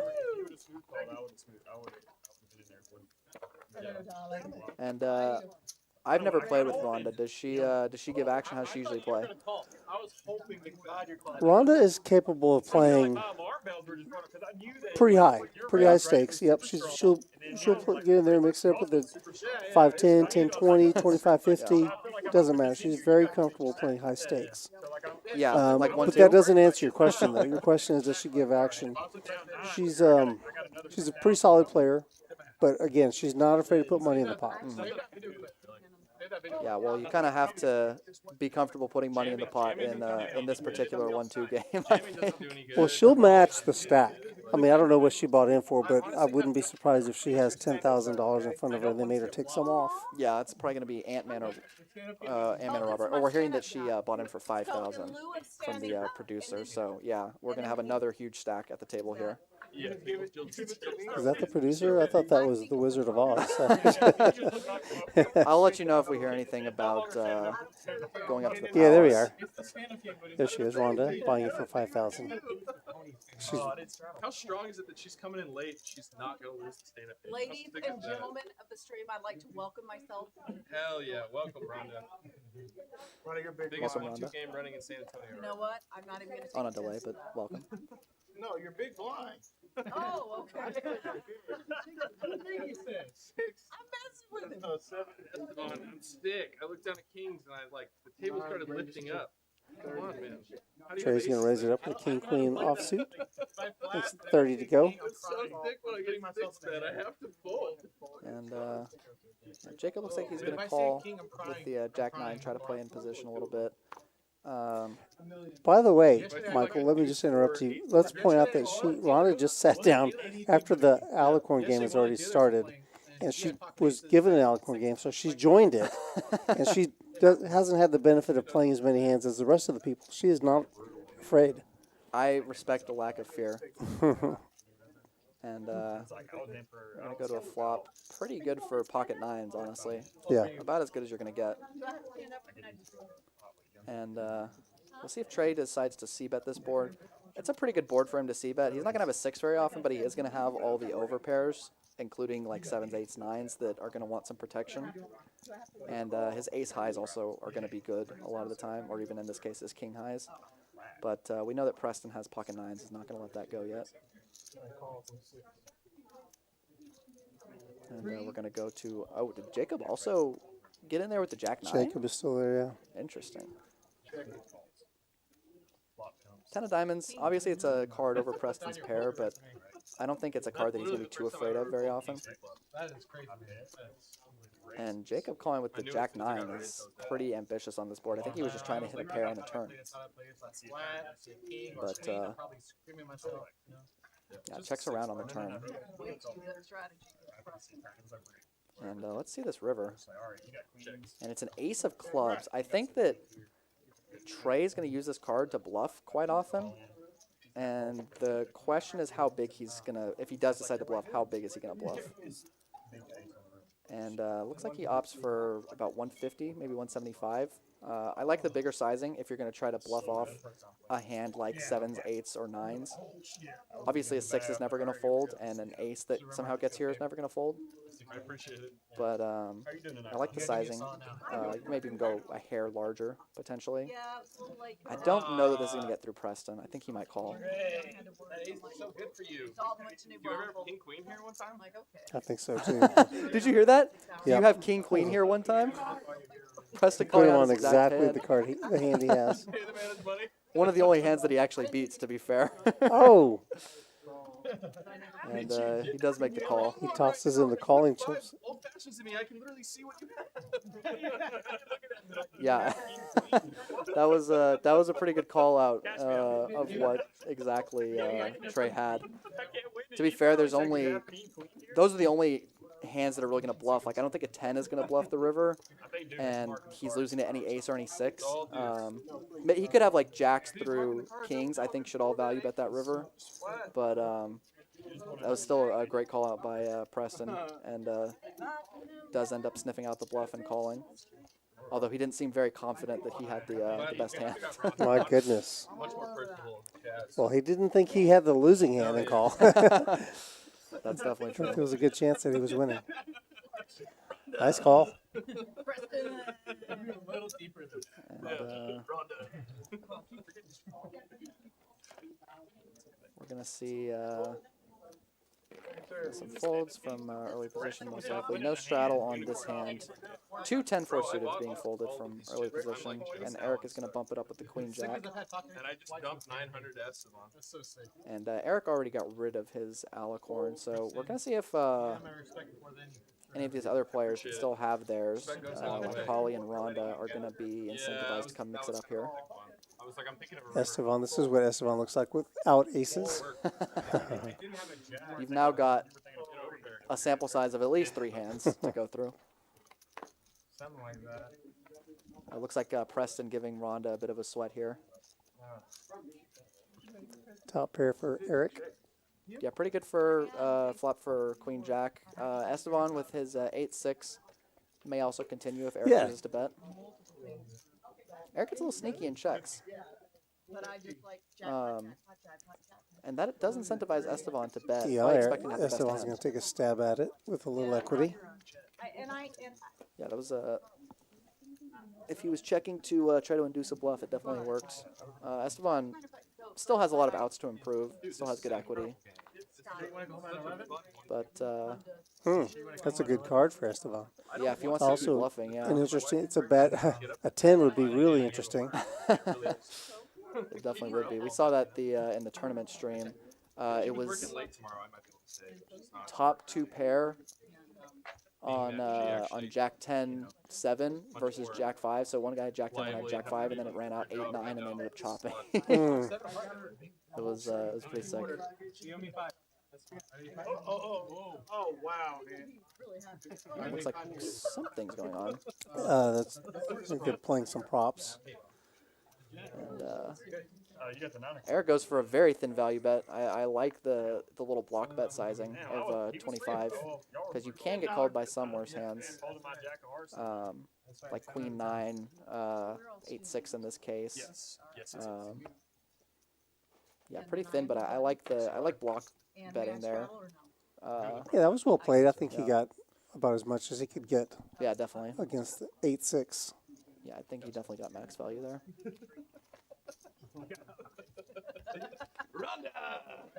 And Esteban probably also incentivized to call to try to get rid of his alicorn there.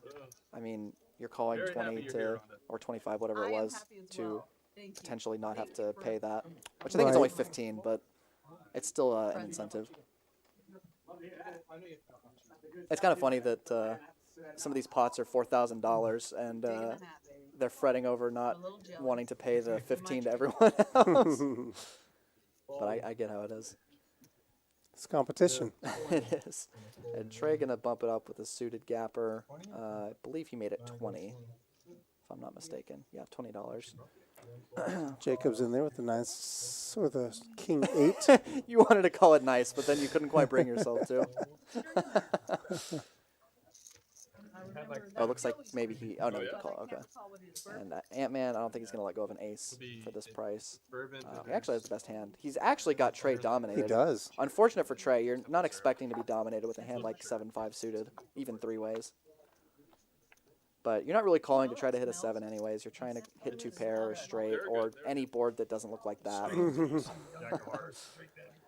Open-ender for Jacob. Yeah. Yeah, I was going to say, I'd be curious if Trey does bet here. He has all the ace-kings. Running hearts would be brutal. Yeah, ace of hearts for Ant-Man, king of hearts for Jacob. 7 high for Trey. And that is quite a turn. Ant-Man. Sure is. Ant-Man now making the straight. And only outs that the other players have are Trey with chop. no hopes of winning anytime, anywhere with this in this situation is the one leading out. I respect it though because you're gonna have way more aces than your opponents here, and he's got 7 high. This is the only way he's gonna win the hand. That's right. That's right. And if he was only against Jacob, it would have gotten through maybe. Yep. Unfortunately for him, Ant-Man is sitting behind the nuts. Now if you're Ant-Man, and he still has an alicorn in front of him. Yeah, he does. Yeah, Ant-Man does elect to raise. I wouldn't hate to see just a call here because you're chopping against a lot of hands. Yeah, it's 2 flush draws. You could actually be getting free rolled by like any ace that contains a diamond or 2 diamonds, like ace 10, ace jack of diamonds, are all free rolling you. But you also want to get value from a 9, maybe. Yeah, you also don't want to get sucked out on by the 8, 9 of hearts. Yeah, that's very true. But he does take that down. And like I was like, should I take and like sell it? As soon as you thought about a raise, it's like he has one hand. Just so you guys know, Drew is sitting in the stream. Looks like we've got about another 20 minutes of the stream. So if you're enjoying it, please hit that like and subscribe button. Smash that like button. Appreciate it. And just again, guys, this is a Rounders Card Club in San Antonio, Texas. If you guys ever want to come down and play, we have games running pretty much 24/7, and it's a great place to play. It's a great card club. We've got lots of, as we mentioned earlier today, the full restaurant, full menu, full bar. We've got golf simulators, 2 of them. We've got a barber shop. Yeah, plenty of stuff to do here for sure. Tournaments running pretty much every day as well, of all different sizes. We just had a $1 million guaranteed tournament not too long ago, so you can definitely check out all that on Poker Atlas or on the Rounders website. Yeah, always something running up. Running. Rhonda gonna bump it up with the 10-4 suited. I guess I have my answer to whether she is a action player or Now not. you know. A little glimpse. Uh-oh. And she's dominated in 2 places, unfortunately. We'll see if that ends up mattering. Ant-Man is definitely going to kick it up a little bit. He's not sure exactly what to make of Ronda just yet, so I think he may just... Yeah, I mean, it was also a big raise to 150. I don't fault him for just flatting here. Oh, okay, so Ronda's dominated by 2 players and in suits by Trey. and of course, Robert folded. Yeah, with the King 4, yeah. King 4. And then Eric wakes up with the ace jack suited here while Trey decides what he wants to do. I think Trey's debating raising. No, he decides to just call, which I don't hate. But now Eric has a real decision if he wants to bump it up to 600 or 700 or just flat and try to play a flop. I think there's merit to both. And especially it depends on what his opinion of Ronda is. Looks like that's just a call. Yeah, does like to just call. Most people have seen Ronda play before, and I suspect all of these guys have. They're going to put her on a little tighter side. So 10-4 is the last hand they're going to put her on. And she does hit her 4. It's 4 for Ronda, 5 for Trey, and a spade draw for Eric. Eric is definitely loving this flop. Are y'all talking about Holly? Yeah. What did she get in the same So let me get this straight. Ronda's the only one with a pair, and she only has 4% to win. Trey has a 5. Oh, okay, yeah, there we go. Yeah, I missed that. They both have backdoor clubs, but with how many clubs are dead, it's not super likely. And did Ronda just c-bet to, it looked like 200 or 300. 350, yeah. She just wants to take this down. She's claiming the queen. I do think she might get Trey to fold here a decent amount of the time. Maybe his backdoor clubs will incentivize him to call. Yeah, he does like to call. I don't know. Eric has spades, though. He's probably going to... At least call. At least call. I kind of like his hand a little better as a call with a call and then, or with a bet and then a flat, because I don't think he's going to get, again, you know, the last thing anyone's putting Ronda on is a 4. I don't think he's going to get like ace queen or even like queen 10, queen jack, king queen type hands to fold on this flop. But yeah, I think he just elected to call. Yeah, I prefer a flat here. He's just going to have too many bluffs on this board, I think, compared to value hands, which is just going to be like pocket 4s and pocket 5s and maybe queen 5 suited. And wheel draw for Deuce on the turn. For Trey and Eric. And I think Ronda's going to shut it down when she gets called in 2 places, maybe. But we'll find out here. We have another. I would not. No, she's going to keep going for it, maybe. Wow, she is. How much was that? It was like 600? I think so. Maybe 500? Oh, 500. Yeah, a little on the smaller side, I think. Does get. She loses Trey. Trey to get out of there, but Eric is not folding for this price. Now I think raising maybe becomes a little bit more on the table, but I think you maybe still just flat here. And you have so many outs on the river, and if Ronda comes over the top and jams on you, you're feeling pretty bad about it. Although I guess the only raise size he can really choose is all in at this point. Yeah. Do your turn, my turn. Which would probably get Rhonda to fold, I would imagine. Yeah. And it would also probably get her to fold all of her 6s through jacks. Yeah, type just hands. calls the 5. Yeah, don't blame him for that. Rhonda looks very strong in this spot after she continues She to does. bet. She actually does have the best hand, but Eric still has 33% to win. And that'll do it. Trey definitely kicking himself for folding his ace there. But yeah, Eric, the question is if he's going to lead out here or just check call. I think check calling is a little bit better. Rhonda can have some 6-7 type hands, 5-6 type hands that get there as well. Yeah, the 6-7 is believable, considering she bet out on the flop. It looks like he's just going to go for a block bet. I actually don't dislike this play at all. Just bets like 200, trying to just get a crying call for maybe a set. That's She gonna just asked him how much he has behind. If she jams, he's in a gross spot, but I don't see him folding here. Especially for 1,000 behind. Right. The pot's going to be like 4,000. That's going to kind of hamstring her a little bit. Yeah, I like this block bet because if Rhonda, say, had pocket queens here, I do think she just has to pay off his $200 bet here. Or maybe pocket 5s, pocket 4s, any set. Like any set, basically, any 2 pair that she might have, I do think has to pay this off. And obviously, if she has an ace, they just end up chopping. But in this case, she doesn't.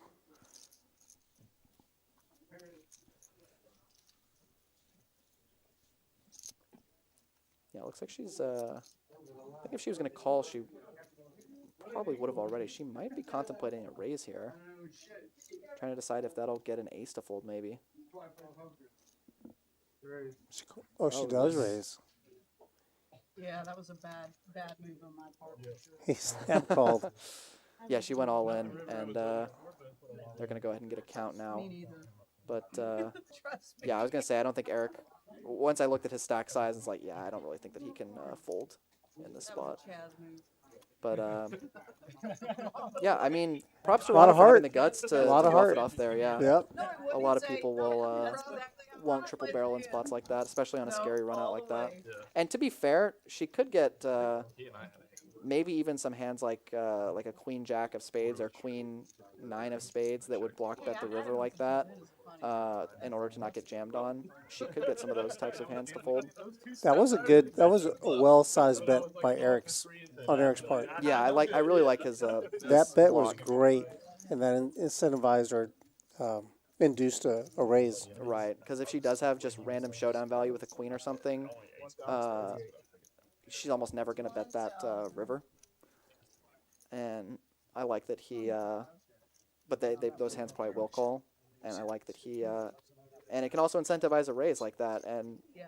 Well, get you paid in a spot where you wouldn't otherwise get paid. I really like that. As the hand Play was by playing Eric. out, I'm the same as yours, right? I'm thinking, I was like, okay, with your hand. What's that up, you boys? had, I see Gann and John what Ellis do you do on in the turn? chat going at it Yeah. back at each other. Did a straight flush draw, I'm jaded. Yeah. Well, and you got connected And with the deuce. green has filled out for a lot of these players now. We had only Ant-Man and And you got a Jacob pile up for the longest time, but now we got actually several players up. Yeah, Ollie's just about even. Yeah, Trey unfortunately getting roasted. Rhonda down after that that hand. All right, I'm gonna get some food. Whatever. I have to watch the dishes at like 1:30. Just give me a call. Yeah, that was a big pot for Eric there. And we can see the VPIP. Yeah, Preston with the high VPIP here. Same with Eric and Ant-Man as well. Lots of high VPIPs here, honestly. I mean, we got 6 players above at or above 40%. Definitely an action Yeah, game. very, very much. Very actiony. I had a pair of 4s, y'all. I just didn't want to be left. Yeah, we're just waiting for a reload, I believe, for Rhonda maybe. Yeah, without that unicorn, none of that would happen. $15 is a gift. And she just said without the unicorn, but she But miscalled it. It's a alicorn, Rhonda. I'll have to talk to her about that later. Yeah, yeah. Without the alicorn, she never goes for that play. This is what we were talking about. Bluffing off 1,300 in order to save 130. But yeah, it's funny what those type of games incentivize. Like when they're playing the 7 deuce game, and somebody goes all in pre-flop for like 5,000 in order to win $30 from every other player. Yeah. You have to look at the math at a certain point. Robert here with pocket tens. I'd like to see a raise here when he's gonna be playing out of position. It looks like he is going for raising chips. And does bump it up. This will probably set off some alarm bells because he's been fairly passive pre-flop so far. So yeah, Preston, I guess thinks that they're deep enough for him to continue here. Does call, and he's also going to be playing in position against Robert. And king right in the window. King in the window. Robert, yeah, 2 diamonds on the flop. gonna elect to go for a bet. I don't think Preston's going to fold this flop quite yet. He looks confused. Preston's face. Very incredulous. I was getting frustrated. I don't know what he's so surprised about. Robert can have plenty of good kings here, but maybe if he thinks that Robert's weighted more towards. Ooh. Yeah, and Robert with the snap check. I don't love the snap check in this spot just because I think it does turn your hand maybe a little bit face up, but trips on the river for Preston, and we'll see if Robert elects to take a stab at this. It would essentially be bluffing at this point, but Well, yeah. maybe he thinks he could get value from like 7s, 8s, 9s type hands. If he does go for a bet, or maybe a 6, but we'll see. Yeah, it does like to check, and I think Preston's going to definitely go for value here. I lost, believe it or not. You played it? Yeah. He's going to go rather large. 300. Oh, 350. Yeah, maybe just trying to get called by an ace. I don't know if he's necessarily targeting the pocket pairs as much. When Robert snap checks on the ace, I think it's a little harder to put him on an ace. And there's not really many worse kings than what you have. But He's cute. I mean, it was almost yeah, we'll see if It's the same one. he elects to call here. There are going to be some diamonds in Preston's range that he decides to turn into a bluff here. But there's also going to be kings that he's going to be betting for value, and maybe some like bottom or middle sets that he's that have now boated up. If he would ever like to play them this way, does look like he's going to call and see the bad He's news. curious. Yeah, I don't blame him. There were enough draws on that board that it's probably okay to pay that off every once in a while. Yeah. It definitely could be a bluff there. There's 2 diamonds on the flop. Yeah, there's plenty that can be bluffed at there, but good awareness, good bet sizing by Preston. I think it would have been tough to get called if he went too much larger, so I like his sizing there.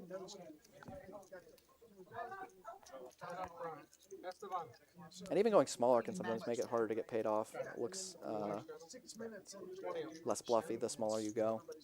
You know, if you go like 150, people are going to question whether you would actually go that size with a king, or with a missed draw, or if you're only going that size with a king.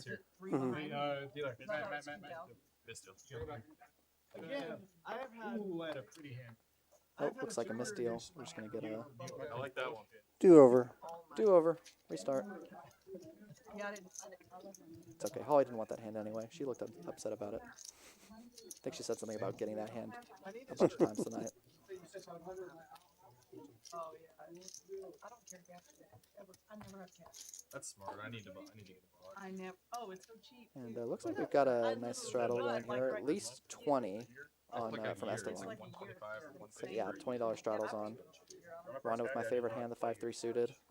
I would do more traveling. We will, Now that I went by the other card houses, I'm like, I think Holly's just going to let this go, yeah. Rounders or no? Raise up the 5-3 suited Ronda. like in San Antonio, I'm not going anywhere. All right, she calls. Yep. I'll accept that. They're so mismanaged, too. The power of the alicorn. Ant-Man with King, Queen. Kind of expect him to bump it up here. An old one. That's the closest one to He hasn't been doing too much 3-betting pre-flop, but he's definitely been doing some raising pre-flop. Looks like he went a little small to just looks like 60. That's like Yeah. Cheers poker houses, right? Cheers. And Robert with the King 6 suited. Yeah, I mean, it's Does have a decision. Probably just going to let it go, yeah. I think that's reasonable. Trey with the Ace 6 going to let it go out of position. Eric ace 5 out of there. Jacob ace 7. Are there any aces left in the deck? I let that go. Yeah. Well, Jacob still has an alicorn in front of him, so he's Yeah, it does he'll elect pick a to. different spot. Yeah. I think that's reasonable. You're just going to be dominated a lot of the time, and there's not going to be any flops that you super love. If it was suited, I think you can definitely continue. But yeah, Ronda elects to call, and we're going to go to a flop here. Ooh, 2 jacks and an 8.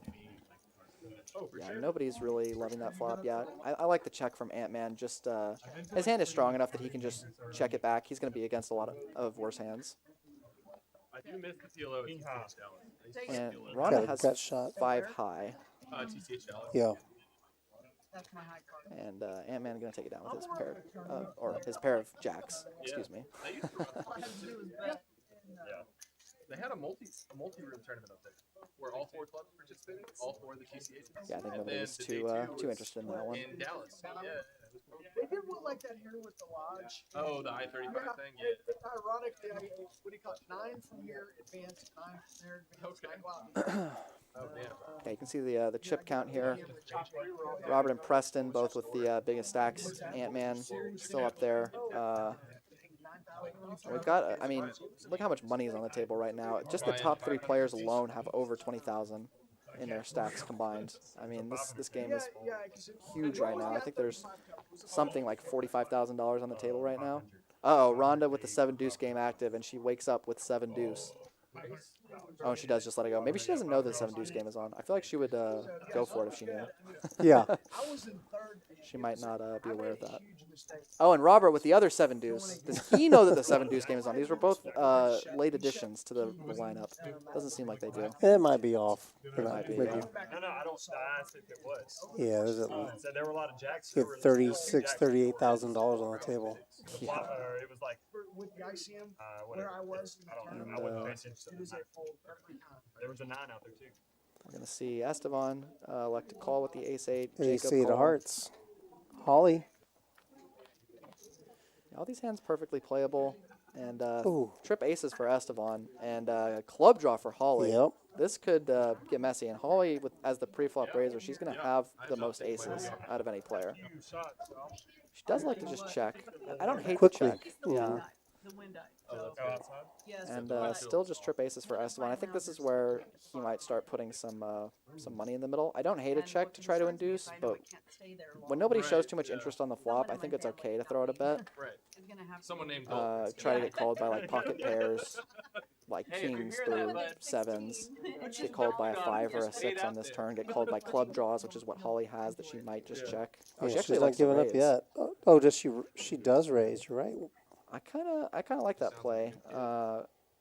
She knows that she has to hit a club to be good most of the time. I don't know that she would try to get Esteban off of an ace specifically, but she might try to get him off some like pocket pairs that are betting for protection. He does elect to just call. And this could be a big river.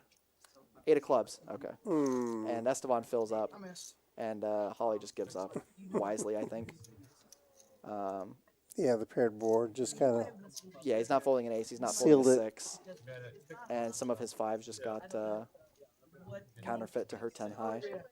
So I don't hate it. I'm not sticking it in. But yeah, nice pickup for Esteban.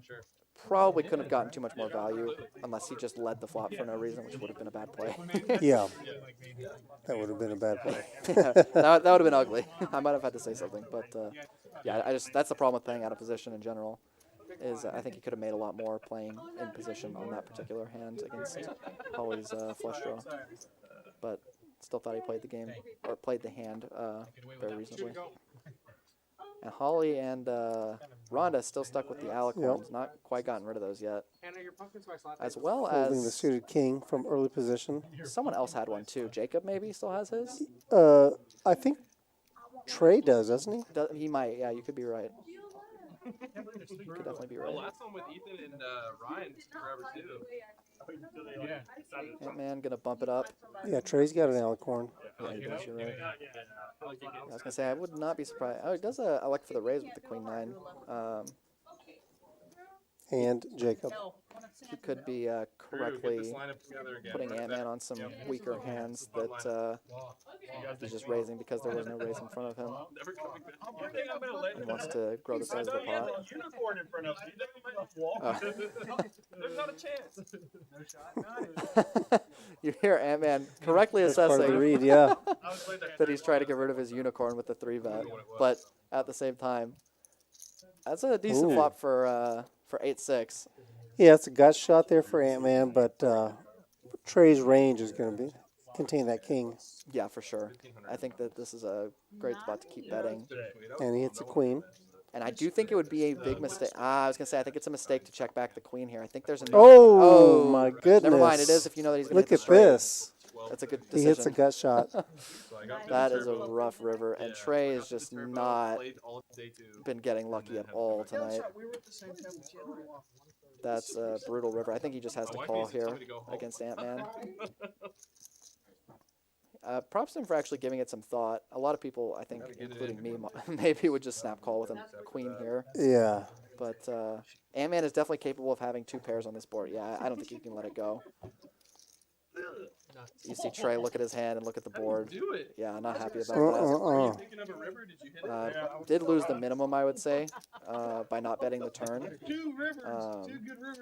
So that's at least fortunate, but does not quite get rid of his alicorn. I was just gonna say he can blame the alicorn for losing that pot.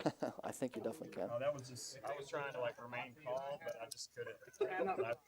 You were excited. No, the last night I was the big game, so it was the worst time to go card dating. There's so much money on this table. It's so wild and crazy. Great, very active game. Guys, please, if you're in the chat, smash that like button. I appreciate it.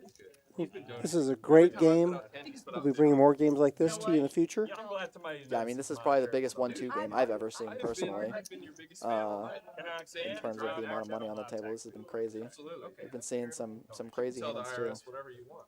You just gotta back it up. IRS can't know. And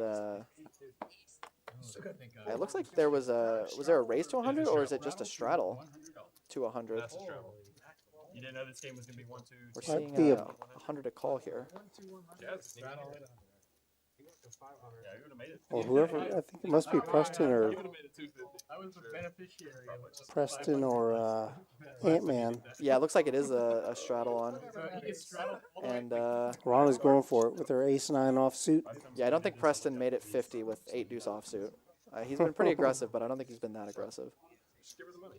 And we're gonna see if Ant-Man elects to call. I think Ant-Man was on the $100 straddle.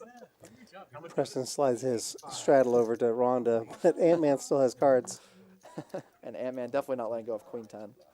And I mean, Rhonda is going to be opening pretty wide here, with just the 2 straddles behind. And Ant-Man's going to know that, but Ace-9 is actually probably one of the better hands that Rhonda's actually going to have in this spot. Ant-Man does call, and just like that, we have an $800 pot pre-flop. And Ace-10 deuce as a monotone board. Rhonda does hit her ace. She's happy about that. Yeah, it looks like she's going to elect to bet. I like a bet here. Is that 500? I look like 400, I think. 475. 475. Yeah. Ant-Man just with middle pair and no diamond. And is no not gonna love diamond, the spot, yeah.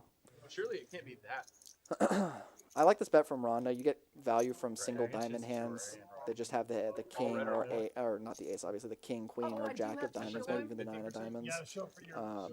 So I like this bet from her, and I think Ant-Man might just fold this flop here, honestly. That's my card.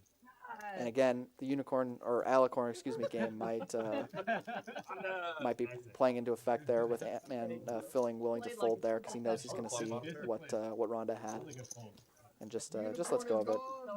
Makes a good So fold. she bet, what, 475 into 800, was it? Yeah, I think it was like 820 on the flop. It was a little over half pot. And, A little large, maybe. Yeah, maybe go a little smaller. I do like the decision to bet because I do think you can get called by a lot of second best hands. Yeah. If the board was a little different, it might be harder for her to call by much worse. But yeah, I like the decision call. And we're just getting the crazy round of straddles going. It looks like at least 100 this hand. Trey's in for 100. He's got the biggest straddle so far that we can see. And We shout don't out to know him. what Eric's doing in seat 1. Yeah, he could have even a bigger straddle on. Doesn't look like he does. Oh. Oh. Oh, he's bluffing. He said he was going to put the straddle out, but he already got a card. I hope he wakes up with a good hand so he regrets it. Okay. King 7 offsuit, not the greatest hand. He might raise blind. Yeah, he's in the hijack, but he's first to act with all the straddles. He was not prepared for that.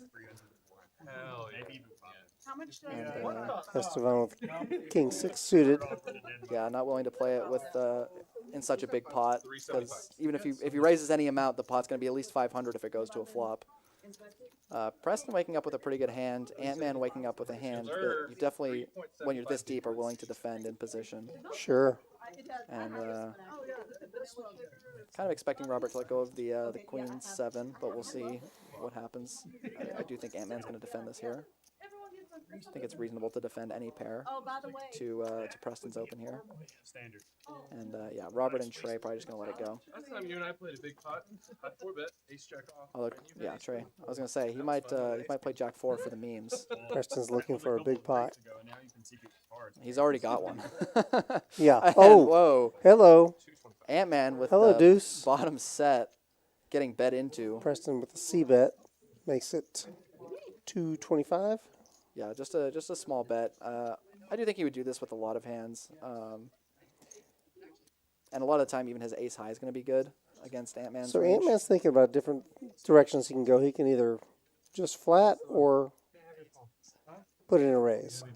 Yeah, and I mean, when you... This board is going to miss Preston for the most part. So I think he does raise it. Yeah, he puts all of Preston's overpairs in a really terrible spot, but you are going to fold out a lot of his ace-high type hands. So I don't mind it either way how you choose to play it. I do think maybe I would prefer a flat, but he does. Yeah, that does get it done. Preston not going to call with ace high. Raising a settlement board. Preston even makes a comment about him raising on that Why are you board. raising? I'm not as good as you. I do think. I don't know. I do think Preston's gonna have a hard time folding his better pairs there, like aces, kings, queens, jacks, tens, which he is gonna have all of those on that board. But and who Yeah. knows how much he would actually fire at that board that hits Ant-Man's range so much harder than his. He might not. He might even give up on the turn and not bluff, but it's tough to know. Right. However, if he matches his card, if he hits a 10 Right, on or the an turn, ace, you know, you're giving yourself an opportunity to get a bigger pot going. Yeah, for sure. This is just a huge 1-2 game. The action has been so fantastic. I mean, we thought we were going to stop the stream about 30 minutes ago, but we're just carrying on. Nobody wants to stop. Yeah, I can't imagine wanting to stop if I was at this game. Yeah, looks like Trey's going to bump it up with the King 6 suited to 30. Esteban going to call with the 8-5 suited. And Holly's got him dominated with her 8. And Rhonda waking up with Ace King suited. I definitely expect to see a raise from her. So we call a premium hand in the business. Yeah, it goes to 135. I think I would like a hair larger, but I do prefer this over a flat when you're going this multi-way, potentially. I definitely prefer raising it here. It looks like Ant-Man's going to call. What size are you thinking? 150, 175? Yeah, even like 175, maybe even like 200, because there's already like 100 in the middle. So I think even like 200 is fine. And then also the temperature of the game. I mean, these guys are just... People are willing to put it in pre-flop in this game. No shortage of action. Yeah, because now I think the problem is that, like Ant-Man, for example, with his Queen Jack, which is going to be doing really well against Ace King, relative to a lot of hands, is getting a good price. Even Esteban is getting a good price, which, of course, they both have diamonds, so that's a little better for Rhonda. But if he had, like, 8-5 of spades, it's still going to have plenty of equity in this spot, you know? Yeah. But she does take it a heads up with Ant-Man, so the sizing does end up getting it done. Here we are again. And pretty good flop for ace king without making a pair. She'd prefer a diamond on the board, but It's paired board. Let's see, 360. She makes it 250. She put some big bets out there. yeah, and I like betting just to try to protect your ace king, and you might even get some worse ace highs like ace 10, ace 9, ace queen type hands to call you. But she does take it down on the flop. I like a bet there, even though if anyone's going to have a 3, it's Ant-Man, but I still think you have to bet that board Yeah, I think most of it's the time. pretty standard to bet there. The bet's a little bit, the sizing might be a little bit large. Yeah, it definitely could be considered on the larger side. And see if these straddles continue. I think that was the smallest straddle we've seen in a few hands. That was only the $10 straddle. Only the $10 straddle in 1-2. Yeah. Whatever. They have a 500K tomorrow. A single straddle, too. Yeah. That takes everyone from 4,000 big blinds down to like 750 big blinds. I play the satellites to get into those bigger ones all the time. The satellites are super soft. That was my first ever 5-figure lead was on Poker Bros. I was decking in Yeah, no straddle on this hand, so we're just going to go straight into Robert. And Trey wishing there was a straddle on this hand as he wakes up with ace-jack suited. Going to bump it up to 20, looks like, maybe 25. And Jacob's still trying to shake his alicorn. Oh, he is. Yeah, I was like, what is he doing? But yeah, he wants to get rid Four of the deuce alicorn. off. And Esteban. Holly's got an alicorn she's got to get rid of. Yeah, she's going to go for a she's squeeze got here. ace high. Looks like She's she's going going to for a squeeze. size up. Yep, 135. Unfortunately for her, she's dominated by Trey. Yeah, I can't see Trey letting go of this hand. Ant-Man also going to be in there with the pocket threes. Ant-Man threes. Now I think Trey's going to be even more incentivized to 4-bet squeeze here with Ant-Man being in the middle. I would not be surprised to see him bump it up to 500 or 600, just trying to get rid of his alicorn and also take down the dead money in the pot. And yeah, there's a lot of people in between him and Holly and Ant-Man. Yeah, I could even see, I think a jam is a little too big, but I could even see him going for something like that because there's already like 300 in the middle or so, and he really wants to get rid of the alicorn, but... Maybe like 550 or 600. Oh, doesn't like to just call. Wow, I'm surprised. Just wants to see a flop, maybe keep in dominated hands. He might have assessed that the alicorn game is not actually... That doesn't mean I'll be staying so far. When the game is this big and you're only losing like 200 if you lose, maybe he... Oh! Trey has just been getting the worst of it today. That is a brutal flop. 2 pair for Holly right away. So she's got 900. Stacked a pot 2.5. Yeah, I guess he can just be happy that she's not deeper. And maybe So he can hit bet, a jack, but... Yeah. She's going to bet 3.25. That's true. I just don't see Trey getting away from a hand this strong on this board. It's certainly not on the flop. Maybe if she jams the turn, he gets away from it sometimes. But yeah, Ant-Man just makes the fold, and Trey might even go all in here. There's not too many draws on the board, but yeah, we'll see. Looks like he's just calling. Yeah, that's a rough flop for Ace Jack. I mean, he can still be behind Ace Queen, Ace King type hands as well. Super excited. I'm absolutely Yeah, terrified. there's no Don't be, honey, don't be. It's 600,000 in the pot. And Holly It's an just easy snap jam. jams. Yeah. And yeah, it looks like he's going to make the call and see the bad news. He seems to have Yeah, been he's taking just- it well tonight, but yeah, it's pretty rough. He's drawing a 2 outs. Oh! my God. Oh, God. Just as I say that, How does that happen? and they ran it one time. Oh, Holly. I hate to see that. Oh, that's rough. That's not cool at all. That's the second time And we've seen that, I she's- think. That happened to Ethan earlier. He got 2 outed on the river. Oh, that's brutal. All right, y'all have fun, guys. That's brutal no matter who loses. It's a brutal flop for Trey. It's a brutal river for Holly. That's just a rough hand all over. Oh, no.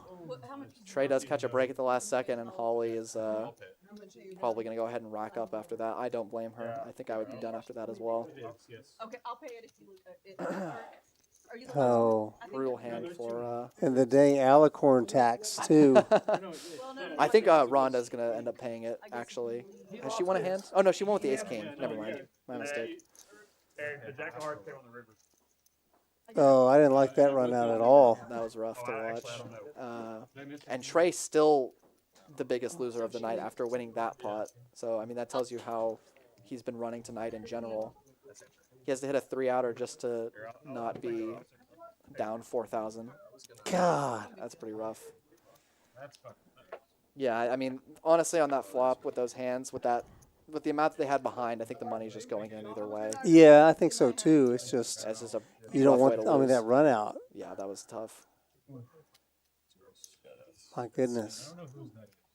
That's yours. Yeah, nice hand to Trey. I know he doesn't want to, probably doesn't want to win like that, but I think he's just happy to pick up a big pot. I think that's his first big pot of the night. Besides I think the ace-9 hand was a pretty big one, but he just has not been able to get any momentum going, unfortunately for him. Got to get on the turn and then throw it a better cop. And still throwing out the straddle. No one is faulting you for how you play. See if we get a few more straddles going on. He's been a good sport about it all night. He's been he still put on the $100 straddle despite being down like 2,000 or 3,000. So you know, he definitely seems to be trying to get action, and anyway, I just missed that. doesn't seem to be. He didn't take it bad when he saw Holly's hand. He just seemed a little bit disappointed, but. I typically don't. So yeah, I mean, I respect him. I've never played with him, but I respect how he's been carrying himself so My goodness. Were you dealt in that last far. And Jacob gonna bump it up to 65 with the 6-5. Maybe trying to send a coded message if any of the other players can figure it out. You ever seen people do that? They raise like 33 with pocket threes. Yeah. 88 with pocket I eights. do see that from time to time. What was your card? I actually started paying attention to that. It hasn't really helped me in a hand yet, but I think eventually it's going to, and I'm going to feel like a genius. We see Ant-Man with ace-king and Robert with king-queen. And some money might be going in this pot here. Now, if Ant-Man raises, I would expect Robert, with the way he's been playing, to either just call or fold. He hasn't been getting too out of line pre-flop. And Right. We'll see what Ant-Man likes to do. Yeah, Robert does have a little bit of a decision. And Trey with king-jack. Yeah, both of them Robert just lets let it go. And Trey lets it go quickly, too. They are both dominated. Eric also dominated. Nothing was going to flop for anyone. The game flow is changed. Earlier in the game, you would have never seen all these folds. Yeah, I think everyone's getting a little The stacks tired. are so big. Yep. Yeah, and nobody wants to get cooler than a huge pot at this point. Oh, that's when he lost 30, yeah. That's definitely. I've definitely seen that happen before when a game gets super big like this. Sometimes people don't want to play as many marginal hands. Yeah, it just kind of tightens up. We see Esteban. Looks like he might be racking up. Yeah, it does look like he's gonna. I don't know why. I do think the game is going to be coming to an end in a little Be bit. gentle in the commentary when y'all talk about that 10-4 that I played. So But we were very gentle, Rana. Don't worry. We admired your heart on that play. Yeah, it was. I'm a big fan, Rhonda, as you know. And I see Jacob just limp with the 10-8. Yeah, I'm good with that. Probably just wants to get involved in the hand. I think Jacob is still on his original $1,000 buy-in, so I think he's actually up a little bit on the night. yeah, and then we can do the bud. Yeah, There's definitely other players. he's been trying to conserve his stack. It looks like Preston's going to bump it up with the 9-7 off. He said no limped pots. I like that. We're going to see a call from Ant-Man with the Jack-9 and a call from Robert with King-Queen. And again, Robert running King-Queen into Ace-King. Trey definitely going to go for a raise here, I imagine. 2 hands in a row. And he's going to bump it up to, looks like 180. Yeah, pretty good sizing. I like that sizing. I don't think it's too small. Preston going to let go, of course, of the 9-7. And we'll see if Robert is willing to fold king-queen pre-flop twice in a row. Because I do think that can factor into people's decisions if they feel like they're getting squeezed off of the best hand. Yeah. Maybe he feels like he's folding too much because he's letting go of some good hands. Right. And I think it's still on Ant-Man here, deciding what he wants to do with the Jack-9. Oh, he already called. Yeah. And neither player is going to be thrilled with this flop. I will say for Ant-Man, this flop is definitely going to favor his range a lot more. He's going to have more of, like, he's the only player that's going to have the 2 pairs here. Yeah, 5, 6, 4, 7, 8, 7. Yeah, for sure. And yeah, I think good awareness by Troy to not check. The only question is if he's going to check call here, try to hit on the turn, or just maybe even call down with ace king. Problem is that a lot of Ant-Man's bluffs are actually ahead of him. Hands like 5-6, or not 5-6, excuse me, 7-6, which is a semi bluff because you're not really beating any good hands. But 4-5, all those type of hands are actually ahead. But Trey does choose to continue. 7 is actually a really good card for Trey. It's a good card for Trey, yeah. And we'll see if Ant-Man chooses to continue bluffing on this card. And honestly, I'm really curious to see if Ant-Man does continue to bluff, if Trey is willing to call down. Trey's got the king of clubs in his hand, so he could kind of clean that and be a little less scared of use some it. club runouts, or use it to bluff. And Ant-Man is going to continue to barrel. Yeah. I don't hate the barrel from Ant-Man. I do think the 7 is a pretty bad card for him to continue to bluff on. I don't think Trey's going to fold any like pocket 8s through aces here on this card. But yeah, we'll see if he has the if he's able to sniff this out from Ant-Man, because Ant-Man is really just going to have to be airballing here, or maybe have like a club draw for the what are considered normal bluffs, and then he's going to have obviously 5-6, some low pocket pairs that are now boats, some 7s. He is going to have some 7s in his range, even though this is generally a good card. And Troy does make Trey, yeah. I've said Troy like 3 times tonight. Trey's Trey. in there. He's figuring it out. He's working on it. He's really working his hand. Yeah, this is the second time we've really seen someone call down Ant-Man tonight. He honestly hasn't been getting... oh, that's a rough river. God, after all that. Yeah. And I think Trey has kind of set his mind to call down here. It's really hard to put Ant-Man on a jack here. And I think Ant-Man's definitely going to bet this for value, because he just got ahead of pocket 8s, 9s, and 10s. And of course all ace highs that are floating. The question is just how big is he going to bet. If he's called both streets, the flop and the turn. Yeah, that's why depending on the size of the bet, he might call. He might call this river bet. The jack is just not. Oh, he checks it back. Checks it back, and now Trey definitely thinks his ace king is good. Sees the bad news. Yeah, that's a tough river. Yeah, he played every street correctly, but sometimes that doesn't matter in poker, unfortunately. Yeah. Yeah, it's pretty disheartening. I'll tell you what, Ant-Man is wearing the right shirt today. You live by the jack on the river, you die by the jack on the river, unfortunately, for Trey. And there's our VPIP, guys. You see Preston and Ant-Man leading the charge. But yeah, but look, I mean, all the way down to Esteban at 38%. That's a lot of hands being. Yeah, when the second tightest player or third tightest player is 38%, I mean, that's an action game for sure. Mm-hmm. Especially with all the straddles that have been running tonight. Here to go.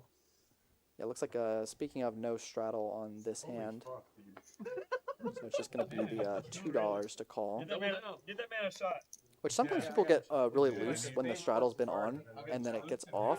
I think people are like, okay, I can finally play a hand without the pot being super bloated. So we'll see if that factors in. Preston goes ahead and calls with the jack-9. I know I'm going to get roasted for All the queens in the deck, it looks like, are pretty much gone. So it's going to be tough for Esteban to flop top pair here with his queen deuce. So we know at least 2 other queens were folded. He's got his eye on the hearts. Definitely. And we're just going to go 3 ways to the flop in a much tamer $77 pot than usual. King 8 deuce, there's only 1 heart. Nobody loves that board. I think Esteban might see bet and just take it down. It is shorter than Anthony. Very little going on for anyone here. He does have some backdoor hearts. So is Tony. That's true. That's true. Or no, he does have bottom pair. Excuse me. Yeah, I missed that he had a bottom pair.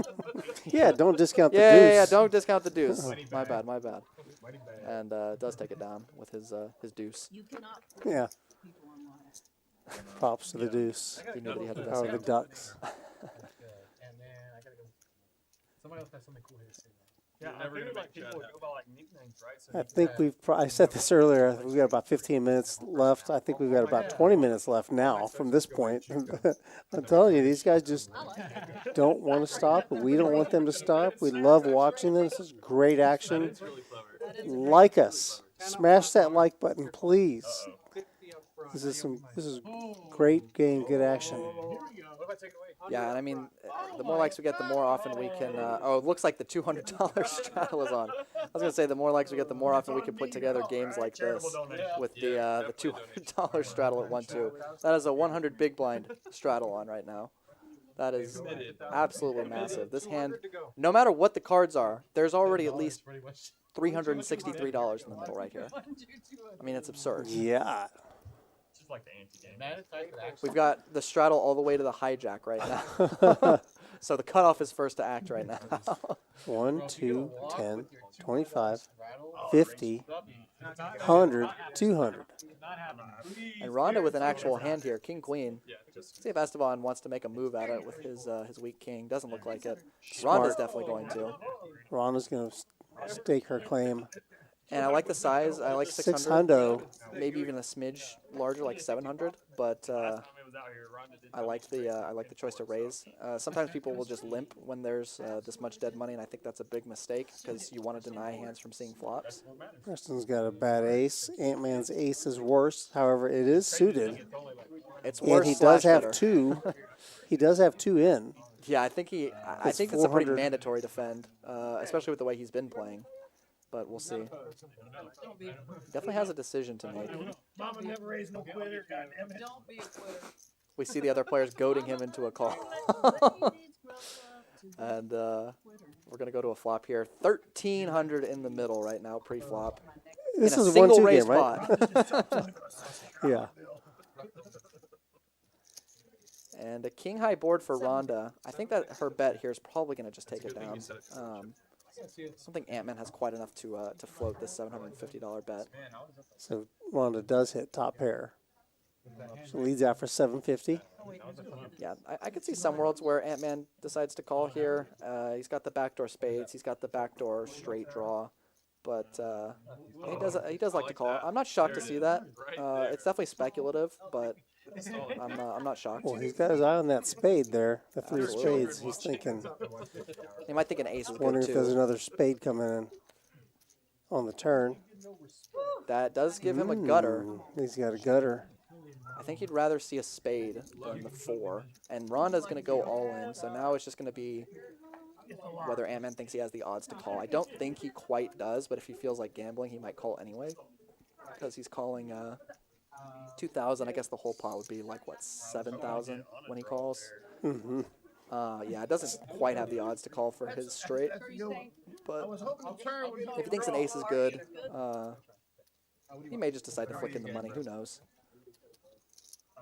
I would not be surprised to see it. I would be surprised. It's 1,000 big blinds. That hasn't stopped anyone so far. You're right. Yeah, he's trying to work it out. He is going to be ahead of some bluffs here if she just is firing with something random. Say the 10 jack of diamonds or something. Yeah, exactly. He is ahead of those flush She shows the draws. queen. And it is the queen, and it shows the king. Oh, did she? Yeah, I think she. She Yeah. flipped it over. Okay. Nice pot by Ronda. You're honestly not upset not getting. I mean, you would rather get called there, but you're not too upset just taking it down on the turn there. There's really no other sizing she could choose besides jamming. God, thank God we got that on the screen after my I donated back to you. Thank you, sweetheart. There she goes. She's almost even. Yeah, almost back to even. And we can see actually we have a few players that are did fairly well. Jacob, Preston, Robert, Esteban, all basically a little better than break even. I mean, Esteban and Eric are more. it is conceivable that everybody could be a winner tonight of the players that are left. Yeah, if Because if Trey up, doubles through Ant-Man, he would be everyone, and then Ronda gets $150 somewhere. Yeah. And with the 2 spades, I think I think Trey could definitely use the double up at this point. He's been in some rough spots. Yeah, he's had a rough go of it. He did hit that jack against Holly, but other than that, I don't think he's really. And it was an unlucky flop for him to begin with. He just she sucked out on the flop, and then he sucked out on the river. Yeah. Sounded like he floated. Yeah. But yeah. Yeah, we'll see if we see any. Looks like it's the $50 straddle on this hand. Yeah, he's down that much, and he was, and he doubled. Well, not doubled, but he took a big pot off of Holly. Yeah, I think that was like a $2,000 pot. So he was down heaps. And Esteban choosing to just call with the pocket sevens, I'm not a huge fan. You're going to be playing out of position. And like I said, when the straddle's on, you really want to raise bigger if possible to try to take down all the dead money, especially with a hand like sevens that is only going to play well post-flop on boards where it flops a set. But it's going to play a lot better heads up. Excuse me. And Ant-Man, I think this is one of the first limped pots we've seen tonight. It just took the $50 straddle for it to happen. It's a limped pot on the 1-2 game, and it's $200. Yeah. How does that math work? You can work out the math on your own. And somehow nobody flops anything. Well, Esteban's still good with the sevens. Yep. Yeah. Preston. Preston hit his 5. Oh yeah, he did hit a 5. Yeah, he's gonna take a stab at it. And this is the problem with just calling the pocket sevens. I think is that you're letting. You're never super happy on this board with pocket sevens. You're only beating bluffs, which there are quite a few bluffs on this board. But yeah, I just elect to let it go. And so does Rhonda. Preston takes it down.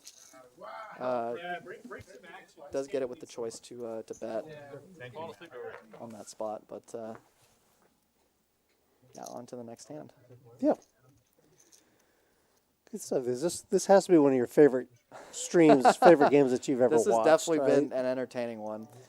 Didn't I call it? I told you even before we sat down. I walked in and I told several people just by looking at the lineup and the amount that they were buying in for. 11:45. Yeah, this is I going thought to be it a was good going to game. be an action game. And it was. Yeah, we've had some huge action tonight. Several pots, well over $3,000. I mean, it's been this game has been pretty huge. The old 10-4. Well, I mean, and you're a big name. So Good hand for Robert. Ace basically Jack. likely that'll happen. Yeah, maybe. Yeah, I expect to see him raise $10 straddles on this hand. Bless you. A little bit less bloated from the straddles on this one. Looks like he is 85, 90. yeah, big raise. Big raise. I don't necessarily fault it with how big the game's been playing. It's definitely bigger than we've been seeing people go at the $10 straddle level. And Preston not That's going to work. Preston has 9-7 suited. Surprised to not see him defend that, honestly. I mean, it's a 9x raise, but What was it, 884? with how much he's, with how deep the two of them are, I'm a little surprised to not see him defend it there. But maybe he just doesn't want to play out of position that deep. I can understand that. Yeah, there's several factors that go into it. Yeah, for sure. Again, they've been playing for 5 hours. He might be tired. They're of it. very deep. College thing. One misstep could be very costly. Absolutely. Don't worry. 100%. 100%. Hey, Merry Christmas, Larry. Yeah, That's twice you've done that. All right. And it looks like no straddle on right now. And you reckon you get miracle 2 hours. That's what I do. Looks like we're waiting on something to happen. Okay, we do see Robert fold the 7-5. Yeah, he showed me the photo. Eric probably gonna, I was gonna say probably gonna bump it up with a 6-5 suited. Not Oh, surprised yeah. to see it. Jacob with a quick call, Queen 9 suited. And Eric has been quiet the last couple of Yeah, couple of hands. he's had a pretty Or high we'll see. VPIP, I think, but not the last few hands. I don't know why we are like just like Matt. And then Rhonda gonna go for a squeeze with the Ace King. Don't forget the 9. She goes 140. I like this better than when she did 135 earlier. Yeah. I like the sizing a bit better. And they're deep enough, I would not be surprised to see Eric call, Matt. but he does end up folding. Yeah. Oh, I think Eric might not be quite as deep as some of the other players, but that's not going to stop Jacob from calling with his Queen 9 suited. And I think Esteban's probably going to let go of his King 6 here for another 120 from what we've seen so I far. was leaving. Is this when I was leaving? Yes, it was like 2 We in the will morning. we'll see. Yeah, he does let go of it. Yes, So pot's gonna be about 300 going to the flop. Heads up between Rhonda's Ace King and Jacob's Queen 9 suited. I can't listen. And pretty boring flop for both players here. Yeah. Rhonda does check. I think she thinks her ace high is going to be good here a lot of the time, which it is. And now it's going to be super good. And there's also a spade draw for Jacob, so some money It's might not go in. over yet. Oh, she bets 300 and he calls. Yep, quickly. Yeah, I don't blame him. I think there's not much merit to raising. For the chat, And Deuce not going to do anything.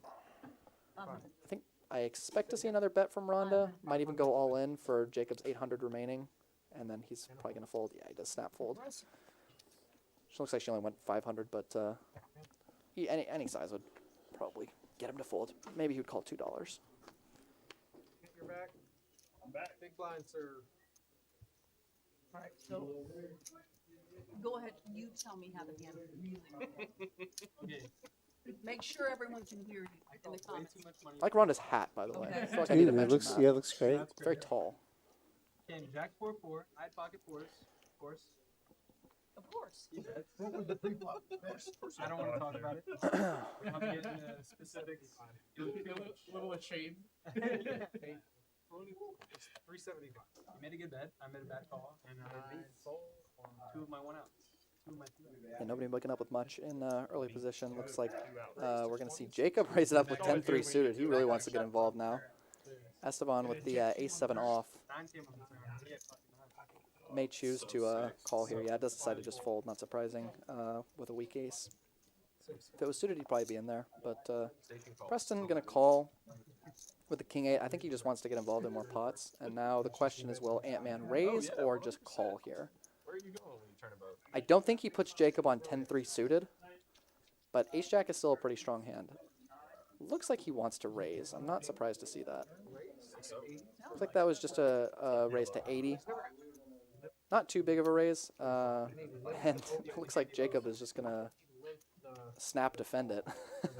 Jacob really wants to get involved with this 10-3. He's not going to go quietly into the night, is he? Yeah, and Preston also going to call again. And Ant-Man's lining up the all the alicorns. And nobody has each other's cards. We could see a pretty dynamic flop. Ace-jack for Ant-Man and a pair of 10s for Jacob. Top pair versus middle Top pair for Ant-Man, yep. Jacob did not miss. With the when you call the 3-bet with 10-3 suited and you flop a pair, you're usually going to be at least a little happy. No diamonds on the board for Jacob to hit. Backdoor diamonds. Yeah, I expect to see Ant-Man. It looks like he was sizing up quite a bit. 130. Oh no, I thought that was a 500 chip. Yeah, it just goes 130. 130. Yeah, I like the smaller sizing. Keeps in a lot of worse hands. And Namely the 10-3. yeah, I don't know that he's putting his opponent on 10-3. Well, I think he is. Look at the bet size. It's a 130. And pretty dynamic turn card. I wouldn't be surprised to see Ant-Man still go for some value here. I don't think a jack is going to quite fold, especially a hand like King-Jack or Jack-9 that's now open-ended.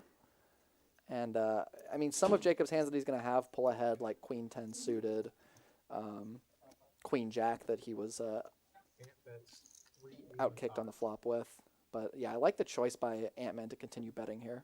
385. Yeah, it's not too big compared to the size of the pot. 60% or so, yep. Makes a good fold. He got downgraded. Jacob gets a message. Got pretty significantly downgraded on the turn there. Ace-King also gets there. And Ace-Queen that was bluffing on the flop gets there. Pretty much, unless he's got a stone bluff, a lot of stuff got there. King-Queen gets there with the top pair. Yeah. Not too much he's beating at that point. But it actually saved him some money, I think. Because if it was like a deuce, I don't know that he might have continued. Yeah. Looks like we might have some sort of straddle going. A round of green teas, too. So what's in those? That is, well, it's whiskey, it's Jameson, simple syrup, and splash of Sprite. Not bad. Yep, it's not bad. Sounds pretty good. I think that's right. I just usually walk up to the bar and say, "Green tea, please." I don't actually make it. Yeah. Is It's good. Whatever's in it is good. Hannah's in the chat saying, telling us we did a good job. I appreciate that. Thank you. I Thank you, appreciate Hannah. it. Yes, I think Michael did a great job tonight. Oh shucks. Ace Queen suited for Preston. Let me have that hand.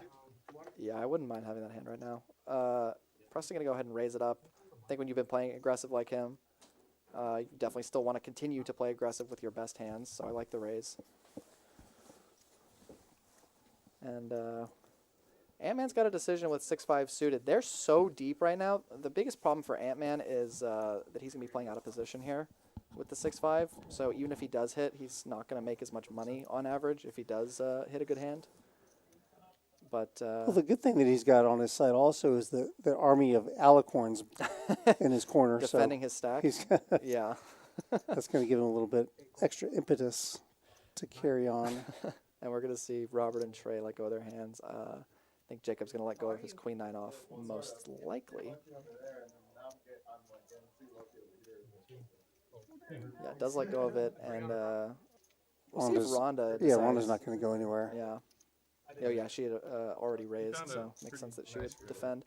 But the hand played itself. It's not like he did anything And wrong. Rhonda looks like a snow bunny who just walked in from from the North Pole. Whoa, that's a big flop. Wow.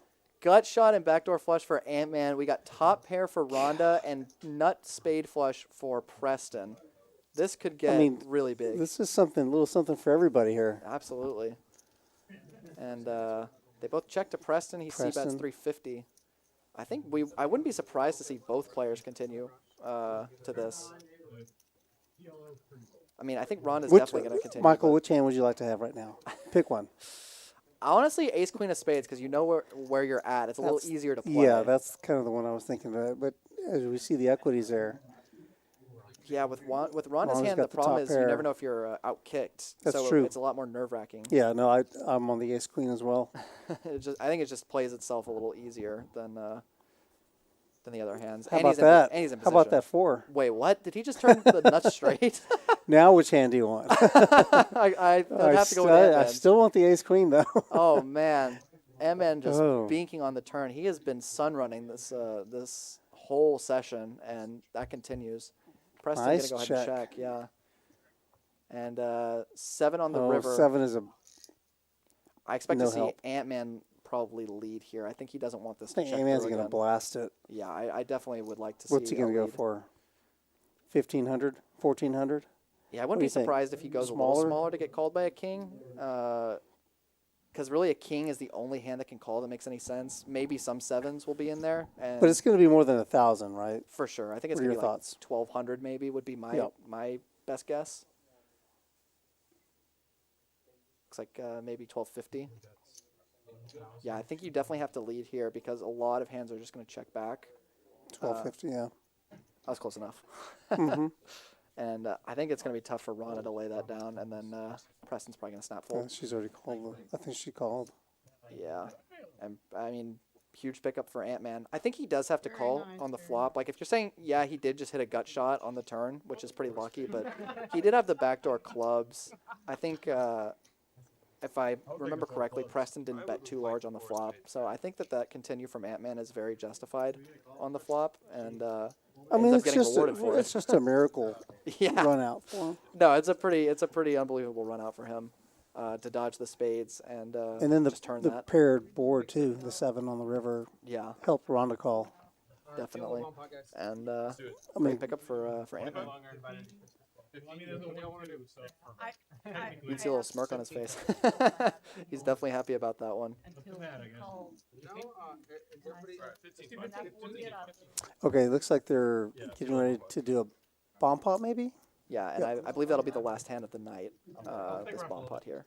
So it looks like it's going to be a $15 bomb pot, so at least 120 in pre-flop. I'm not sure if we're 8-handed or 9.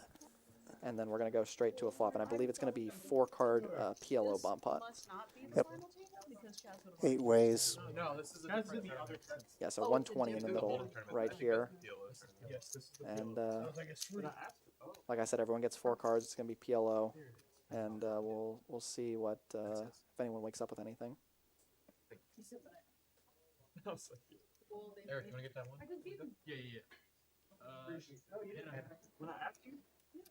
And if you've never played a bomb pot before, it's very different than playing a normal hand. You're going to be wanting to make strong hands a lot more. There's going to be a lot less bluffing because you're having to get through everybody seeing 2 flops.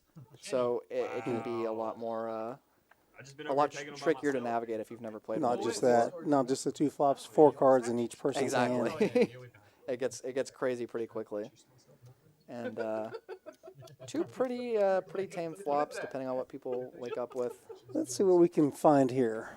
Guess I'm the weirdest. 7, 8, 10. Yeah. See if we. Doesn't look like anyone has anything too crazy right now. Spades, nope. Ordered it one night and grabbed it how good it actually tastes. Yeah, we've got Rhonda with the 9-6, which is going to be open-ended on the top board, and but not too much else going on for anyone else here. It looks like. So she does like to bet. Preston with bottom set on one board, and also a gut shot to 5 on the top board. Not surprised to see him continue. Deuce. God, Jeez, that is a miserable PLO hand. Did you though. call out the spades? Preston has spades also. Oh, does he? He's Oh, got you're a so huge right. hand. He's got a set on one board and spades on the other. And a lot of people I think would raise in Preston's spot, but I really like his decision to just flat here because, as silly as it sounds, he can be up against the nut flush draw, and somebody else could wake up with a better set. He does have a king, so there's less pocket kings, but pocket 8s, and there's also 2 8s. So it's only 2 combos of better sets, but I've absolutely had that happen many times in PLO where you have blockers to the better sets and still get set over set. So I like his choice to just call here. I think right now he's ahead on both boards, though, for sure. And turns trips. Okay. And so he's got or doesn't turn trips. He's got a boat. Yeah, slightly better boat. My mistake. And then still has the spade draw on the other, but the board pairs. And I expect to see Rhonda maybe slow down. Yeah, it looks like she just checks. She's got a wrap on one, but yeah, and I don't think she's. I need a 9 on both. she doesn't like the paired board, so Yeah. she's gonna let it go. Yeah, she was still. I don't even think she was a head equity. I guess she had her pocket 9s, but still wasn't loving life on that board. And Preston does take down the final bomb pot of the night. Nice play by Preston. All right, there we see the cumulative winnings. That's the final chip counts for the night. I'd like to thank you guys for joining us for this action-packed game. This is a really, really fun game. A great one to be a part of, huh, Michael? Yeah, that was a fun one to watch. Yeah, Texas Poker remains undefeated. This is great. I think Ant-Man remains undefeated. Ant-Man had a great... Just don't look at the last 2 streams, but if you just look at this one, undefeated. A great night for Ant-Man. For the Rounders Tonight team, for the whole crew out here, did a great job. Michael, good job tonight. Thank you, appreciate it. I am Rude. Good night.